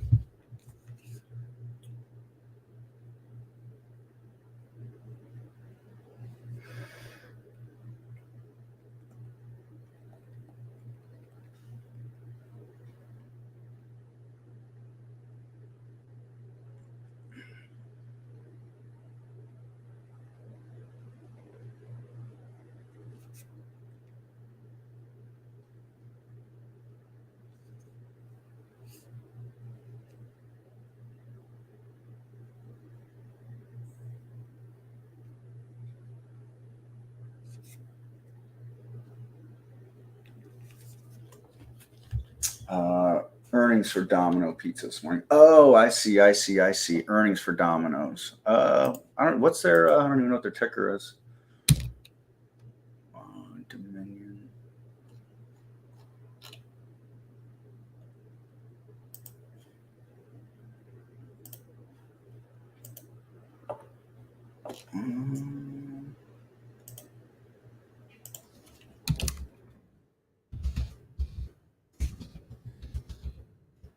So what is it? DPZ. All right. DPZ. Let's look at Domino's. So, wow, yeah, look at that big gap up, holding that gap right here. It's interesting. Obviously, it bleeds into that gap. Look out to 350, And what's the saying? From failed moves come sudden moves, right? So that's something you're going to want to be careful of. If this can't really bust through 400, if it can't hang up here and hold through this, that's a very likely possibility to have happen. I mean, obviously, the early reaction was positive to Domino's, has since come back, filled that gap, and then some. Now moving back and grinding up this way. So it's a long bottoming shadow like that, maybe washed out some weaker hands getting involved before it takes it to that next level. Obviously, no real way to know. Wow, such a small float for such a high price stock. I was not expecting to see a 35 million float there. That's interesting. That is interesting.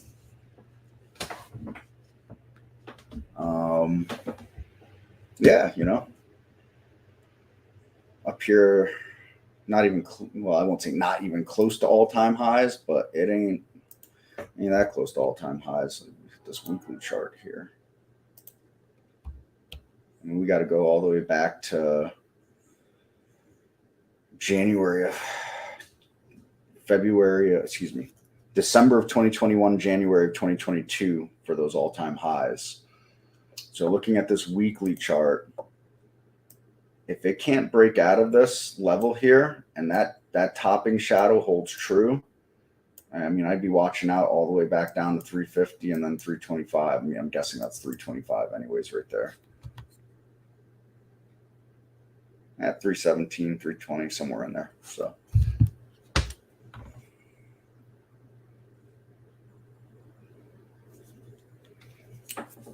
but again, as the saying goes, hard telling, not knowing.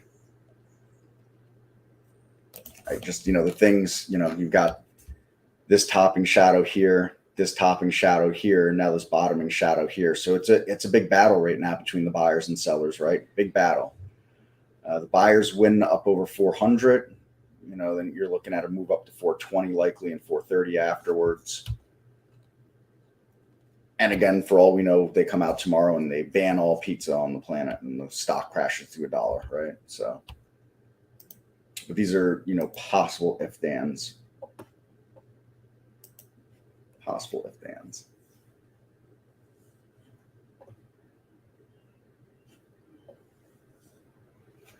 That is that. Really pay attention to what the overall market is doing right now. All right, so SPY's up marginally.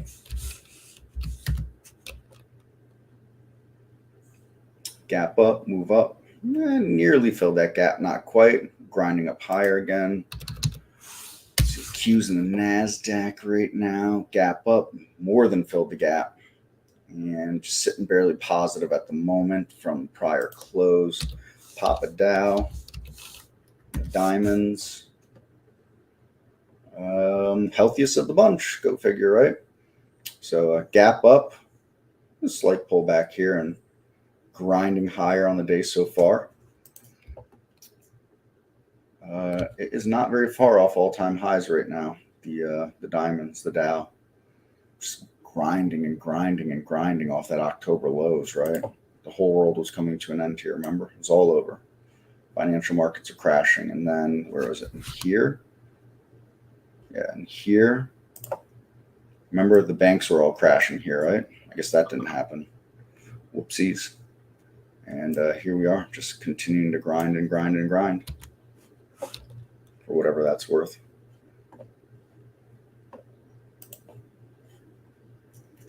Not a whole lot else coming through scanners for me at the moment. Not a lot of questions. Please, folks, fire some questions if you have any. Let me pull out my all-time high scanner since we're not doing anything else, or lifetime high, whatever we call it. Take a look through some names in here right now. It's a pretty good listing of names right now. And remember, there's some volume metrics.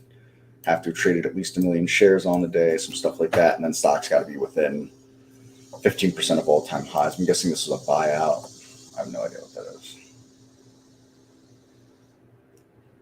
Yeah, it's, I don't know. Nonsense company. Here's Shell. So don't look now, but there's some energy stocks that are making some serious noise, right? So education, just kind of grinding.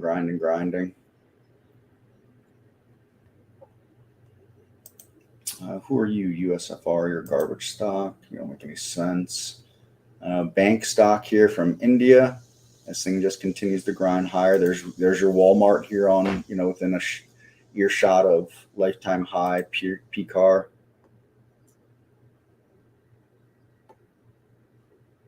Another one just grinding higher. Nice looking chart here. A little extended for me right now, but man, at this level right now, and the market just held, then pushed together, could be a pretty nice ripper, right? Apple just continuing to, just talk about a beautiful set of stairs here, right? And someone else may look at that and think it's ridiculous, which is fine. It just happens to be something I stumbled across on my own.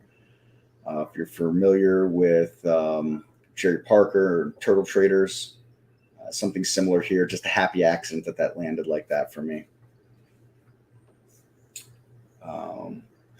Will you ever have a more extensive RSI divergence scan in the Market Explorer, something created more towards intraday trading? I can't personally say yes or no on that. I don't really do anything with Market Explorer. That's executive decisions. Things like that are usually based on the amount of requests that are coming in for it. So I do see requests that come in. There's not many that come in for an intraday RSI scanner, if I'm being honest with you. So at this point, I don't think it's likely. We have many more requests for more swing trading type style scans for the Market Explorer. So those are the ones that are getting the attention. It's probably 20-1 intraday versus swing trading stuff, to be honest. Do we have the technology and capabilities? Yes and no. The amount of server space that it takes to create those Market Explorer scans is extremely significant. So as we spin up more servers, we start to have to ask ourselves, what do we do when we start to spin up and the cost basis of us is moving up as a company and the servers that we're paying for to host this data and push it back out, right? So at some point, as we continue to increase scans like that, that cost will have to get passed along eventually, right? So, there's trade-offs with all of this. It's not just straightforward. There's no magic switch, unfortunately, that we just press a button and all of a sudden, bang, there's something in there for us at no cost to us between the actual writing of it and the server space on AWS that it takes to run these things and hold the history and all of that. So, excuse this airplane for a second, or helicopter, excuse me. So I won't rule out that. It's just that right now where the requests are scans that are, based otherwise than the RSI one, than an RSI divergence intraday.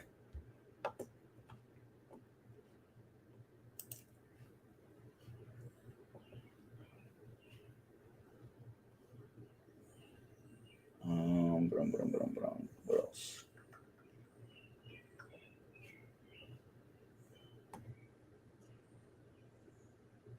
Oh yeah, sorry, I was looking at the all-time high list. So there's, Apple continuing to just grind.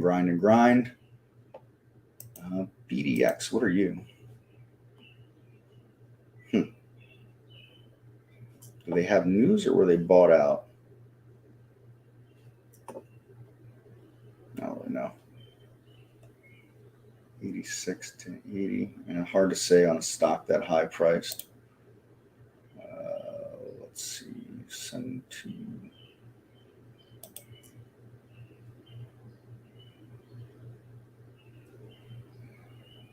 See if there's anything here.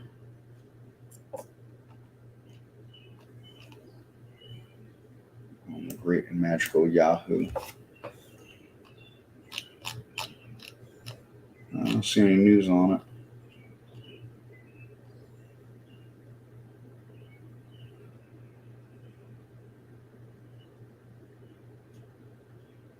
Upside breakout analyst rating. All right. Yeah. So they got a buy rating.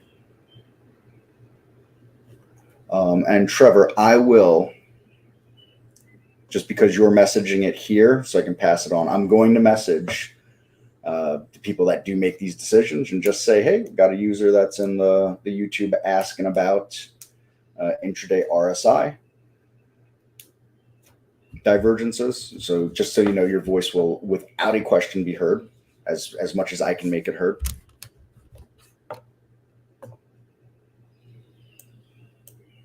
If it was for me, everything that was ever requested, we just do it. But I guess that's why I work where I work and other people work where they work. I don't like telling people no. I like giving the people what they're asking for, at least to the best of my ability. DR Horton. So, I mean, housing had a bit of a pullback, if I remember right.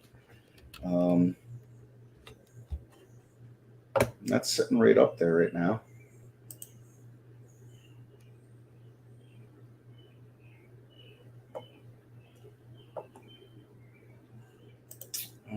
This is housing, right? XHB. Yeah, okay. Someone was telling me I didn't go over as many charts as I would have liked to this weekend. I was tasked otherwise with life. So someone was like saying that there had been a pullback in housing. I'm sorry, but that's not a pullback. That's a really minuscule pullback. What a chart, right? Look at this. It breaks through that. Look out, man. Although remember, from failed moves come fast moves, right? So let's keep those in mind too. Let's keep that in mind. Anyways, there's, DR Horton sitting right up there, right below lifetime highs. And that's a much stronger looking chart than the housing index chart. Flex. That's an interesting stock. Circuit board, right? Yeah, I've traded this a few times in the past, actually. It's been a long time since I've seen this stock. Look at that long drooping base, and then a breakout, and a test, and a breakout. I wouldn't be surprised if we saw it test this level again for another breakout. Possible. APO is a short-term short.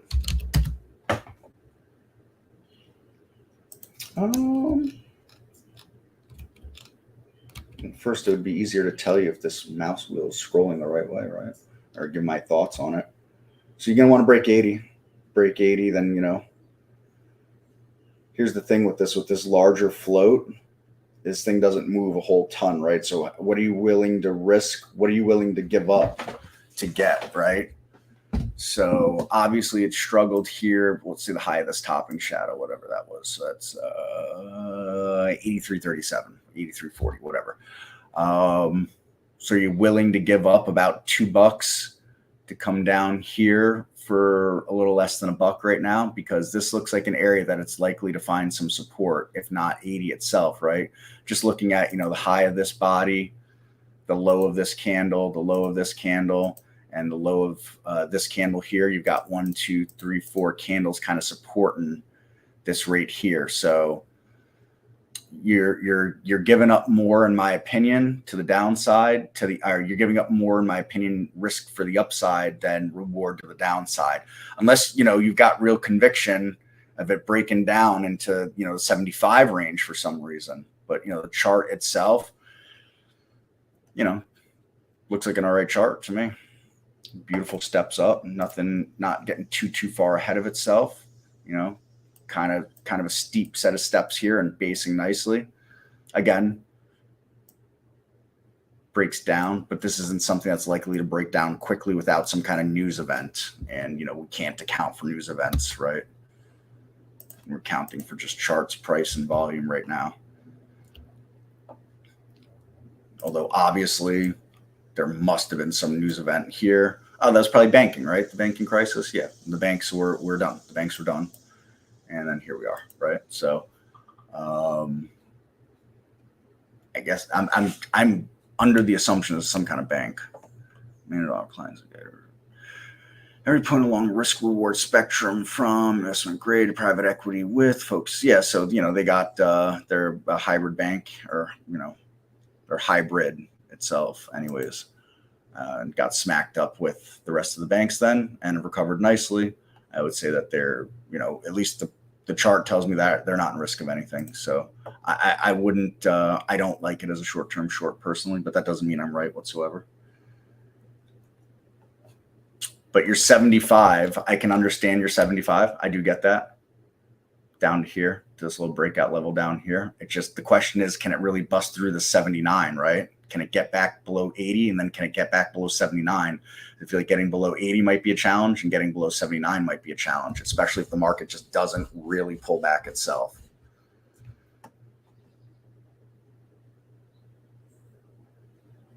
So there's that.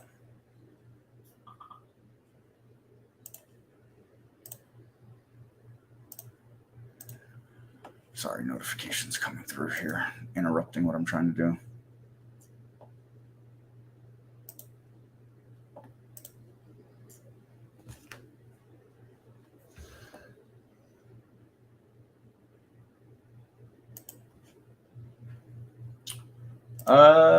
Got some, bring over the sector analysis list real quick here. So you got, here's USO with a nice move on the day here today. Anybody that pays for gas isn't really wanting to see that, right?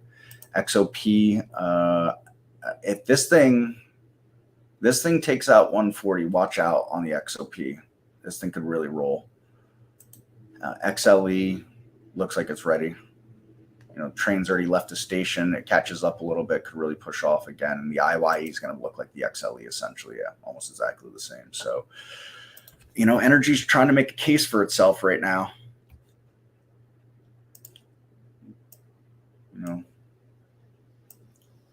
It's descending. Descending triangle here like this. We'll see how it resolves itself. Can it push through this? Right. And again, remember, from failed moves comes fast moves. So energy is looking more and more and more strong, though, as the days go on here. You have a large group out there that believe we're in a secular bull market for commodities in general. So if it was a secular bull market, right, realistically, let's look at this run here, right? That started 3 years ago, essentially. Right? There's the beginning of the secular bull market, right? Sideways. Huge move up and a pullback. Really big move up and a pullback. Is it ready for that next wave higher? If you're a believer that we're in a 10-year secular bull market, like some of these technicians and analysts out there believe, obviously, yes. I just can't look out that far personally, but it's not a bad looking chart overall. Whether we look through the IYE or the XLE, same thing. They're the same chart essentially, right? This maybe looks a little nicer actually than the IYE.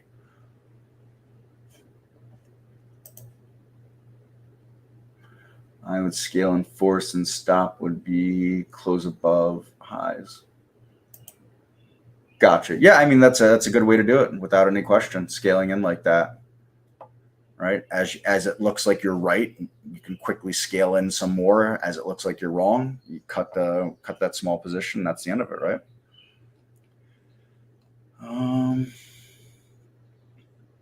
Monster Energy drink just continues to, be a monster, right? MGM, that's interesting. These people are back to the casinos. It's right off lifetime highs here, right? That's interesting. It looks like it made a lifetime high last week, as a matter of fact. So we can make of that what we will. All right, no, that'd be a lifetime high back here. That came undone, obviously, through 2022. And slow grind back up there on the casino there, MGM. The great Warren Buffett. This Berkshire B continues to grind higher itself here.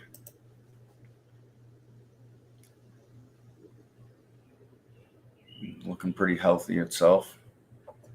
Of course, everything that we're looking at in this table is probably going to look healthy, right? Everything's near lifetime highs. So Microsoft, so also there's a group of people out there that'll tell you that it's 3 or 5 or 7 stocks dragging the market up, right?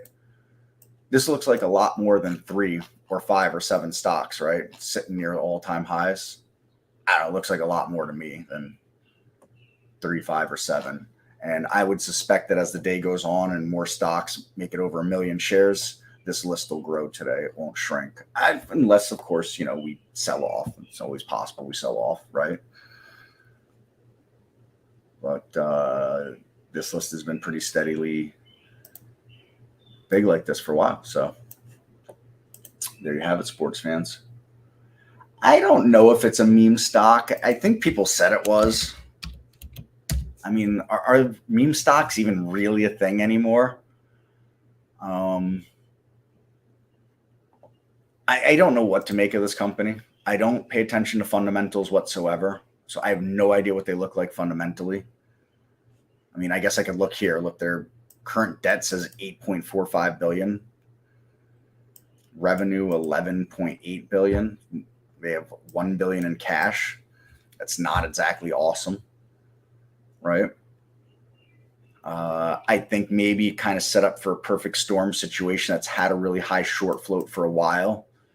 And so, when you got this first move here back several months ago, kind of got things going and it didn't sell off and just kind of kept self-fulfilling prophecy. Obviously, it ran into this resistance here. And, for those of you that are random walk hypothesis fans, I just would like to hear your explanation on this right here, this and this, right? Just throw me out your explanation of how that could randomly just happen, right? I mean, again, self-fulfilling because it existed, sure, but still not random, right? So price has memory. That's all there is to it. Whether it's a meme stock, I really don't know. I don't know. I mean, I think one of the things with the meme stocks is that they had high short floats. So maybe it's that. We can see here it's still at a 49% short float, and it even has a negative 13 plus short growth. So that means that a lot of shorts have had to cover recently. I don't have a days to cover reported here, so have to make of that what we will.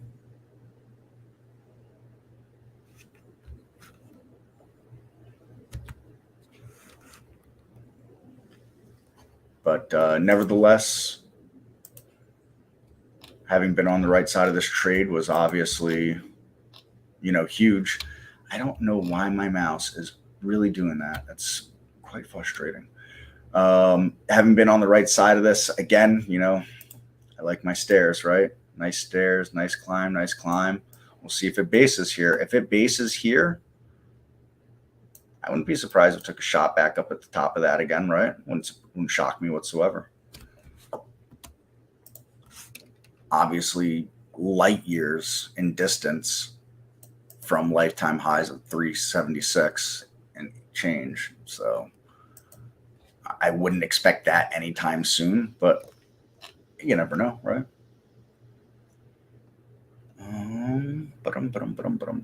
What else? It's another one that just continues to move on. It's had a bit of a pullback now, right? ON semiconductor, but this thing just grinding for a long time now, right? I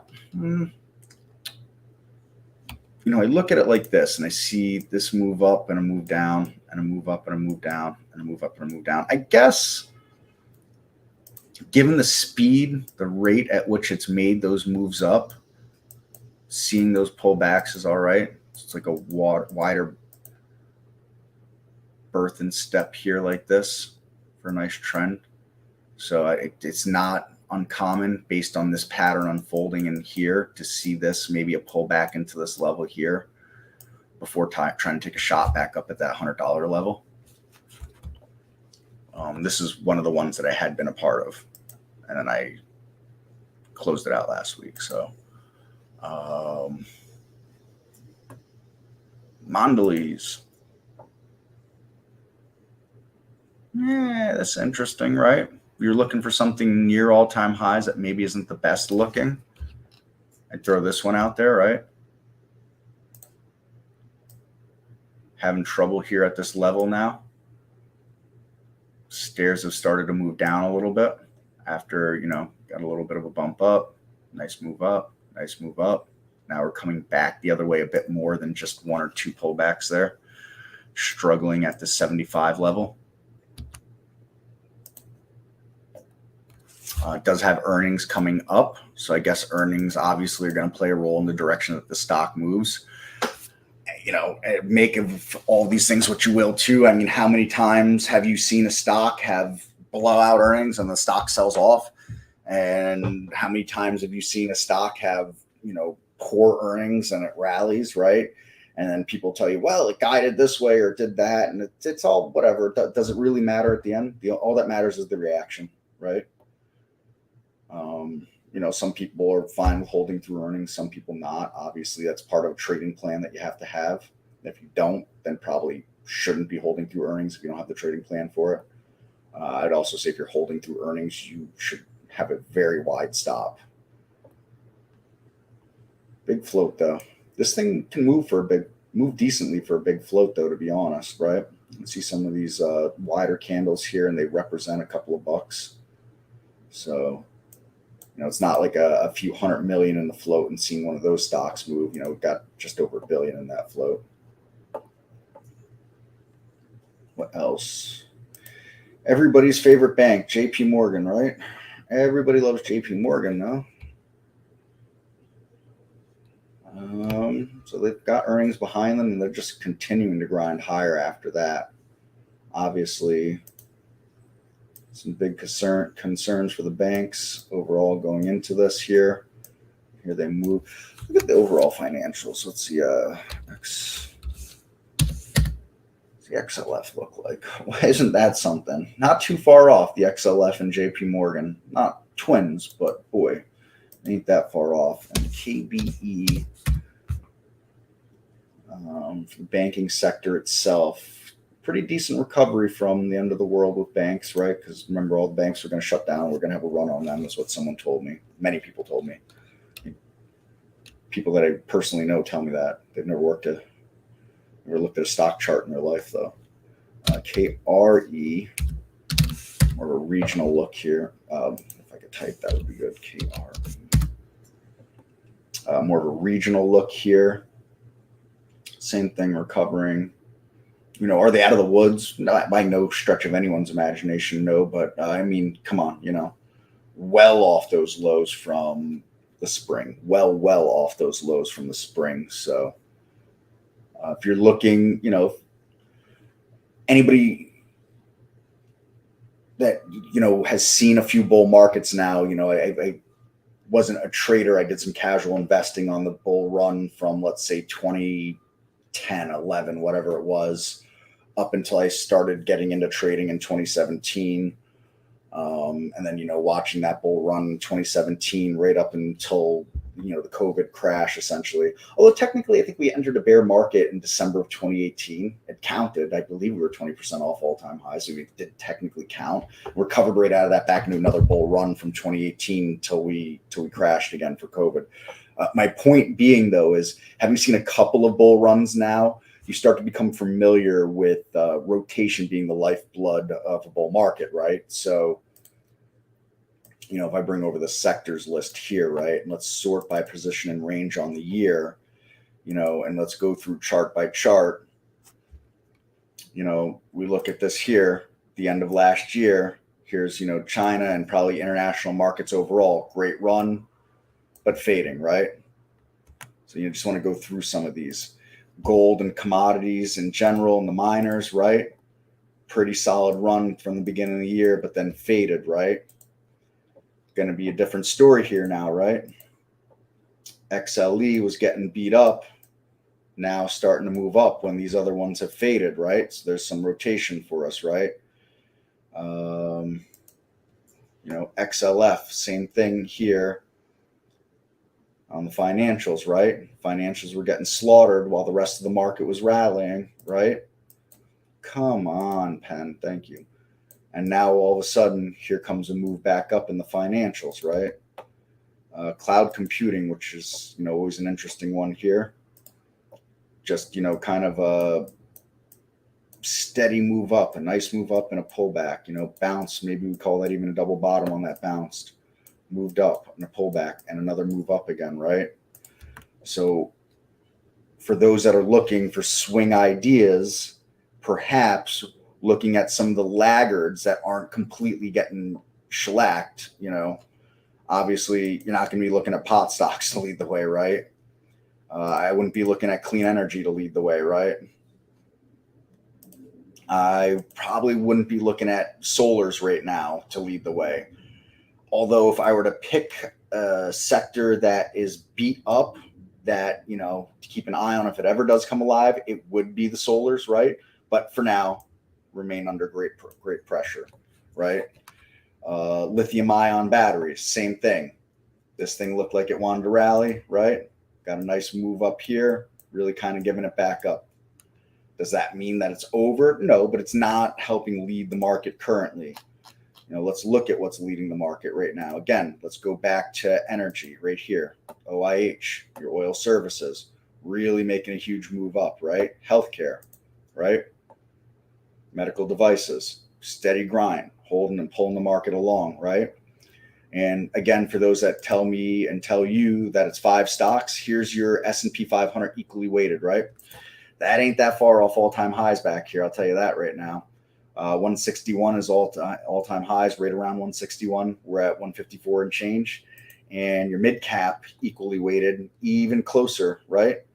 507, 506, something like that at all-time highs, right? I'm lying, 533 at all-time highs. I'm sorry.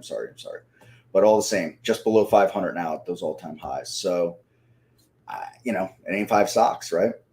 You've got your steel sector here, right? Really pushing up on us here. Your home builders really driving us right now, right? So if you see some of these year-to-date leaders start to lag, you have to ask yourself, who's likely to step in and drive us higher, right? Your semiconductors here, right? Going sideways for a little bit now, right? They got up here to all-time highs, pulled back. Got up here towards all-time highs, pulled back, right? Is this going to set and go sideways for a little bit? Is it going to continue to move up here? All right, your communication sector here, right? Steady grind higher. A little bit of a pullback in the last week. Does it stay back and then make a move up? Does it want to give it up? Someone else has got to step in and pull us along. Your IYKs, your consumer staples, right? So back here towards the beginning of the year, the end of last year into the beginning of this year, right? Get a move up and a pullback and move up and a pullback. Which way does this want to resolve itself now, right? Which way are we going to resolve? So these are the things that they throw out there, for those of you who are more swing trader type of mentality and mindset here.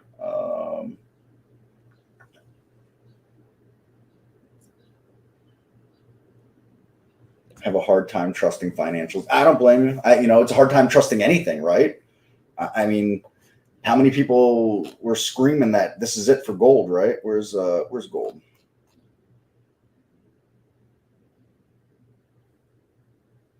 Where's gold? And people screaming at me, this is it for gold. We're on a run right now. Now look, has gold collapsed? No, it has absolutely not collapsed. You've got this low here and a move up and a pullback and a move up and a pullback. I mean, that's technically higher lows, and as long as it doesn't give up anymore and it could do this, then we'd get some more higher highs too with it, right? So definition of an uptrend. But gold certainly didn't go screaming, right? So, I a hard time trusting anything, right? That's what trading plan is for. Trust the trading plan. If it's tried and true, that's all that matters at the end, right? When you see relative volume at only 0.25, that scare you away? No, because relative volume is relative to the stock, right, Peter? So, look at Apple. Apple right now got a relative volume of 1. It's traded 26 million shares, right? Let's look at what was one of those stocks in here. Let's see if we can find one again.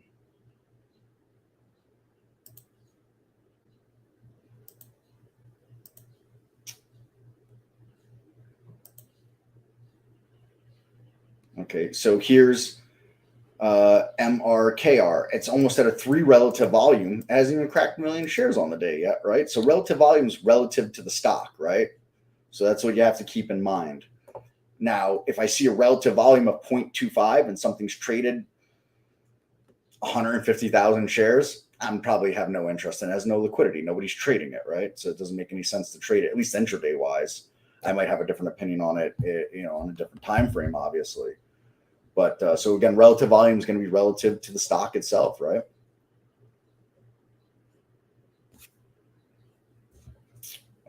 We had some major banks implode, and we think the ripple effects are done. Well, I mean, I would say, yeah. I mean, based on this chart, it doesn't look like anybody's that overly concerned right now as this thing continues to trend higher again, right? For the overall financial sector. Does that mean that something else can't arise? No, but I'm not in the game of predicting. I don't do predictions. I do charts and volume, right? Price and volume. So price and volume, say for the moment, things are in the clear. Am I running out and buying financials personally? No, I'm not. Do I own some financial stocks in my 401k? As a matter of fact, I do. So, and I'm not touching them. They're there, and I'm going to let them do their job based on what I do for my charting and trading and investing. A little bit of a different story in my 401k than it is the rest of what I do, but all the same. When what was Republic Bank was like $1 billion bank or something like that, right? I mean, obviously the market, let's just look at the overall market, right? When did that thing implode? That was in here, right? Somewhere in here, that bank was imploding. All that stuff was going on right here. The market told you it didn't give a crap about that bank right through here, right? That was imploding, and whatever other banks all went down with Republic and whatever else that it all went down, right? Market didn't care one iota, nothing. Went on and ripped afterwards, right? So market obviously didn't care about what financials were doing in general. It didn't care about a couple of $1 billion banks. It cares about $1 trillion companies like Apple. It cares about $1 trillion companies like Microsoft, right? It cares about companies like Walmart. This is what the market cares about right now. Those are the things it cares about. So, again, a ripple effect at this point is trying to predict the future. It's trying to read, tea leaves or something like that. There's no information out there that's not digested at this point that anybody's making moves on that we can see, right? So that's all, oops, my timer. All more kind of speculation at this point. And again, that's not to say that we wake up tomorrow and there's not a run on banks. There absolutely could be a run on banks tomorrow for all you or me or anybody else knows. But there's nothing out there to suggest that right now.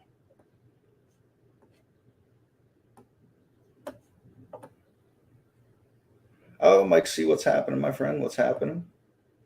I don't know about fabulous and gifted, but I exist, if nothing else. That's for sure. Hess, look at that. Some more energy for you, right? Just interesting when we start to see some of these energy stocks. Shell. What else did we say was energy, right? Something else. Flex is energy, no? No, that's not energy. Circuit boards. I felt like there's some other energy stock we saw. Maybe I'm just making it up.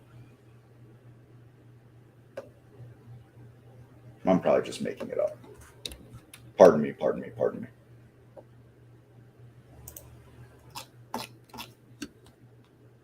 I guess we were looking at the energy ETF. So let's see what's moved here in the last 5 days. So position in range for 5 days right now. So here's your banks in the last 5 days. Your banking sectors are up the most in the last 5 days of sectors, followed by some more regional banks, right? Regional banks, energy, and securities and dealers exchanges. So your interactive brokers, your Schwabs, whoever's publicly traded for brokers, right? Those are your biggest winners over the last 5 days. There's natural gas And here's some more energy, right? And here's some more energy and energy and energy. And more financial services. There's communications, pharmaceuticals, financials, agriculture, and steel, right? Which is, it's just having itself a day at the right now. So, there's your last 5 days, your biggest, we can continue to go down. Look how many these sectors are up over the last 5 days. Almost more than half of everything's up over the last 5 days, right? Even our bewildered solars. So,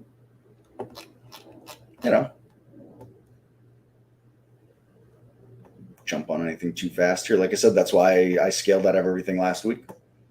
Market may hope this week that FOMC release will signal an end to rate increases, and therefore RE and home builders will raise. 98% chance for a 0.25 rate hike on Wednesday. That could be.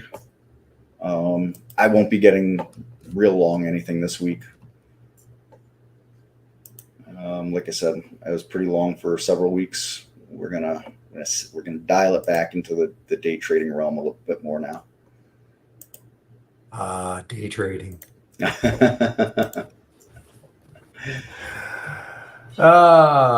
an eye on the STKH now. That was from the AI earlier. It didn't do anything for a long time. STKH, and you can see it's just sitting on its 200-day moving average. Okay, 107. It's just sitting right on top of it. Yeah, and right above that $1, that magic $1 number. Yeah. Doesn't have a ton of room looking left on the weekly, but you never know. I mean, look at that crazy BJDX. Yeah. I don't know if you saw that one, but that was the AI also today. I was noticing that a little bit ago here, and that thing, I mean, what gives? I mean, well, it was a reverse split. It was a reverse split. Okay. Okay. Right. So it's a 1 for 20 and a reverse split in effect today. So, you know what traders are like. They'll grab on anything that is junk. And that's what they did. Yeah. Because remember now, divide that into that's about a 50-cent stock, really. Right. But anyway, that is what BJDX did. So, you're looking at, I know you don't keep an eye on the AI that much, but I do have it up and running just to check. Yeah, I keep it up, just because I do. Because we're supposed to. And anyway, so I'm sort of getting warming up to this STKH though. I mean, if it holds over that 200-day moving average, I have no idea what the float is. We don't have any float information. No, I was just seeing that. I'm going to set a price alert here because, like you said, you never know. You never know. You set that for 110, and I just jumped to 111, of course, as I did that.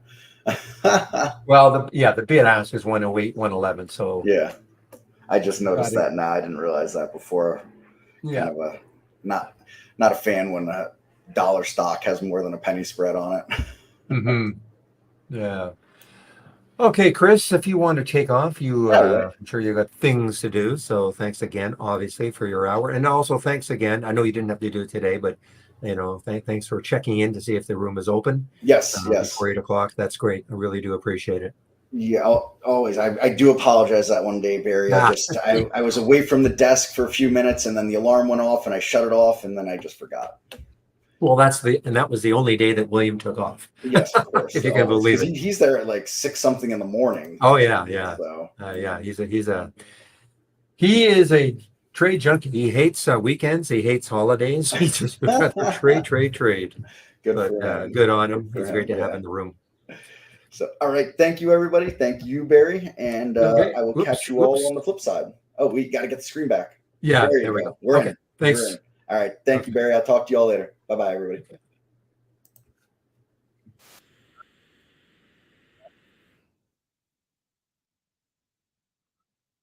Hello, everybody. I'm back in. So I was just saying to Chris that I'm kind of waiting on this STKH to see whether or not it holds the VWAP. Sorry, the 200-day moving average. Okay, holds it, and it's right here. I mean, it's right there.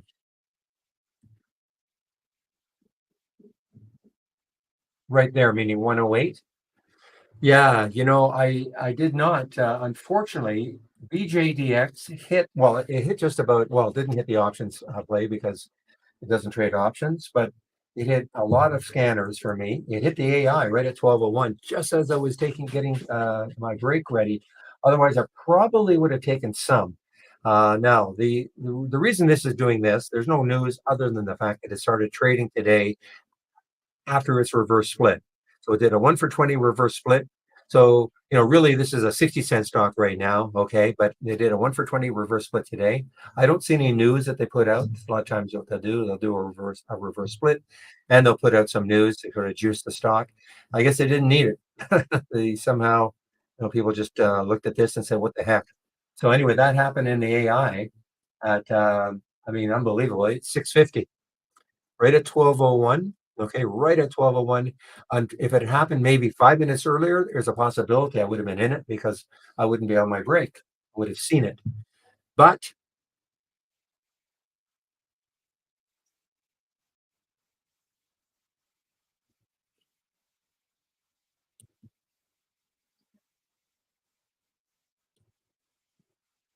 yeah, AMC is I say it marched above the VWAP. Okay. The VWAP way back when was about five, I think 50, we'll say, and it held.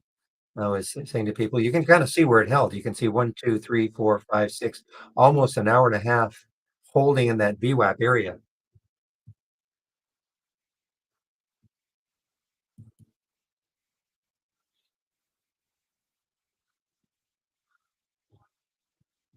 But, yes, it looks like it's up 34%. I know it is, but remember, guys, you have to really follow this story closely. So it popped up to 881 after hours on Friday with the news that they would not be converting into AMC shares, et cetera, which is, in theory, not good for AMC, okay, because they need money. Anyway, I don't want to get into it. As they say, it is what it is.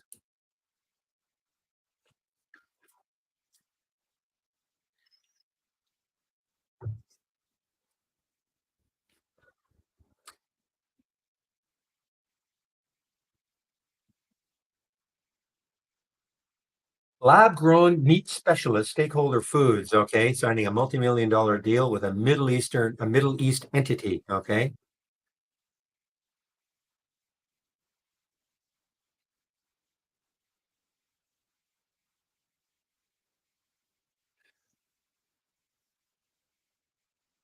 It just seems so. This is science fiction stuff now, guys. All those movies we used to watch or saw, even 15, 20 years ago, printing food, printing hybrid fish products.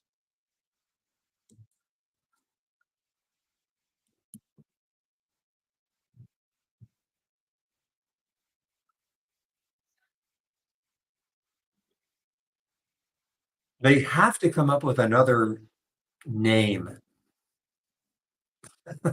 for as opposed to calling it lab grown meat.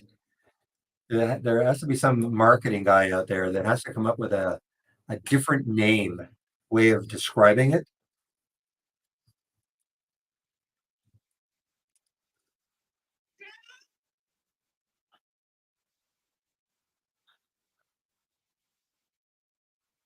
Okay, you guys were talking a little bit about CEI. There it goes a little bit, guys. CEI, which had a big day on Friday.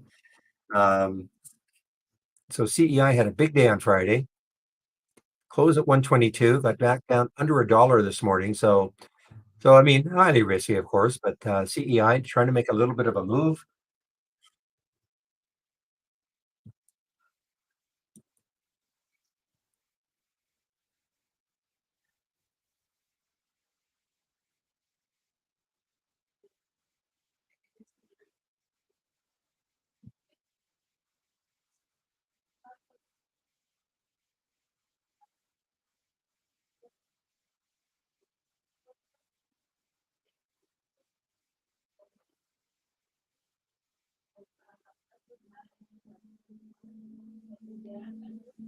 Okay. Meanwhile, okay, so this is okay. There's the VWAP.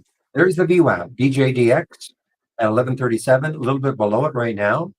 I guess, an argument to be made, if it can pop up through the VWAP again, maybe get up to, clear it by a bit, maybe get up to about 1159 or so, maybe it gets rolling again, very risky.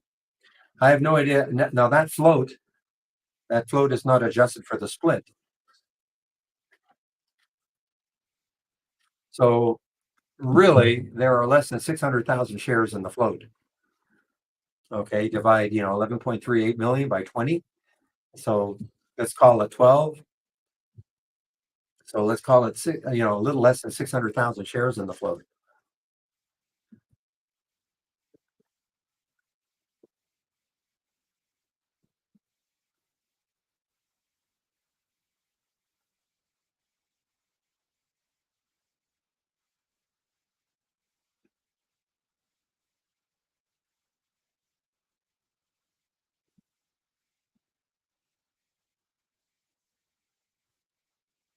It's just a reverse split, Cam. A 1-for-20 reverse split.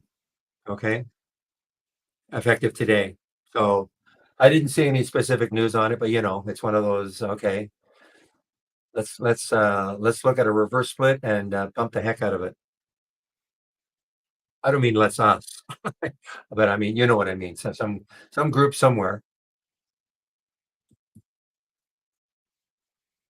Yeah, unbelievable. I mean, look at the volume.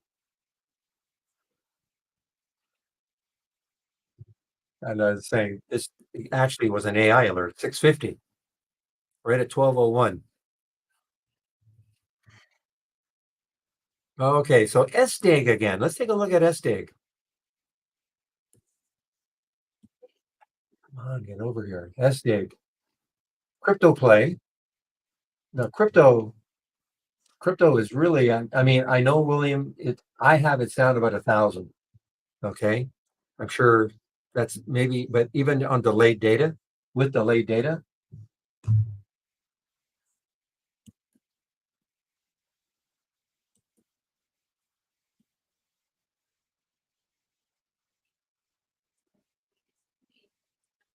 yeah, Soylent Green is us.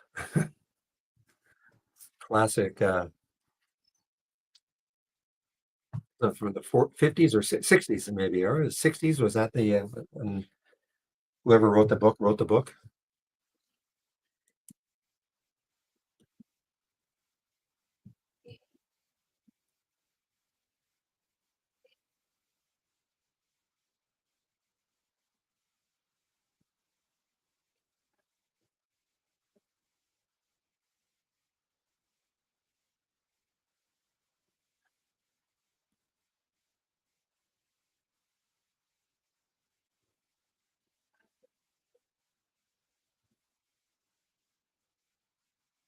Look at all the places that VRCA showed up. Momentum down. Now, it would have been earlier than this. This was the last time it triggered with a new low. But and then I think what happened.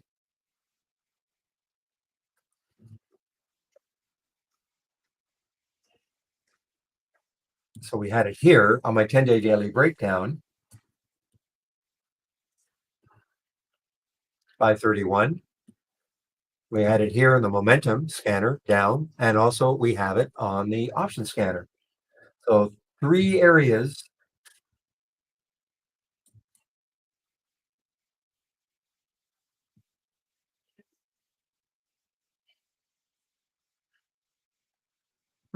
scans that picked up VCRA for me. I only mention this because some people say, well, what alerted you to VRCA? Well, again, three of the scans that I've got alerted me.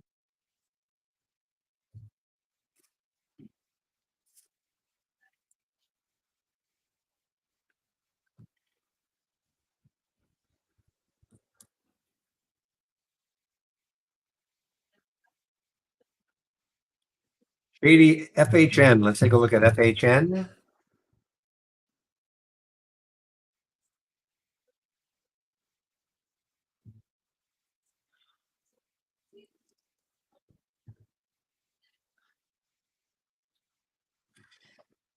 Well, there's no question on the weekly chart, this has got a ton of room. I mean, a ton of room. So whether or not these little areas here hold it, which is around 1330, but looking left on the weekly chart, this FHN has got a ton of room. Of course, this is a bank and it released earnings on the 19th. I don't really recall it.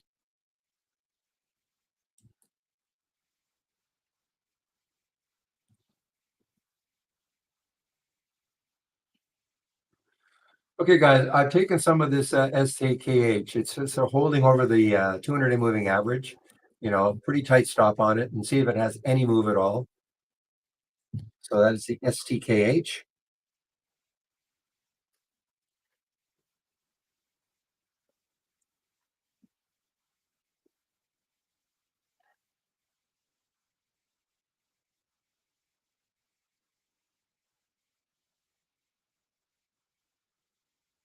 Okay, so Travis, if I can understand what you said, I built a nice scan and I back tested it over the weekend. It alerts roughly 10 times over a 3-month time. In my opinion, so getting an alert on the mobile phone, we're working on that, okay? I know we've been working on that for a long, long time, but I think it's getting closer and closer.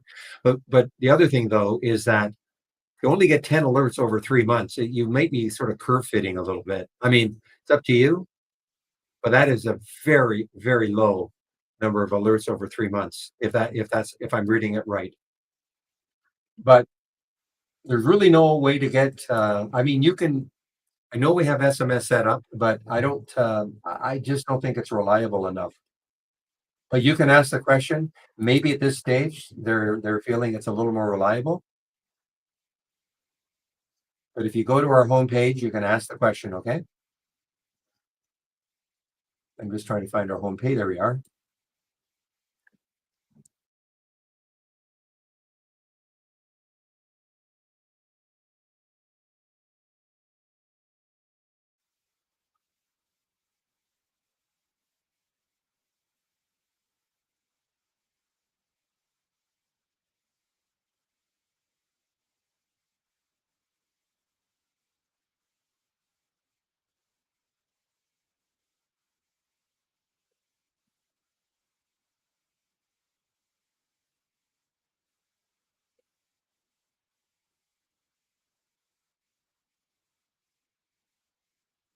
Well, big test right now for AMC at 6.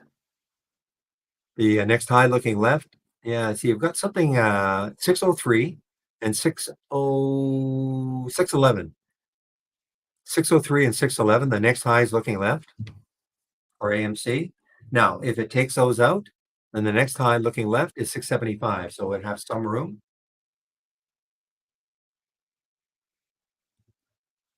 Okay, so there it's starting to go, guys. AMC. So again, it's above now these highs.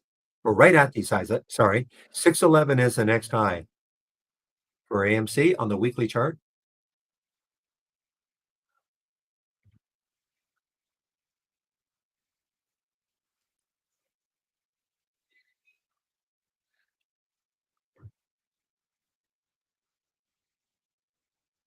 And volume came in. Yeah, a lot of volume just came in. Look at that volume bar. What time is it now? 114. So it's almost closed. In fact, this volume bar just closed. So this looks like it's about the third biggest, approximately the third biggest of the day. So some volume came into AMC in the last 15 minutes.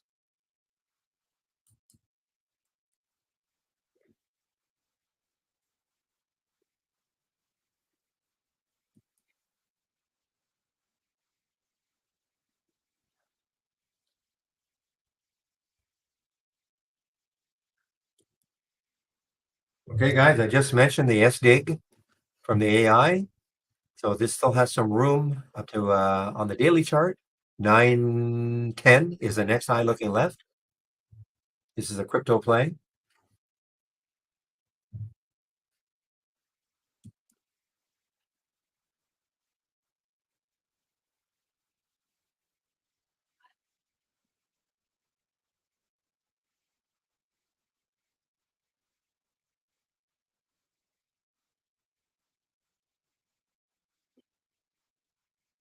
Okay, guys, keep an eye on that 611 area for AMC. Takes that out, then it's got some room to keep running on the weekly chart anyway.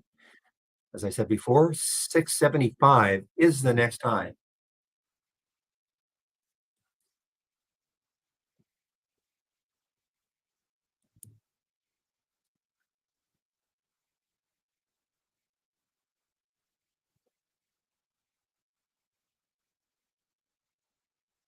Yeah, so Travis, I'm not trying to dissuade you, okay? Typically, though, when you backtest a strategy, I mean, if you're only getting 10 alerts over 3 months, like I'm not trying to say don't use it, but it's just not a big sample size. But anyway, so the bottom line is if you're trying to get a text alert, check with our homepage. I put the homepage link in. Check with it and see what they say. I know they're trying like mad to get the mobile working a lot better, like things like that. So just check.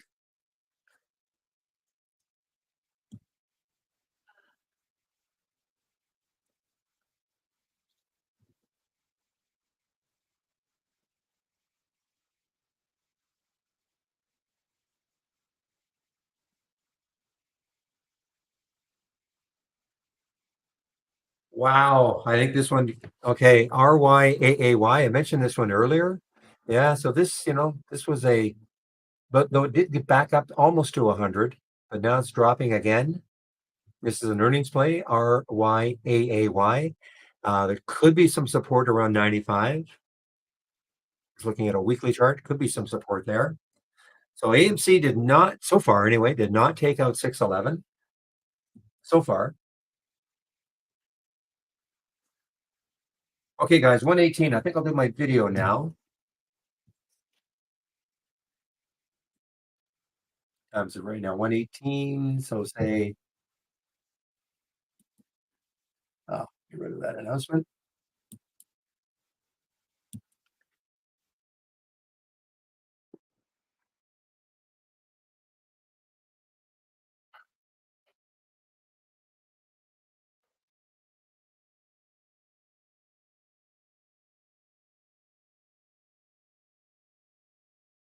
Okay, shouldn't be that long, but just in case. Okay, so I'm going to put myself on mute right now, and I'll be back in about 10 minutes.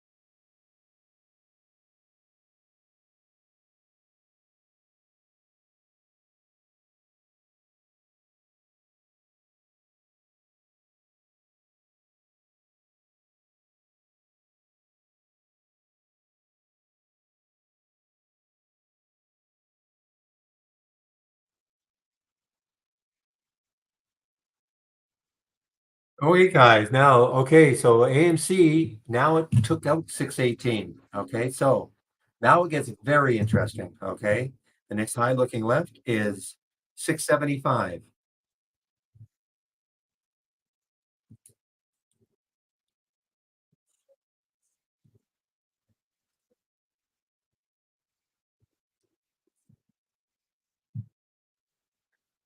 AMC to the moon.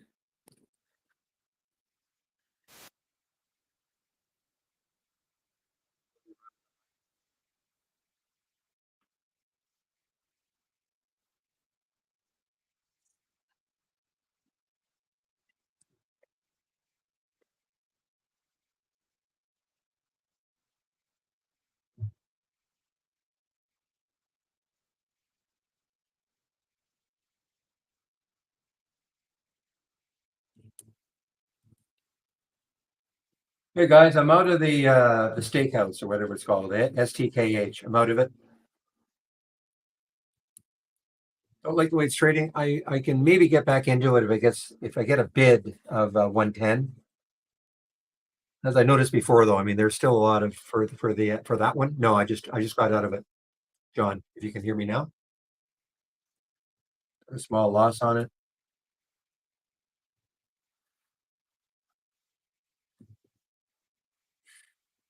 What my resistance early is really the same resistance, I suppose, is all this over here. It's 113 area. I thought, though, maybe, just maybe, if we could get through that, then the next high is way up here, 163. So, but not interested right now.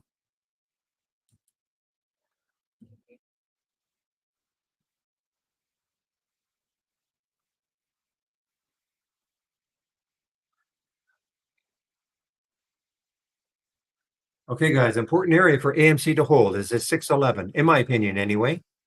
Okay, that is the high looking left on the weekly chart. It's a little bit above it, and see if it can lift off from there.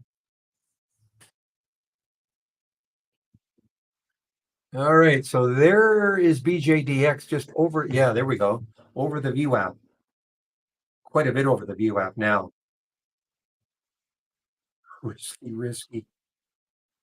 Spread is 1152, 1173.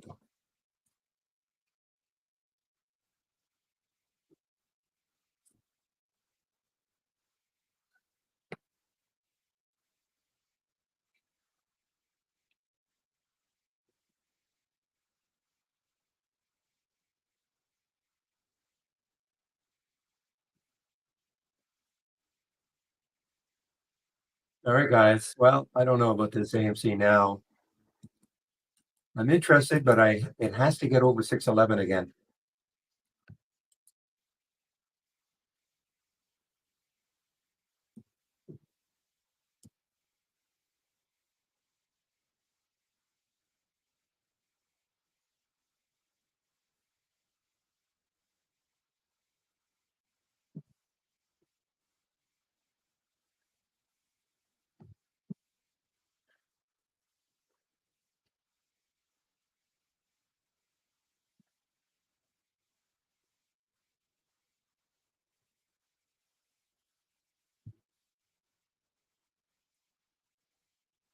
MKFG.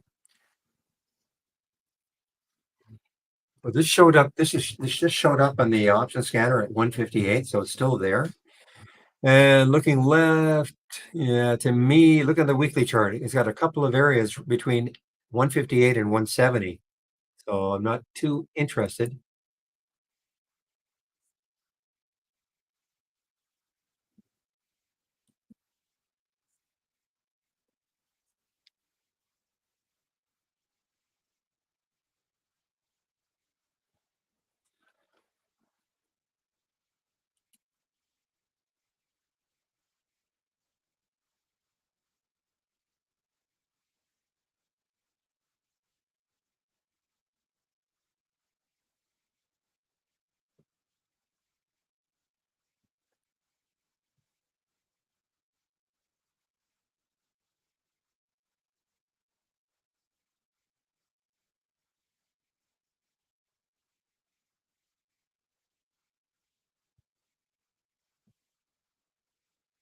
Okay, guys. So AMC again, it's a little bit above that 611.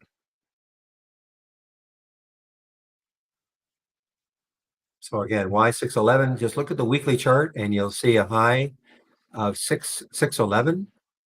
And then if it cleared it briefly, it got up to what, 622? Because if it can really take out that 611, the next high is 675 on the weekly chart.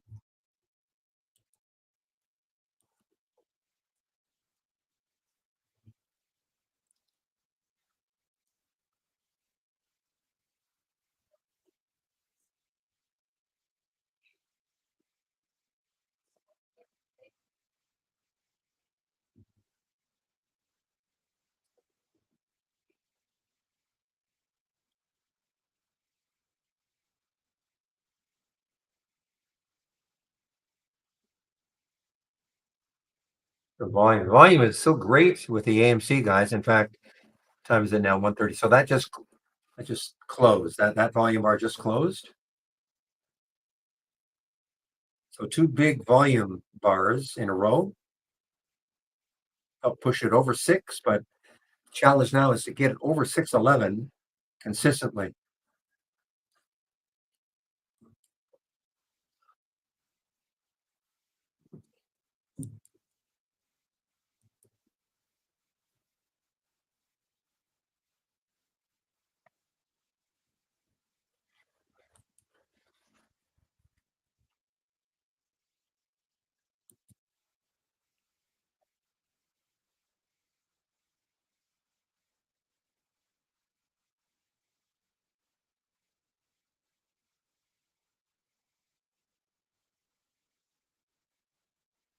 This is an earnings play, BOH. See what it's doing, BOH.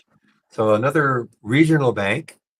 They're looking not bad. I mean, had a nice run previous to its earnings.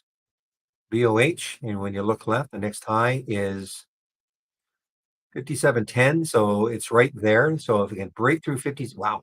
If it breaks through 5710, look left, and it's got room on the weekly chart to 63. If it can break through 57 in a big way, it's $6 to the next high on the weekly chart.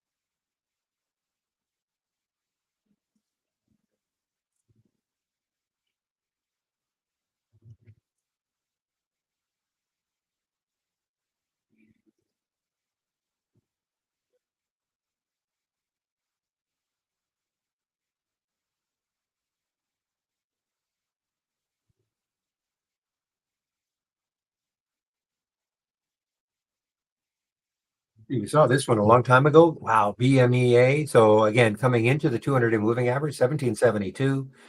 What did it get down to today? Got down to 1825. So 1772 is the 200 day moving average. So still a little bit above it.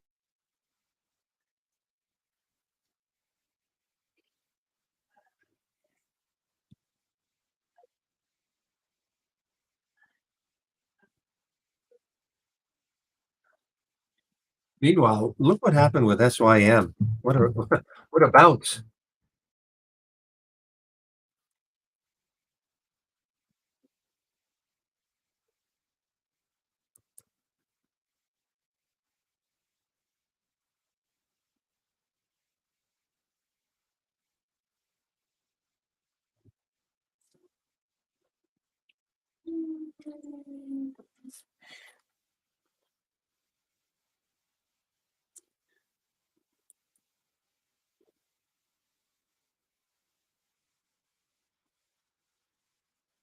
Not used to be shortable for me, STGO, but the shares have been snapped up at Interactive Brokers. CTGO. Had some news. I think they've done a financing. Yeah, $19. Actually, it's hanging not badly. The financing is at 19 and it's at 19.29, so it has not had a big collapse.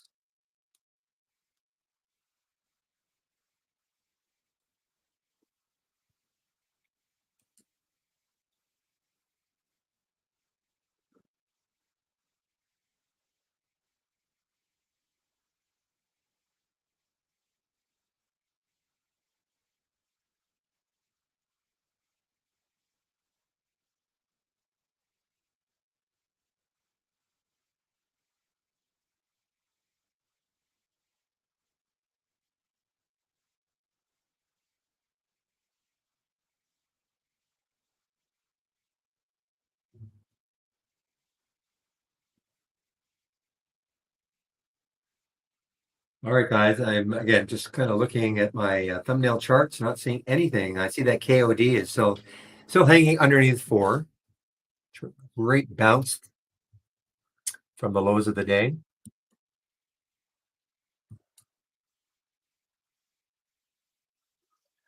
DWAC is pretty erratic trader right now, for me anyway.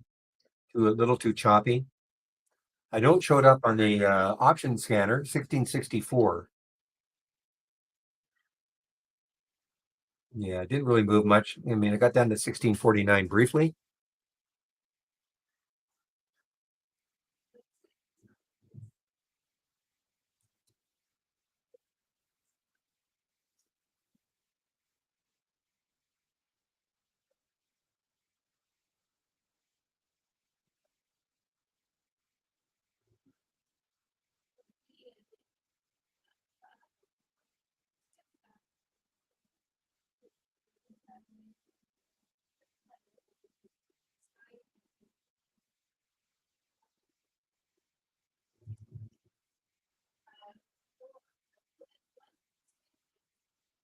So 450 is the next low looking left for VRCA on the weekly chart. So it has another 25 cents through the 200-day moving average when it broke down through 505 was the 200-day. The VWAP was 525. So this drops after signing a non-binding term sheet. Okay, so this is basically a financing.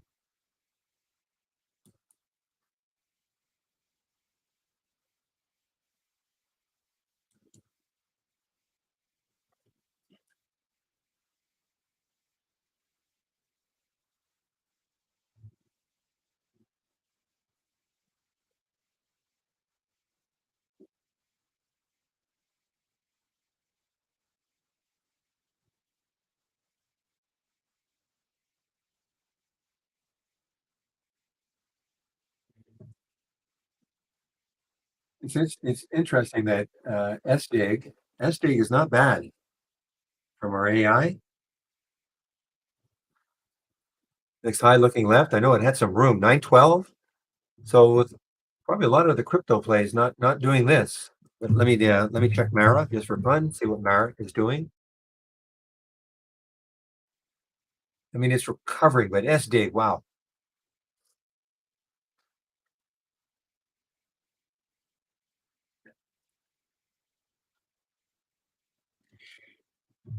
From our YouTube room, look at how does BABA look here on a pullback entry for long. First thing I'm going to do is what is it pulling back to? Well, there's the VWAP 95.52, so it really hasn't pulled back much. I mean, on a percentage basis, I mean the high was what 97.40, so it's only a dollar below that high.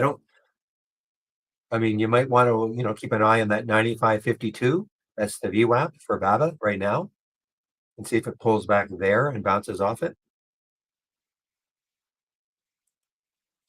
Other thing, of course, always to keep up is KWeb. See what KWeb is doing. My guess is KWeb is going to look very, very similar.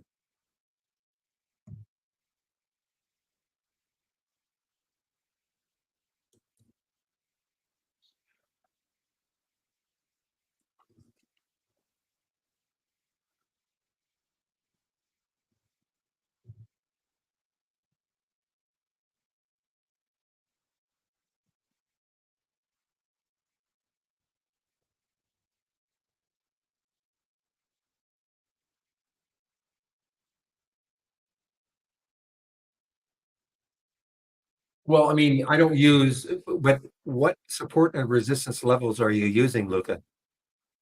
Just out of curiosity, you say I should probably put VWAP on my charts. I normally use support resistance levels. So, but where are you establishing your support and, and resistance? The reason I like VWAP, of course, is that it's a definite number. There's no it's an answer. Well, it does change. I shouldn't say that. I mean, it does change during the day, but where are you putting your support and resistance out of curiosity?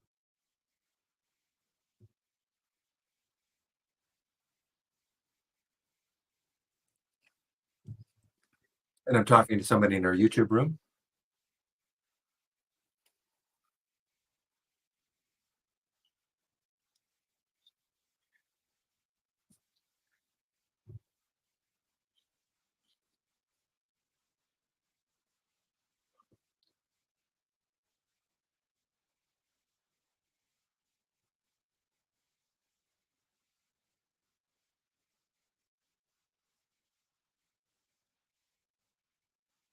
So you're doing sort of what I do. I mean, you're just looking left to see where the next high or low is. Okay. But it's not automated. I mean, you're okay. You don't have some kind of an automated system that is automatically putting support and resistance levels in on your chart. Okay, guys, AMC is starting to fail here a little bit from that 611. So let's see what it does at the VWAP again, 568. You can see what it did the first time. Now that VWAP was lower when it finally broke through and it went on a nice run. So now if you want to play, if you're looking at VWAP type plays, you know, see if AMC gets closer and closer to the VWAP at 568 and bounces off it. Or no, no, no, no, it's not a should I. No, I was just wondering if you did have something. Support and resistance is very, very subjective.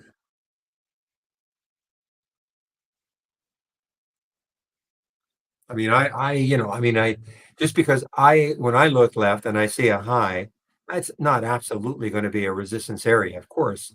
That's just for me looking, okay, where could it go until it hits the next high? So if I take the trade right now and I know what my stop is, do I have a reasonable chance of making at least a 1 for 2 risk reward?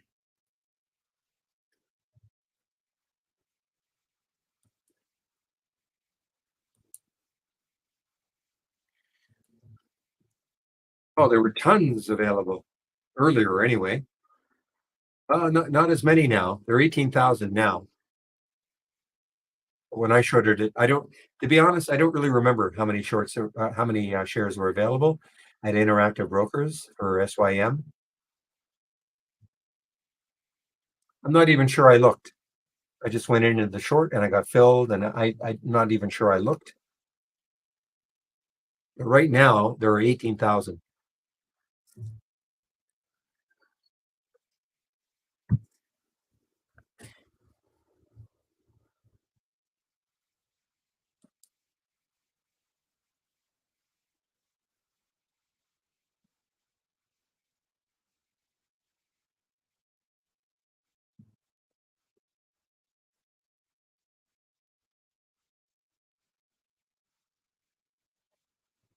All right. Well, this is truly ugly now, guys. So the BJDX, this looks like it has to be over, right? Takes out 10, falls back down to the 650 level.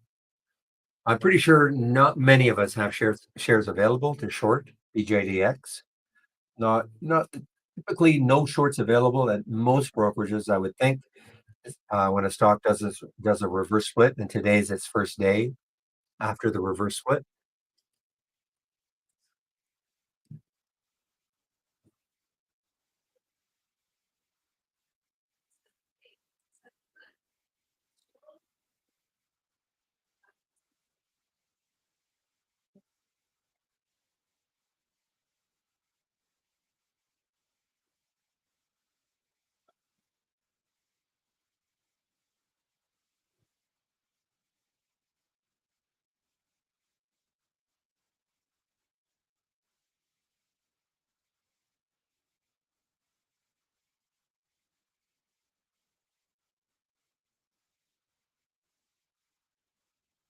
All right, SCU.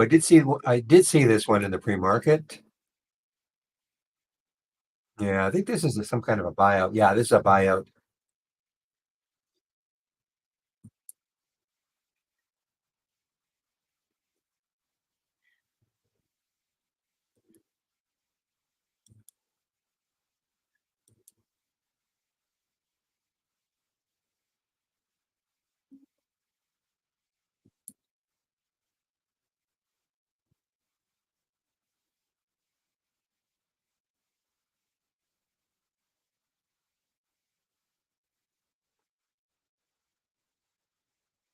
You guys, I'm all of a sudden a wave of tiredness has hit me. It's kind of turned into a bit of a boring day for me. But I can almost guarantee that the balance of the week, with all the earnings plays happening, it should not be boring at all.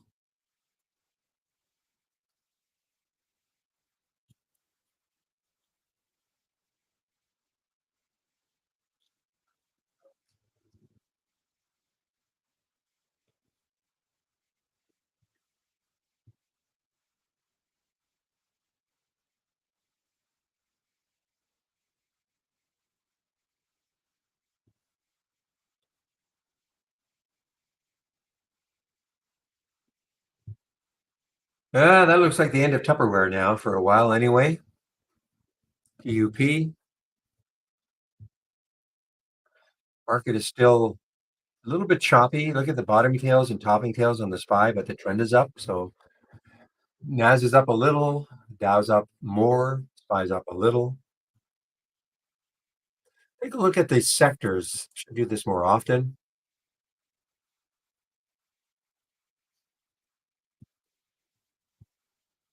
This time we look for change from the open. Let's see what's happened. Because remember, every sector was up from the close of Friday.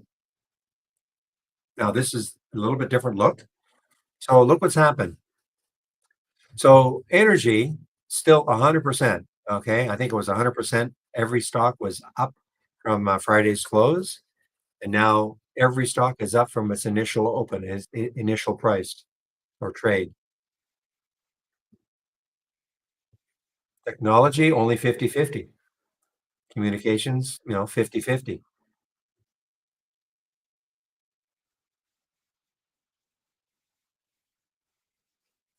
We're not seeing, we're not seeing a big jump from the open in a lot of the stocks, other than energy is maintaining. And of course, energy is now finally above the 200-day moving average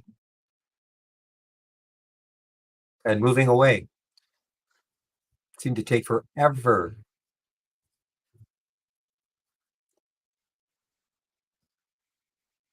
May the 1st was the last time it was above the 200-day moving average, May the 1st.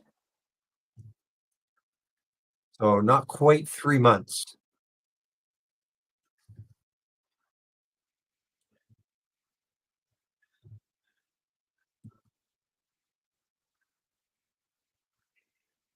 Yeah, I mean, if there's the alert, 827 from the RAI for SDIG, you still have some room.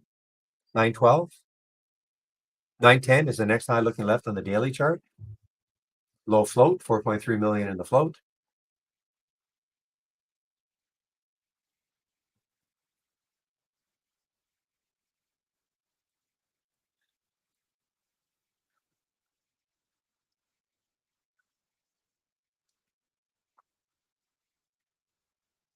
So SDIG showing up on the RAI, showing up on the option scanner, showing up, of course, on the momentum.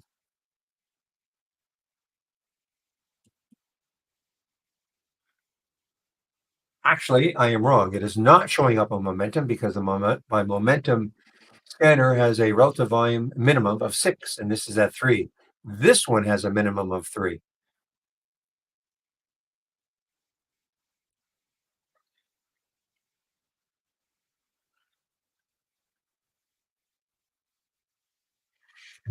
So that's why it was not showing up a little bit earlier in the options scanner. I mean, it's 31 times normal option volume, but one of the filters I've got is has to be a relative volume of at least 3.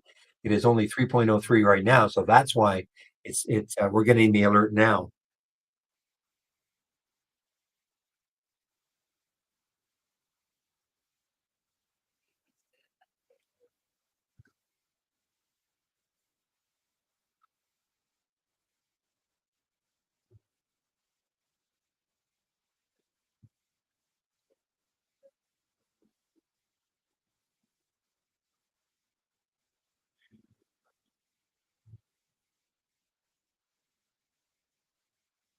Somebody asked a question about why 611 sort of flashed in front of me, but I'm it immediately scrolled right back down. So if somebody asked about why 611 for AMC, just look left.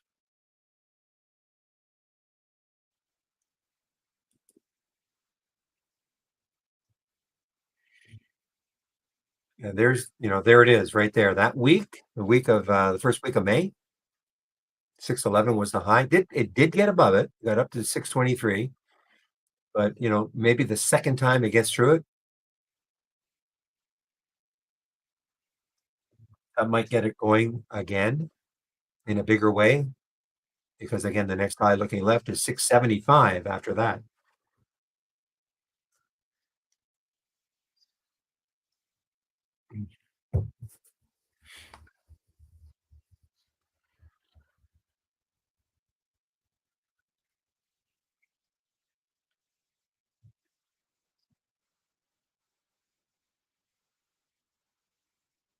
Well, that was you, Grumpy. Okay.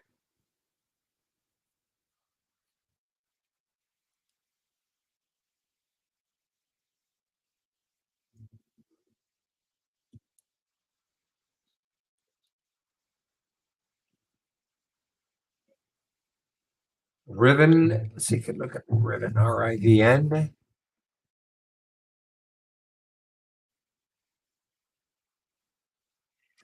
I mean, yeah, I mean, it's just got to shake out of here, one way or the other.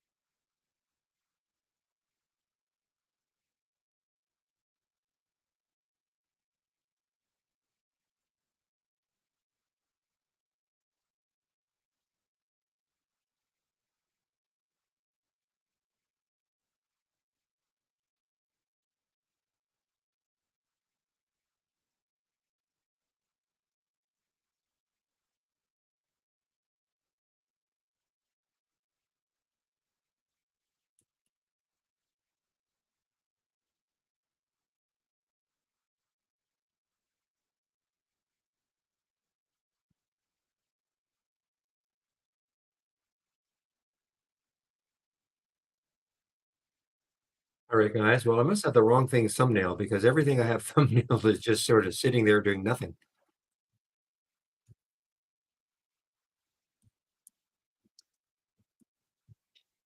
Well, that's what I was wondering about. Mara's had a bit of a recovery, but not like Estig. I don't know if there was some specific reason for Estig. It's probably a very low float. But when I put up Mara, I did see that it is recovering. So it's sort of like Estig, except Estig is way. I'm just looking to see if there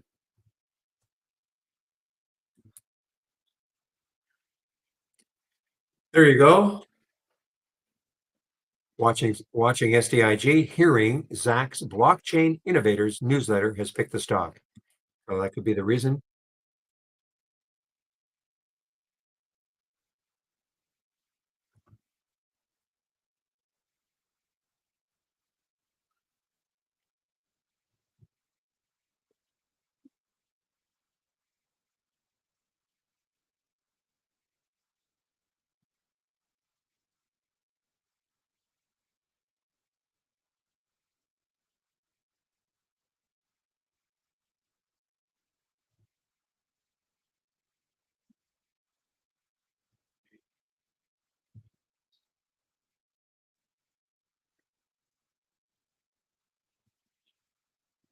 Speaking of SDIG, another new high.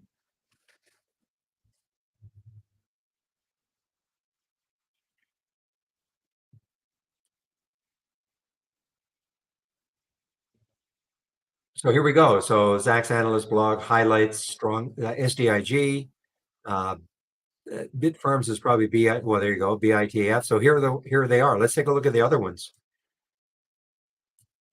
Let's take a look at HUT. See if it's moving.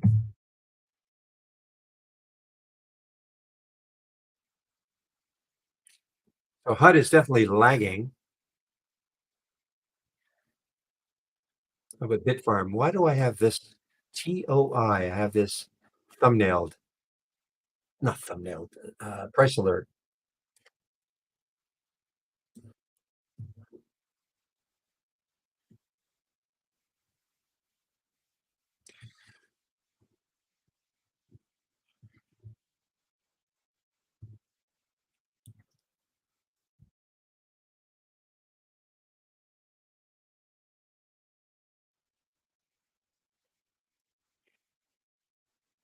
So of the four that are in that blog, no question that SDIG is the clear winner. But who knows? Maybe these will start to run also. I mean, and I'd be watching. I mean, this is a big float, 229 million. SDIG, I believe, is nowhere near that. Yeah, 4.3 million. So that's the reason. The other ones are, have way bigger floats.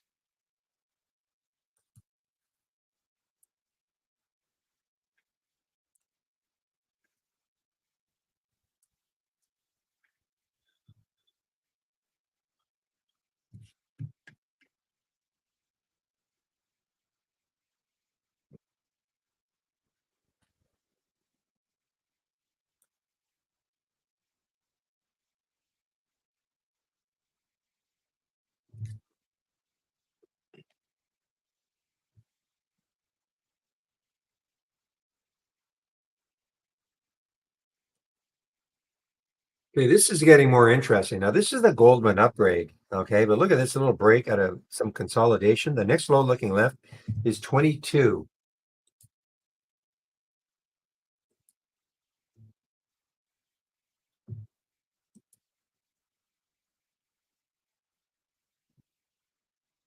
Well, let's see how well it holds underneath 23, because if it holds underneath 23, this is still positive for the day, and I think it's only up because of the Goldman upgrade.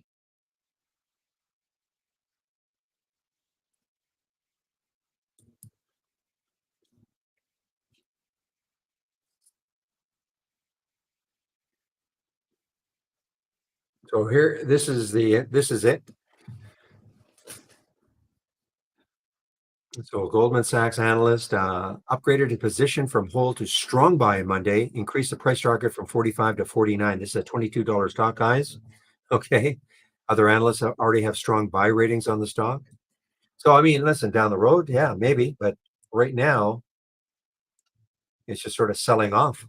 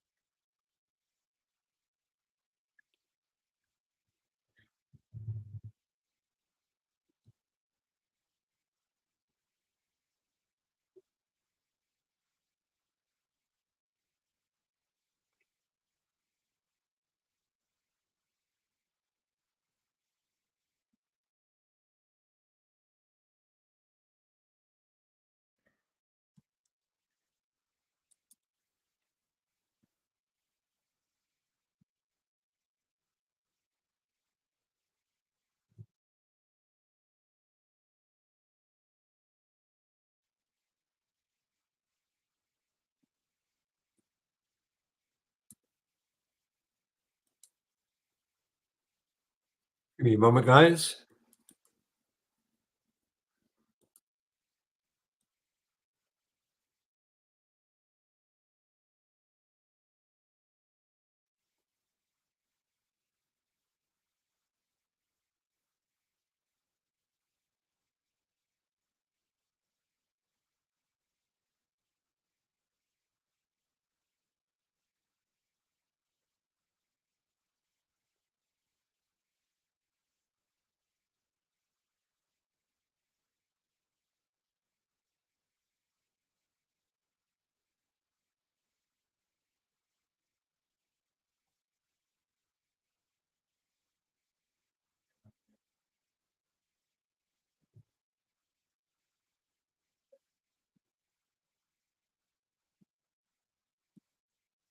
Okay, guys, just playing around with something here.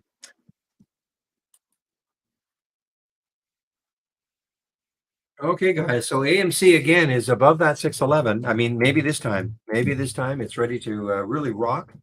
675 again is the next high looking left.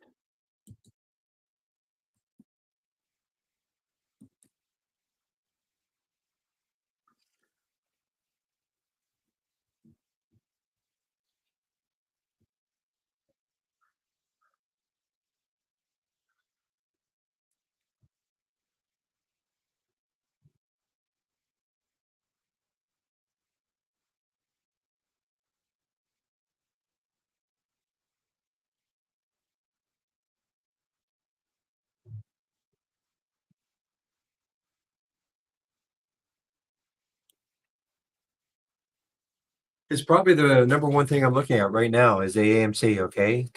Holding 611 and maybe having a run.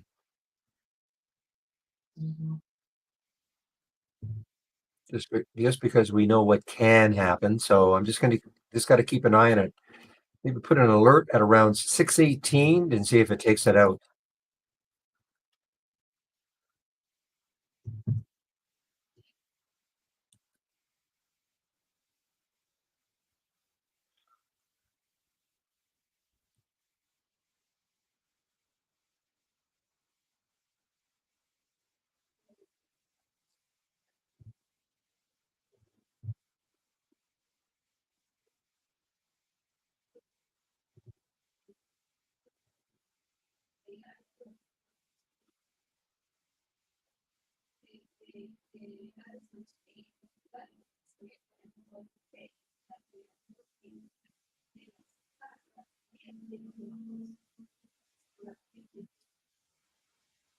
Well, guys, I'm just sort of feel like I'm on just a treadmill doing nothing right now, not going anywhere, just kind of spinning my wheels. Really, there's nothing happening that I can see with this type of stuff that I'm looking at. Now, as we all know, it's 2 o'clock now. Out of nowhere, we might get something.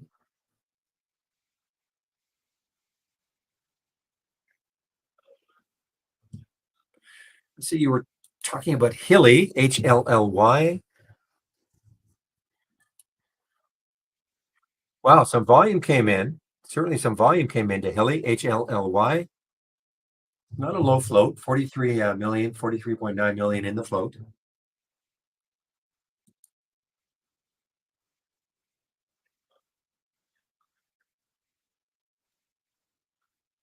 Could it make another move? Yes, it could. Now, will it?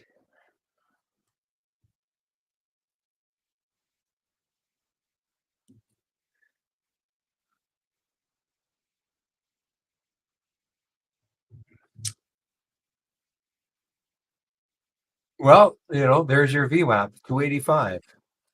Okay, so I mean, if you think maybe if it gets through the VWAP, it's got to get through three. I mean, and then the high over here is 325. So sure, I guess it could. It's just right on the VWAP right now.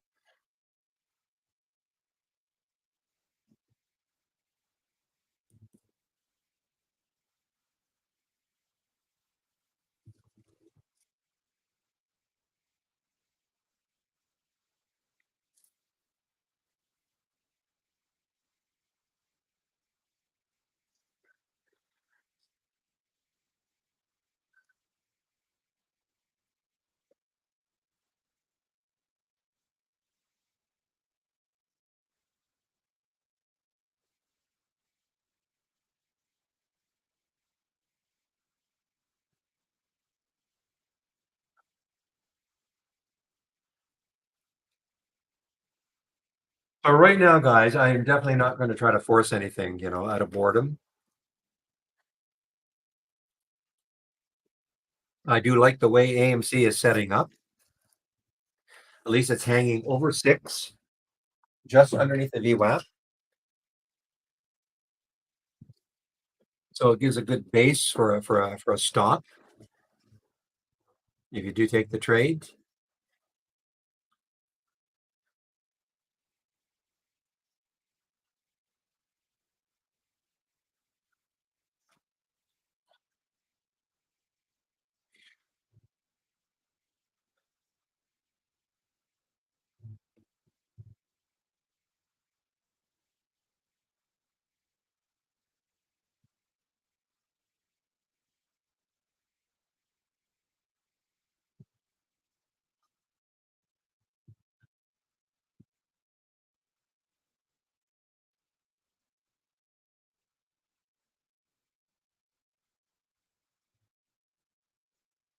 Woozy hitting it in the news feed. Okay, let's take a look at VUZI.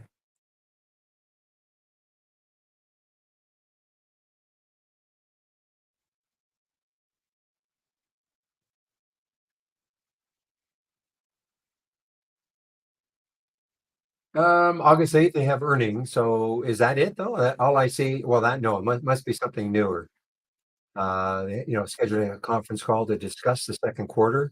So it popped up and came right back down, but there's certainly some volume, huge volume, half the volume right there.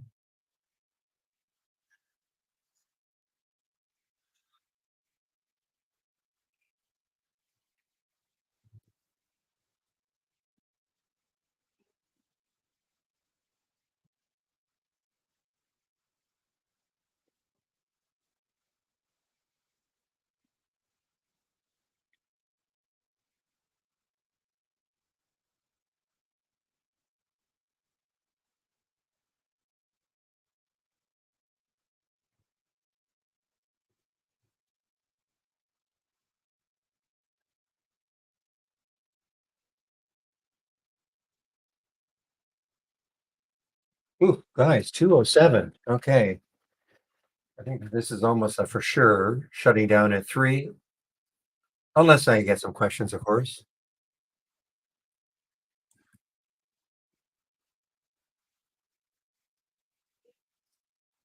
But pretty excited for the next 3 weeks with earnings coming in a big way. Monday mornings are slow on earnings because not too many companies release Monday morning, but you'll see a lot after hours today, and then of course for the balance of the week. So anticipating a lot more action.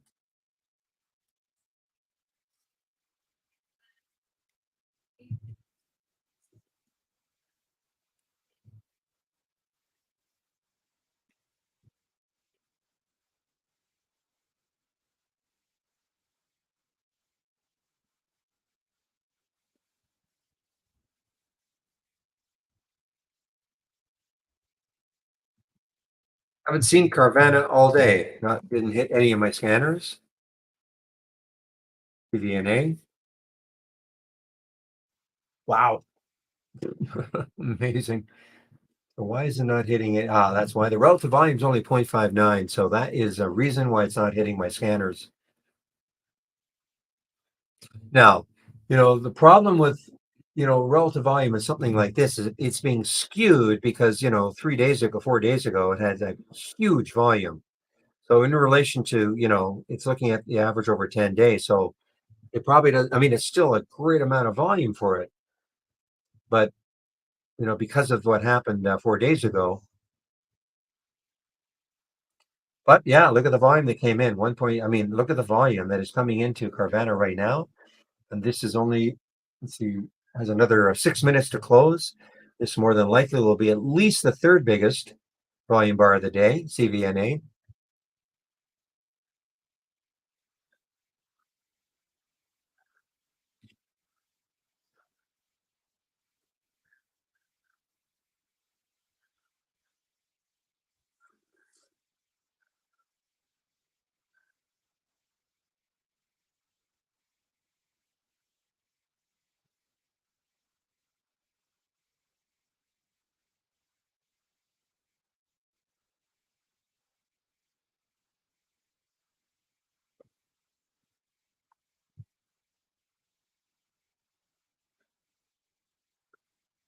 Yeah, I mean, if you use relative volume in most of your scans, yeah, you won't see our Carvana. But I mean, look, it's not the end of the world. We see so many others.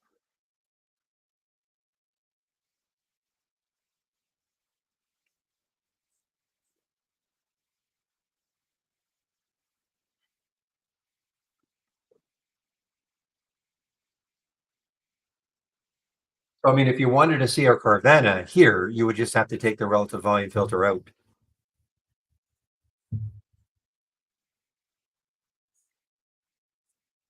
But again, you'll have a lot more to perhaps distract you, and that's the issue. I mean, even here, there's a lot of stocks in here. I mean, look at all the stocks that made it versus the ones making it down.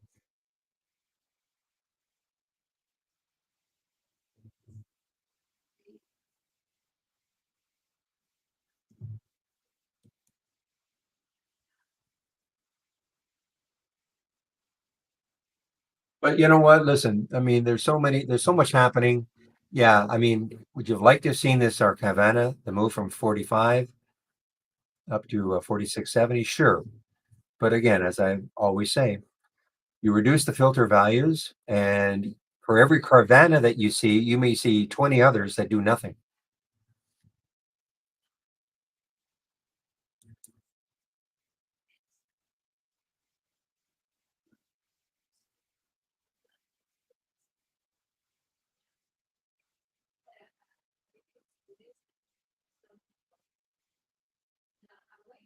I was just going to say that, Kishore. So, I mean, something like this, probably, a thumbnail chart so that you can, glance at it every now and then and see what's happening just because it is so active.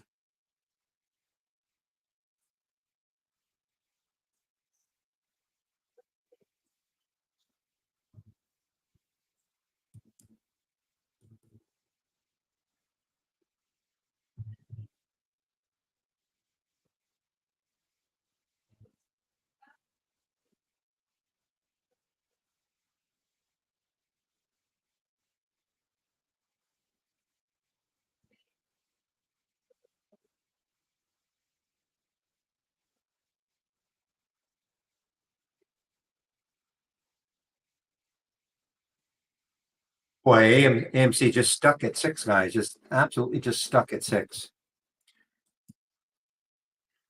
The only thing that I can see that's moving a little bit is this MKFG, but I just didn't like it because of the highs looking left. But it is taking care of one of them anyway.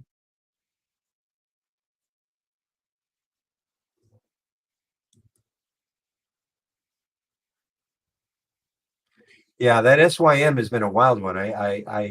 Because I traded, I still see it in my account. 41.22 now. Ovi. Okay, yeah. So all you have to do is ask. So if you go to my homepage, probably a good time to just go over my homepage anyway.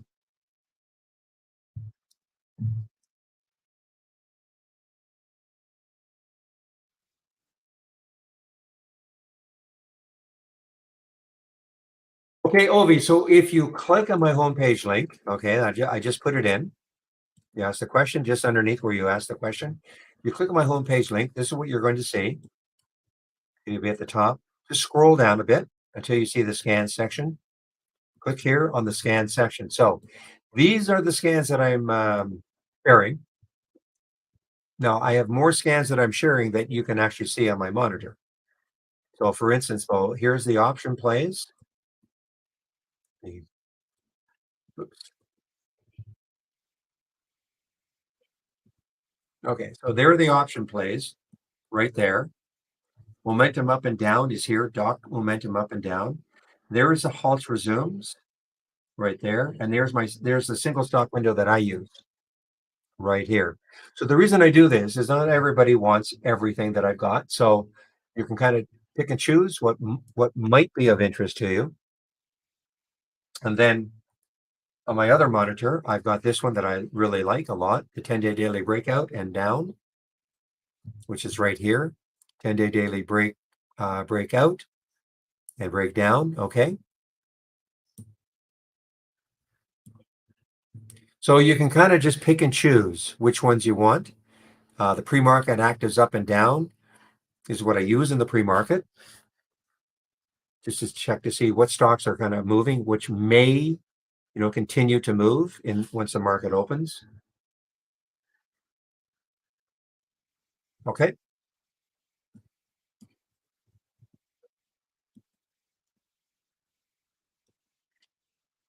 But let's take a look at my homepage again. So if you want to take out a subscription, there's a promo code you can use, Barry15, for 15% off the first month or the entire year. But I can give you a better code. Okay, I can give you a 25% if you do want to have an annual subscription, or if you're sitting there currently with a monthly subscription and you want to get an annual. I can give you a code for 25%. You just have to let me know, in the room. Just say, hey, I'd be interested in a 25% code. Okay. If you do take out a subscription, you must do the get started. Take you about 30 minutes to go through the 10 short videos. and running through your download and install, your first startup and login, etc. If you are new to trading, Trading 101, this is put on by Michael Noss. Now, Michael will be in our YouTube room tomorrow, so you can ask him questions about this and other things, of course, if you want. But this is free also. I think there are about 38 videos. Stock of the day, you can, of course, sign up for it right here. This is free. Trade of the week is free, and I think it's doing still pretty well. Let's take a look at Nordstrom's, JWN. Yeah, still doing well. $1 over the alert price, which was 20.88. So you can sign up for it right here. It is free. You'll get it about an hour before the market opens every Monday morning. If you sign up for it and you don't think you're getting it, please check your spam folder. And if you have Gmail, check your promotions folder. Big education section is here. So again, if you're going to take out a subscription, let's keep the room free, okay, guys? It's a free room. Of course, the company uses for marketing. So by taking out using my link, it helps the room. It helps to keep the room free. Company knows then, okay, the marketing is working. Also, if you save my home page, then you can, of course, take out a subscription anytime you want. Also, you'll have access to my scans and that big education section.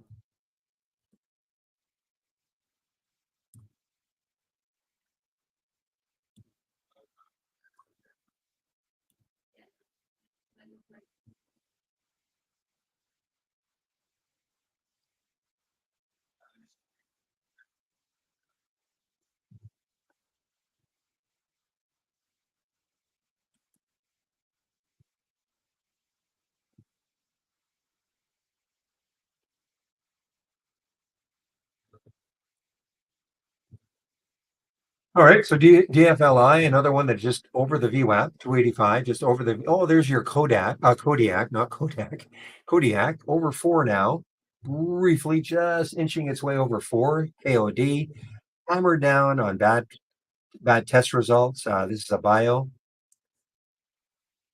phase 3, but has put on a nice recovery most of the day.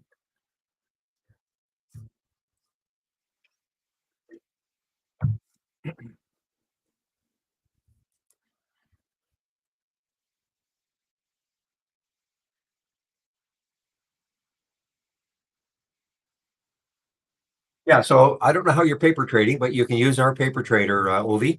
Okay, if you're using our downloadable application as opposed to the web-based version, then you can practice paper trading right here. Okay, if you want though, you can actually practice paper trading within Trade Ideas. I mean, if you want to keep doing it using IB, that's fine. This might be a little simpler. That's all, because it uses our real-time data. So you click on an alert. Let's take a look at Kodiak. So when I click on an alert, now to load this window called Brokerage Plus, this blue screen you see here, and anybody, of course, listening, just click on New from our toolbar and click on Brokerage Plus. This will be the screen. Now, if it doesn't say simulator in the little box beside the ask, and click on sim, I'm sorry, this is what you'll see then. All depends on the version of Trade Ideas you have. It'll probably say not connected. So just click on sim underneath the Brokerage Plus. There's 2 options. One's live and one's sims for paper trading. You click on it. Now, if it doesn't turn to simulator, if it turns to account, just click on account and then simulated trading default should pop up and then click on that. Now you're in the simulator. Okay. And then if I click on an alert, any symbol, the symbol will show up. I can pick how many shares I want to trade. Let's just for fun, let's just show you how easy it is. The bid ask is only a penny, so I'm going to buy 400 at the market, send it, and now I'm in the trade. Okay, so that's how you can practice trading. And if I don't get out of this trade by the end of the day, that's how you can practice swing trading. Now, if I were in a series of trades, I wanted to get out of a trade, I can just go down and highlight the trade, and then I can flatten it or get out of a half or double. Just some, real easy hotkeys right here.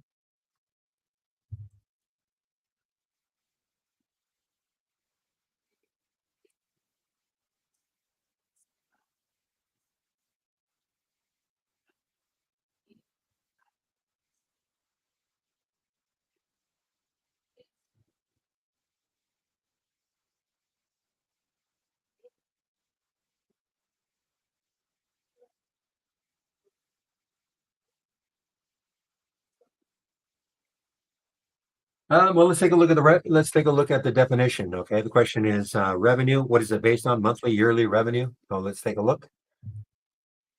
Search revenue.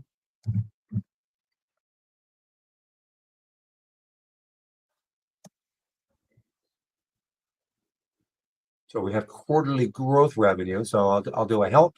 All I can do is show you this and see what it says.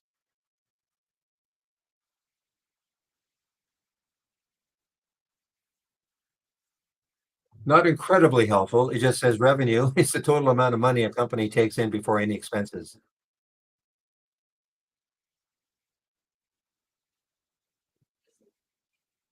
So I don't know how often that is updated. My guess. Oh, here's quarterly revenue growth. Yeah, I don't know, David. I really don't know. Maybe I have to ask that question. I really don't know. I mean that's the only definition we've got.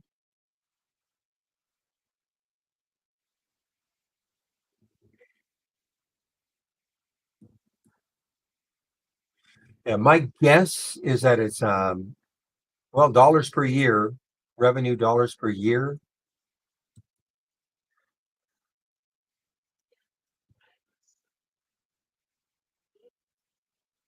Does say over here dollars per year. Okay.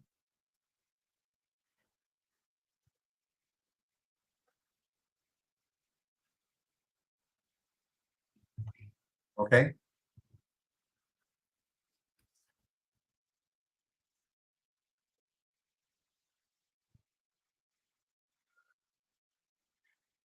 Yeah.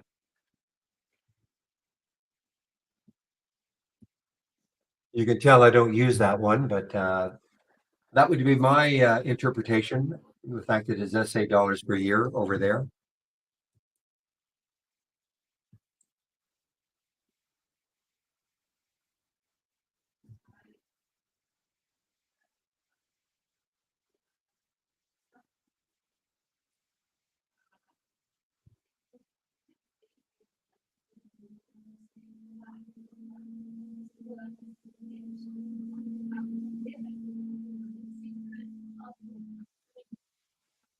Whew. Okay, guys. Well,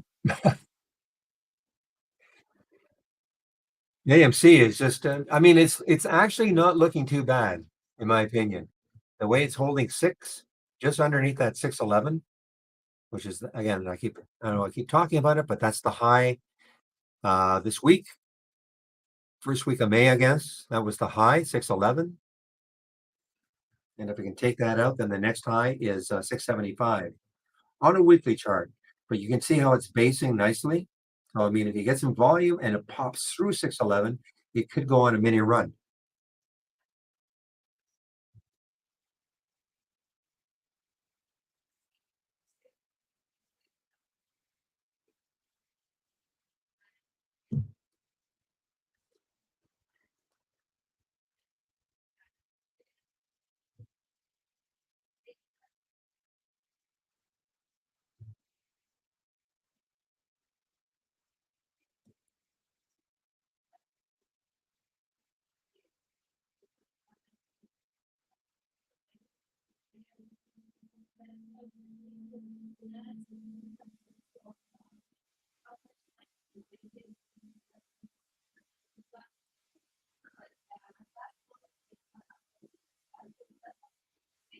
Hmm.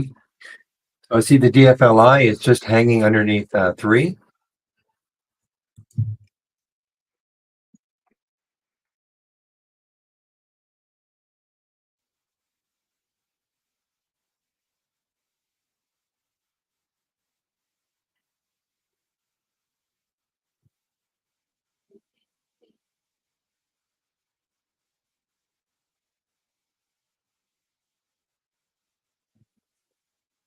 So Dragonfly Energy joins the Nevada Battery Coalition as a founding member, granted seat on board of directors. Okay.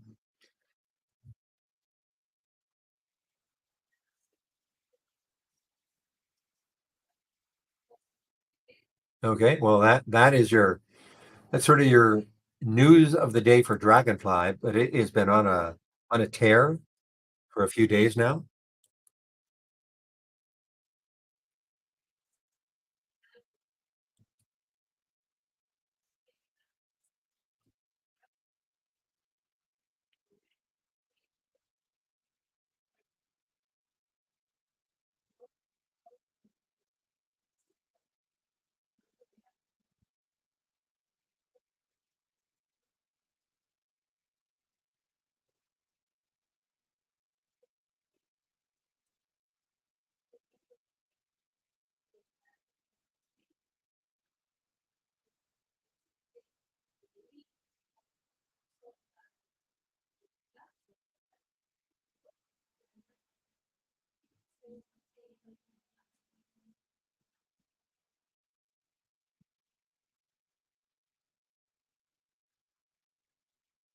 Okay, guys. Well, good opportunity. What are we? Almost 2:30 now, so maybe another half an hour left for the room.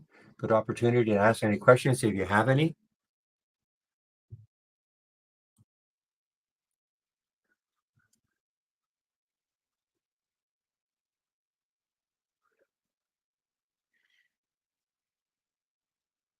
So this is like a mini VWAP play. What I might do is,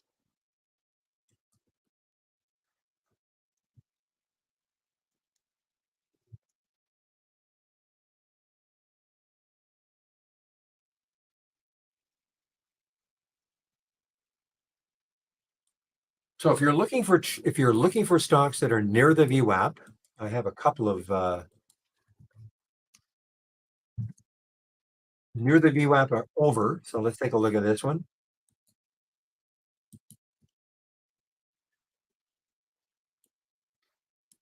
So this is what it's going to look like. So here's facts as an example. So there's the VWAP 272. So you can see it's at 275, just over. I mean, facts is, it's some kind of a fund. Wheat, of course. Let's take a look at RETO. So I mean, if you're looking for a scan that is showing you stocks near the VWAP, over it, this one is over 183 at 185. If that's the sort of trader you want to be, to check to see what stocks are near the VWAP, and then will they bounce off it and take the trade, or short it if it goes below, as an example.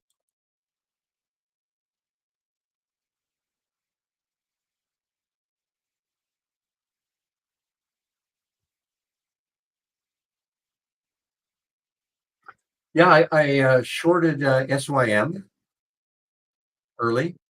Didn't take the full advantage of it. Somebody asked, did I take any trades this morning? SYM did okay on it, and I got into STKH, but I took a small loss. And there was one other, but I don't consequential. The big one for me was the SYM. I just didn't, unfortunately, it had a bit of a pop up, and I had to get out of it, but I didn't do too badly in it.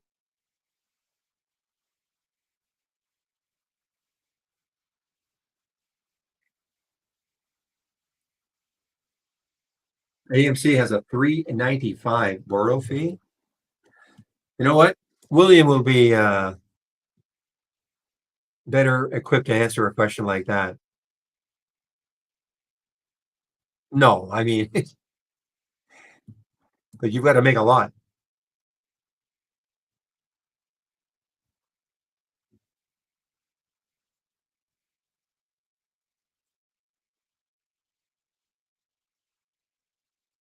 So no, the answer is no, but I don't get too involved. And when something, first of all, like an AMC, if the shares are not available immediately, then I don't even look at it.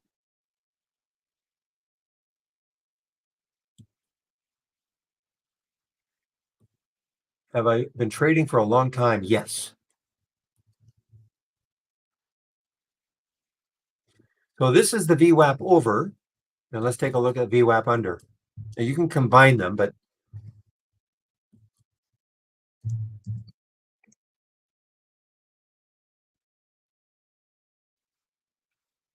So these stocks are just underneath the VWAP, CY, CYA.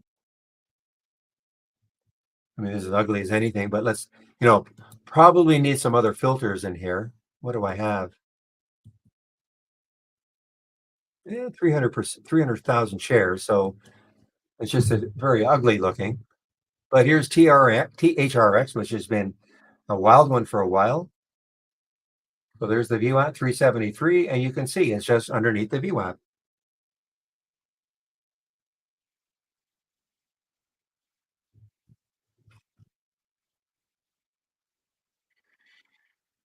So again, why I'm showing you this is that not everybody wants to be like a momentum trader. Like that's basically what I am. So if you're more interested in trading around the VWAP, seeing what's happening with the stock at the VWAP, near the VWAP, what does it do at the VWAP?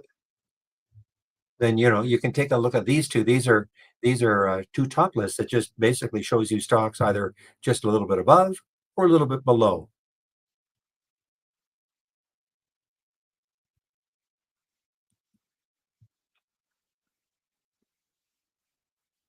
So you can see right there, 521.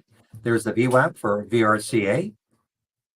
So it's at 518 right now, just a little bit below. So some might say, hey, listen, if it takes out the VWAP, it could have a bit of a run. Or, or that's the problem. I mean, you don't know if it's going to take the VWAP and run, or does the VWAP stall it, act as resistance? It bounces, goes into it, and then starts to move down again.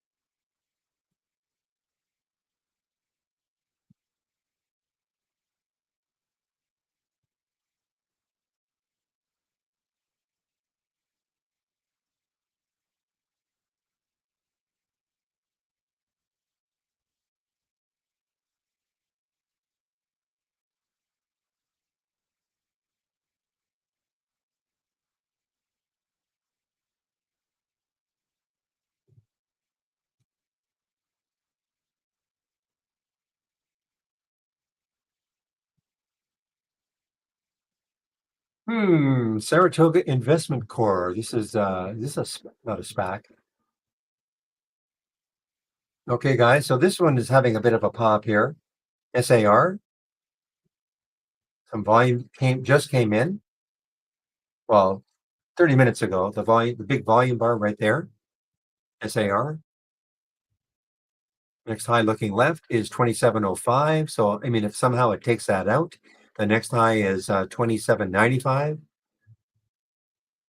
My guess is that the spread is it's not terrible. 2679, 2685.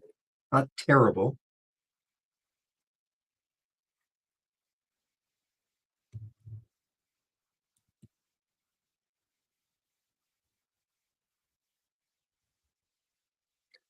Well, this is interesting. This is an all-time high now. FOR, the four-star group.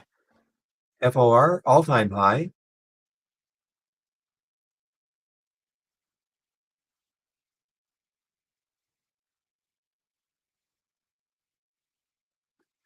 Citigroup maintains a buy on it and with a target of 32.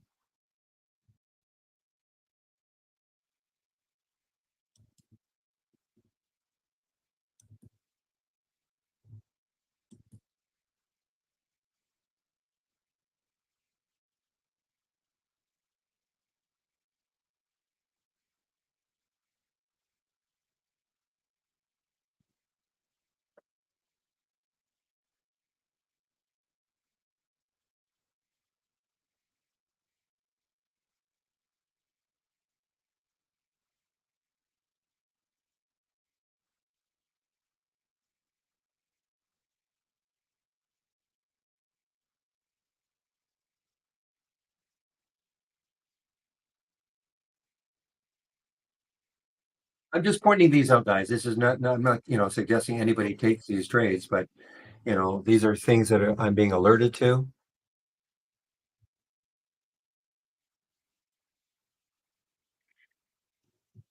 But you never know. Something might I might get an alert for something and it might look incredible. I mean, this looks good because it's an all-time high, but I wish it were a little smoother. That's all. Smoother meaning that it didn't have this drop down, another drop down. Holding the VWAP though, 28.38. You see how it held the VWAP?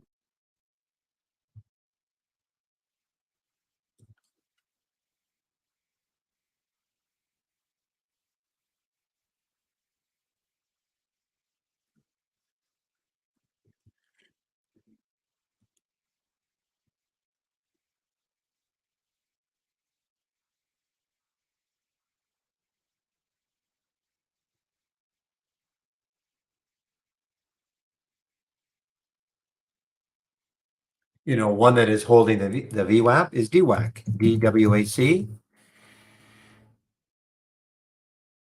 1755. It went into it once anyway. So it's trying to hold the VWAP.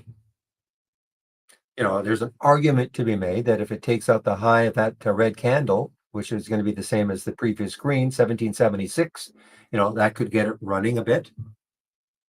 And as DWAC,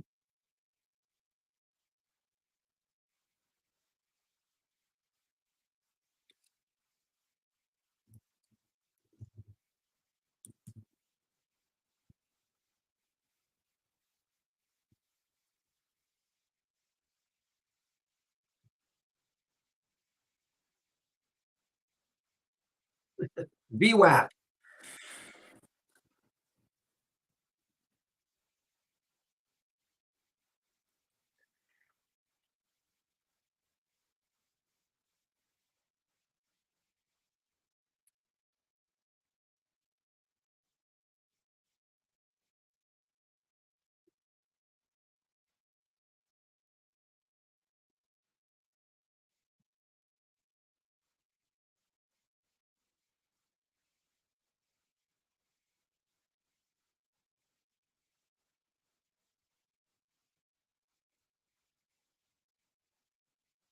But again, in all seriousness, I mean, these two, if you wanted to become, I mean, there's all sorts of different trading styles, and you want to trade around that VWAP.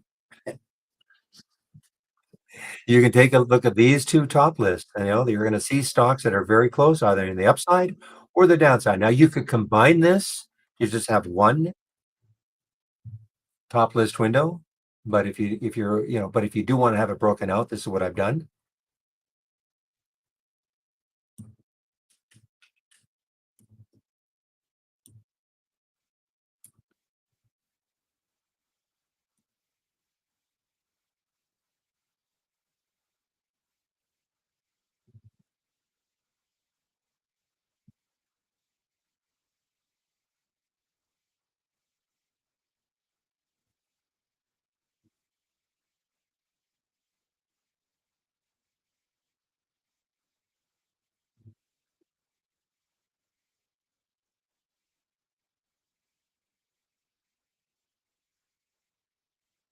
Well, so the question is, do I trade them? Well, first of all, I'm not a huge VWAP player. I know where it is, of course, and I'm watching, but so for instance, here's DX. Okay, DX is an earnings play, and the VWAP is at 12.99, so it's a little bit above. So the idea now would be, okay, how will it hold 13? Number one, I mean, if all of a sudden, say it took out 13.10, you might want to go long. There's the high of these three candles right there. That might get it running. I mean, there's not much room though for it to keep running, looking at the high of the day. So it's not a matter of, okay, if it's above the VWAP, just take the trade. No, no. These are just stock that those two top lists just show you stocks that are near, either just a little bit above or a little bit below. And now you can kind of watch it for a while, put a price alert, maybe put a price alert a little bit above, and maybe put a price alert underneath the VWAP and see if it takes it out.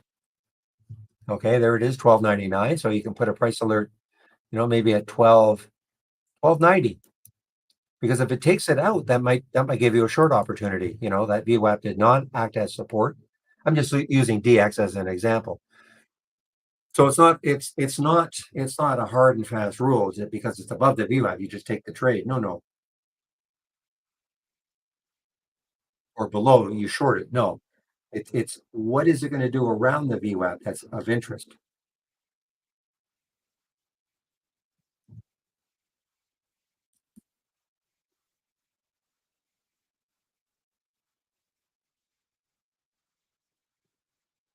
You got that right, Trade. Yeah, the only two indicators that I'm aware of. Well, I shouldn't say it like that. I'm aware of many other indicators. The only ones I really am aware of in terms of my single stock window.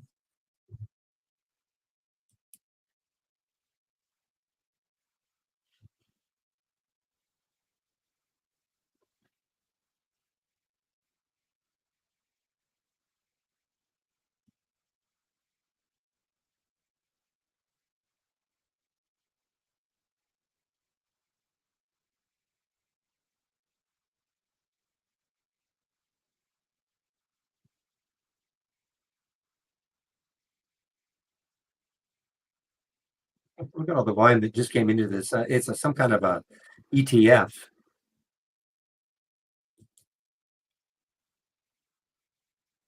So look at AMC, guys. Gave up the VWAP and did not take out 611.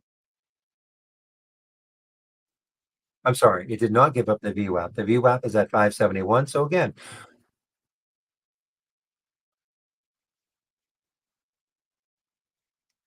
there's no typical, Larry. Okay. I mean, the question is, do I typically take the loot, like ones underneath short and the ones above long? No, I mean you have to watch to see how it trades. Remember, when I see this in a top list window, it's right at the VWAP typically. So we don't know if the VWAP will hold it and bounce off it, or if it'll take it out and move down below. We don't know until we kind of watch.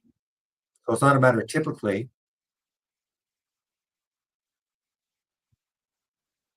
But there's the VWAP now for AMC. So, this is obviously a very widely followed stock, 571. Be super interesting to see if the VWAP holds it.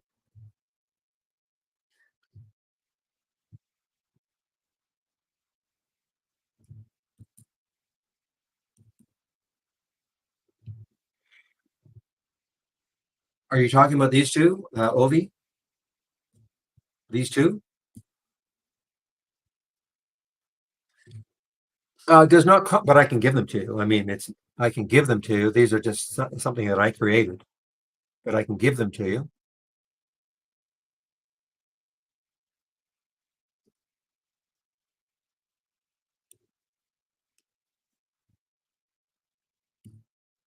Give me a moment. If you want them, I can give them to you, and anybody else, of course.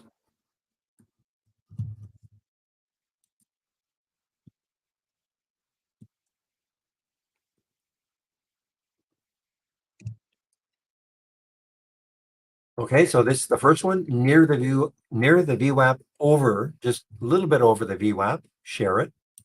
So that's the first one.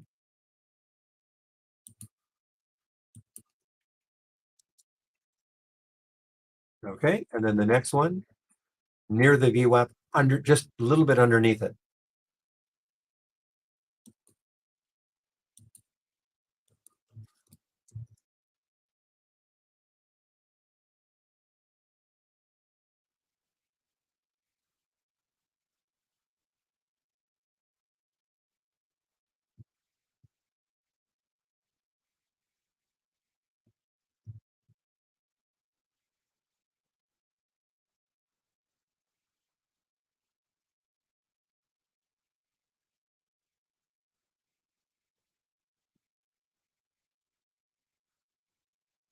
No, you're right. I mean, if you read Brian Shannon's book about VWAP, and a lot of it is, yeah, institutional stuff, but those are in the big stocks. I mean, maybe I don't know if I can really consider AMC as a big stock, but certainly on, Microsoft and Amazon and, the big high cap stocks, large cap stocks. Yeah, I mean, if you read his book, the institutions are always trying to get in at a good price, and so they might be, really looking at the VWAP. for the stuff that we look at here, I don't think that's. I think I think we can look at the VWAP as being maybe a good support or resistance area. My opinion only, of course. Look at AMC now, guys. I mean, boy, that 611 really. I mean, I know it broke above it briefly, but boy, that 611 really stopped it. Again, I'm certainly no VWAP expert. Okay, I mean, I'm just aware of it, and I've seen it enough now that it is interesting to see how a stock trades around it. And as long I mean, the stock has got a high relative volume, so it's an active stock. But yeah, you're absolutely right, though. I mean, if I look at Apple as an example, if some fund said, you know what, I want to get into Apple, where's the VWAP? 193.46. So, in theory, oh, a little bit under the VWAP. Maybe that's a good thing. Okay.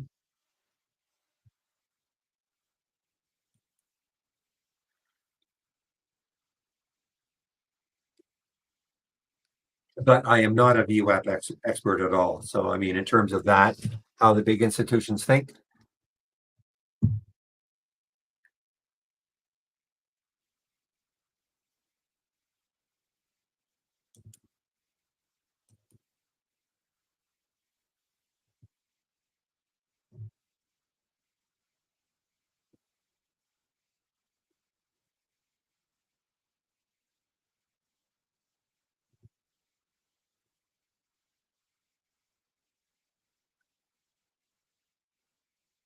we'll always have a stop, Larry. I mean, it always have a stop. The question is, what happens? You take a position and it whips down on you. Well, you always take a stop. Always have a stop. So you just get out at your stop. Hopefully, you can get out at your stop. It hasn't cratered through your stop so that you don't get out everything you want. But that could happen on any stock.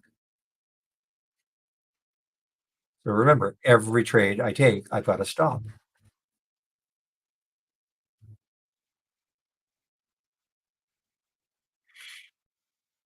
Exactly, William. Yeah, so that's why I was looking at Apple. So if some big institution thought, yeah, I got to get into Apple, but they're buying, several thousands of shares, and they might look at that and go, well, there's the VWAP, so that's maybe a good entry because it's below the VWAP. I'm not paying above. I'm not paying a premium to the VWAP. I'm getting a little bit under. Nobody's gonna nobody's gonna be mad at them. Okay, I don't think anyway. If you get an underneath the VWAP.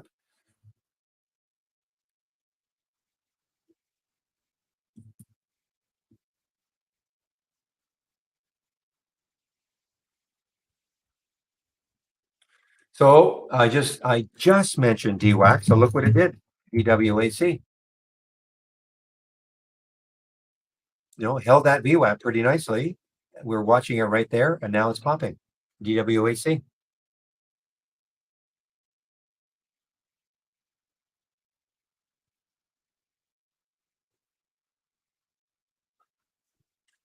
So had you been watching DWAC for about almost 45 minutes and maybe stuck an alert, at 1785 or something, which would have been say 20 cents above the VWAP, you could have maybe taken the trade, put your stop just underneath the VWAP, and see what happens. Yeah, yes, it is this week. And everybody's pretty sure it's going to be a 25 basis point increase. I think it will stun the market if there's nothing, but I also think it'll stun the market if it's 50. So I think everybody is expecting a 25, but we'll see on Wednesday.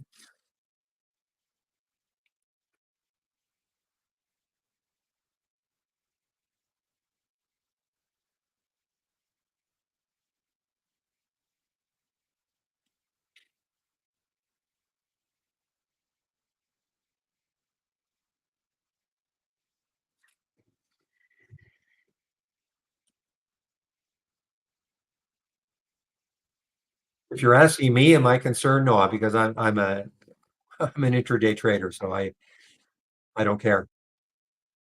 I mean, I care, but I don't care in the way you might think. The question is, am I concerned about how the market will perform over the next year? Inflation, possible recession, interest rates. No, I'm in more of an intraday trader, so I'll just trade what I see intraday.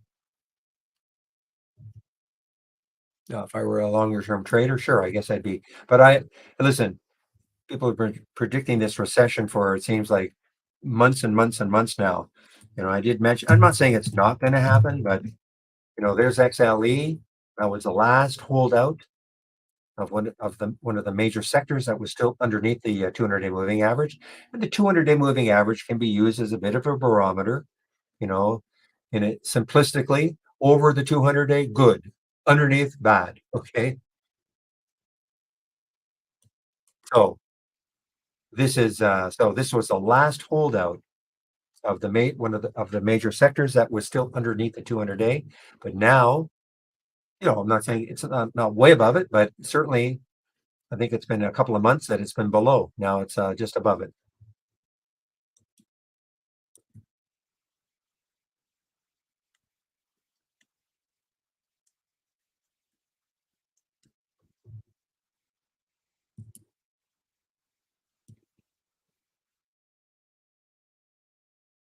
And again, that's why I wait, guys. I mean, I stuck a price alert right up here, AMC. I stuck it just a bit above that 611. That blue line that you see, it's at what, at 617, I guess. I stuck it just up there to see if it would take that out. So I rarely, if ever, anticipate that that's going to happen, that something is going to happen. That's why I put a price alert. And if it happens, doesn't mean if I get a price alert, I immediately just take the trade. But I do want to know about it. Anytime I stick a price alert, it's because I want to see if it gets to a certain level. So again, with the AMC, I didn't try to anticipate that it was going to do it. I didn't think to myself, yeah, it's going to do it. So why don't you just take the trade now? You'll get in at a better price. I just don't trade that way.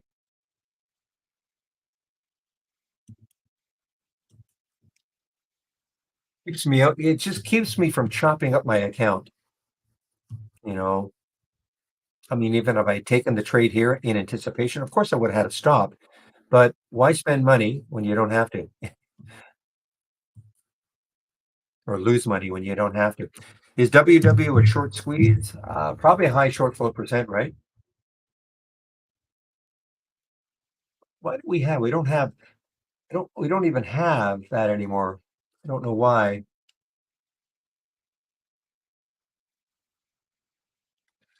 So the question is, okay, the float and the short float percent are updated twice a month. Let's call it the 15th and the 30th. And that is just industry wide. It's got nothing to do with trade ideas. Okay.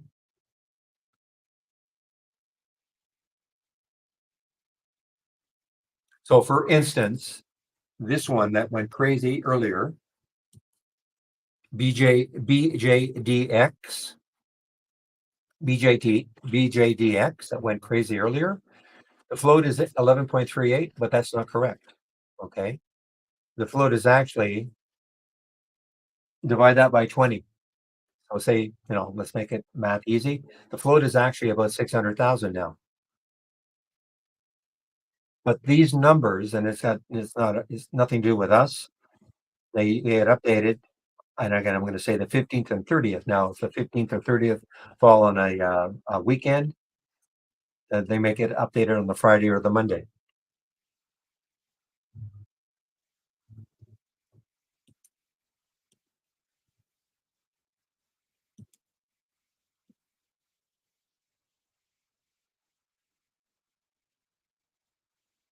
And when you think about it, it's ridiculous. I mean, it should be updated at least every day. I think we have something called computers that could do that. So yeah,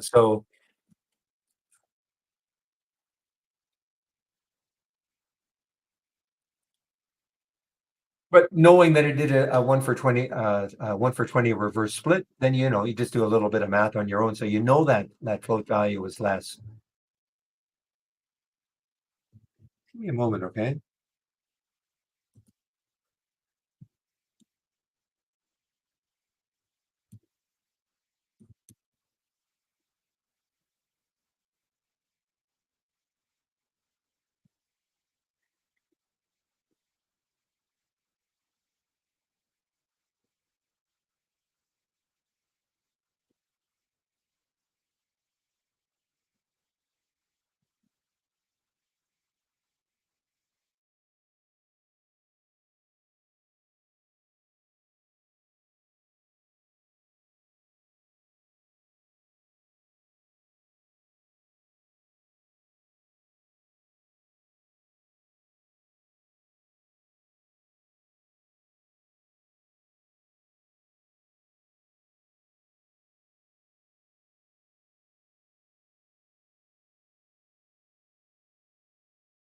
Give me a moment, guys.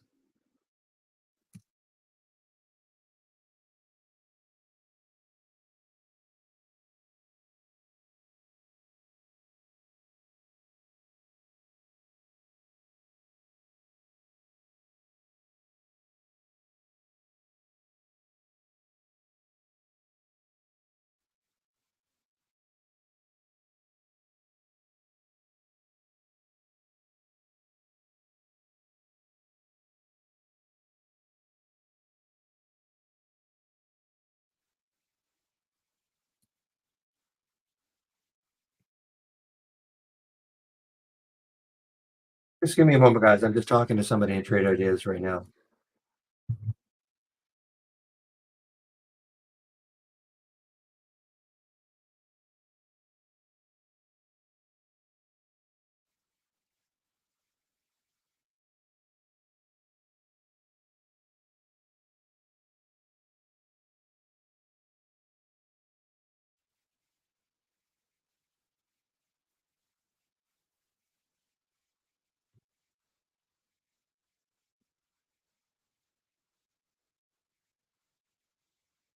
Okay, so DX, what did I have this alert here? This was something to do with the VWAP, wasn't it?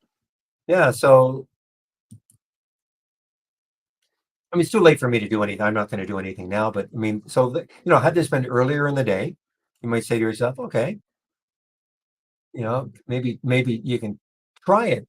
Take the trade and put the stop just underneath the VWAP. I wouldn't put it right on the penny, maybe 2 or 3 cents underneath, and see what happens.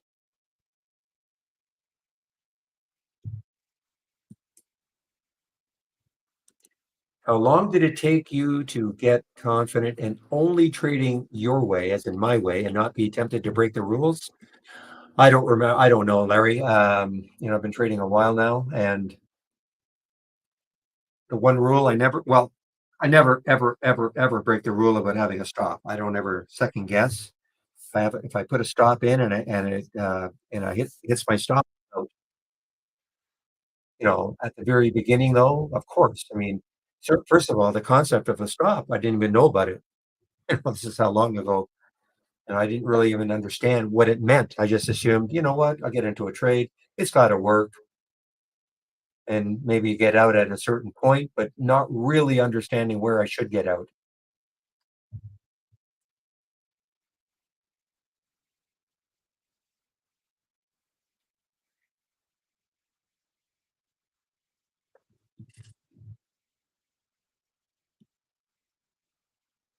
But everybody's different, Larry. I'm talking to somebody in our YouTube room because everybody's different. No matter, I can talk and preach about placing stops, and people can nod their head. Yeah, that makes sense. That makes sense.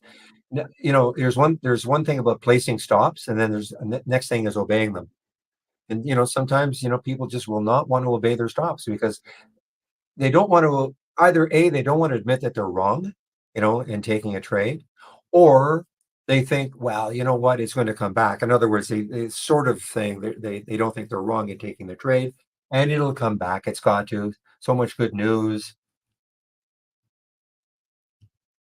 but you will never see me not obey my stop.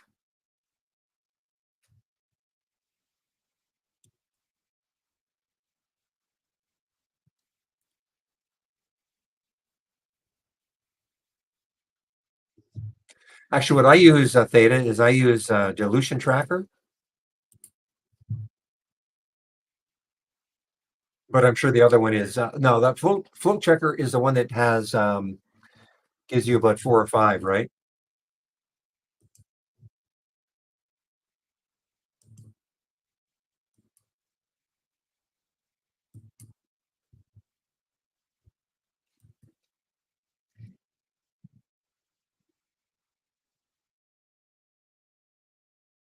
Yeah, but you see, look at this.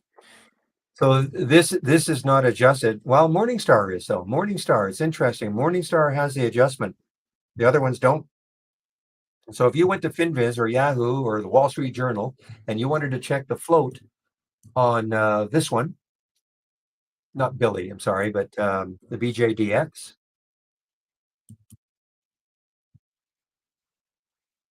So 11.38 million. Okay, so that's in the ballpark 10, 11.35, 11.3, 11.38. It appears that, whoever we're getting our data from, so is the Wall Street Journal. But Morningstar actually has it adjusted. Divide by 20, and that's what you're going to get, 576,000.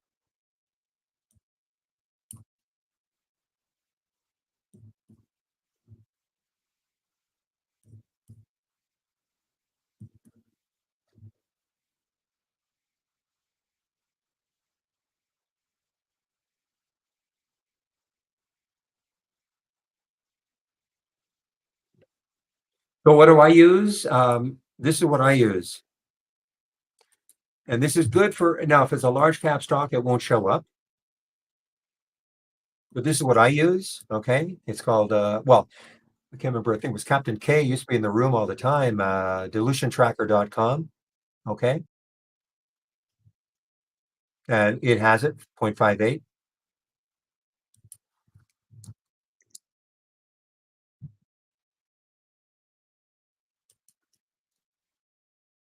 But the other one is obviously pretty good too. It does it examines different websites. But the problem is which one are you going to believe? Now that in this particular case, this is definitely the float. Divide that float that we've got by 20, and you're going to get about 600,000. So this is an insanely low float. That's why you can make an insane move from 630 almost nonstop up to 14. I mean, that's the only way you can do that.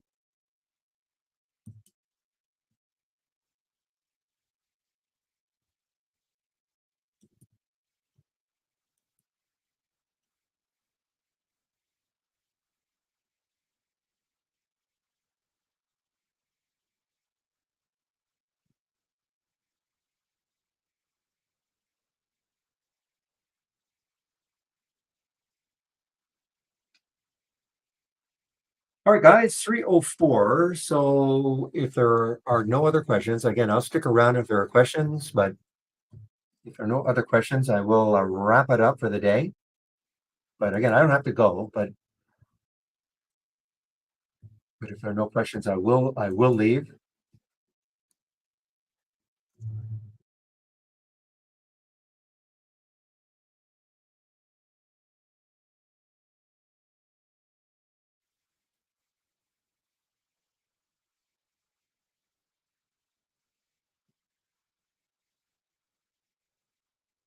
Okay, guys, I don't see any questions, so I think I will shut it down.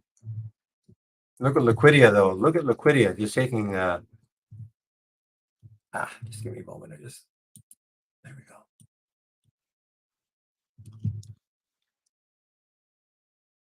Okay, as always, thanks for all the help today, guys. The room will open tomorrow. I'll be on the mic at 9.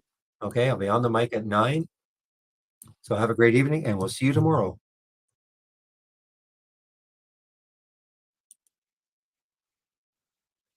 And YouTubers, I will see you guys tomorrow.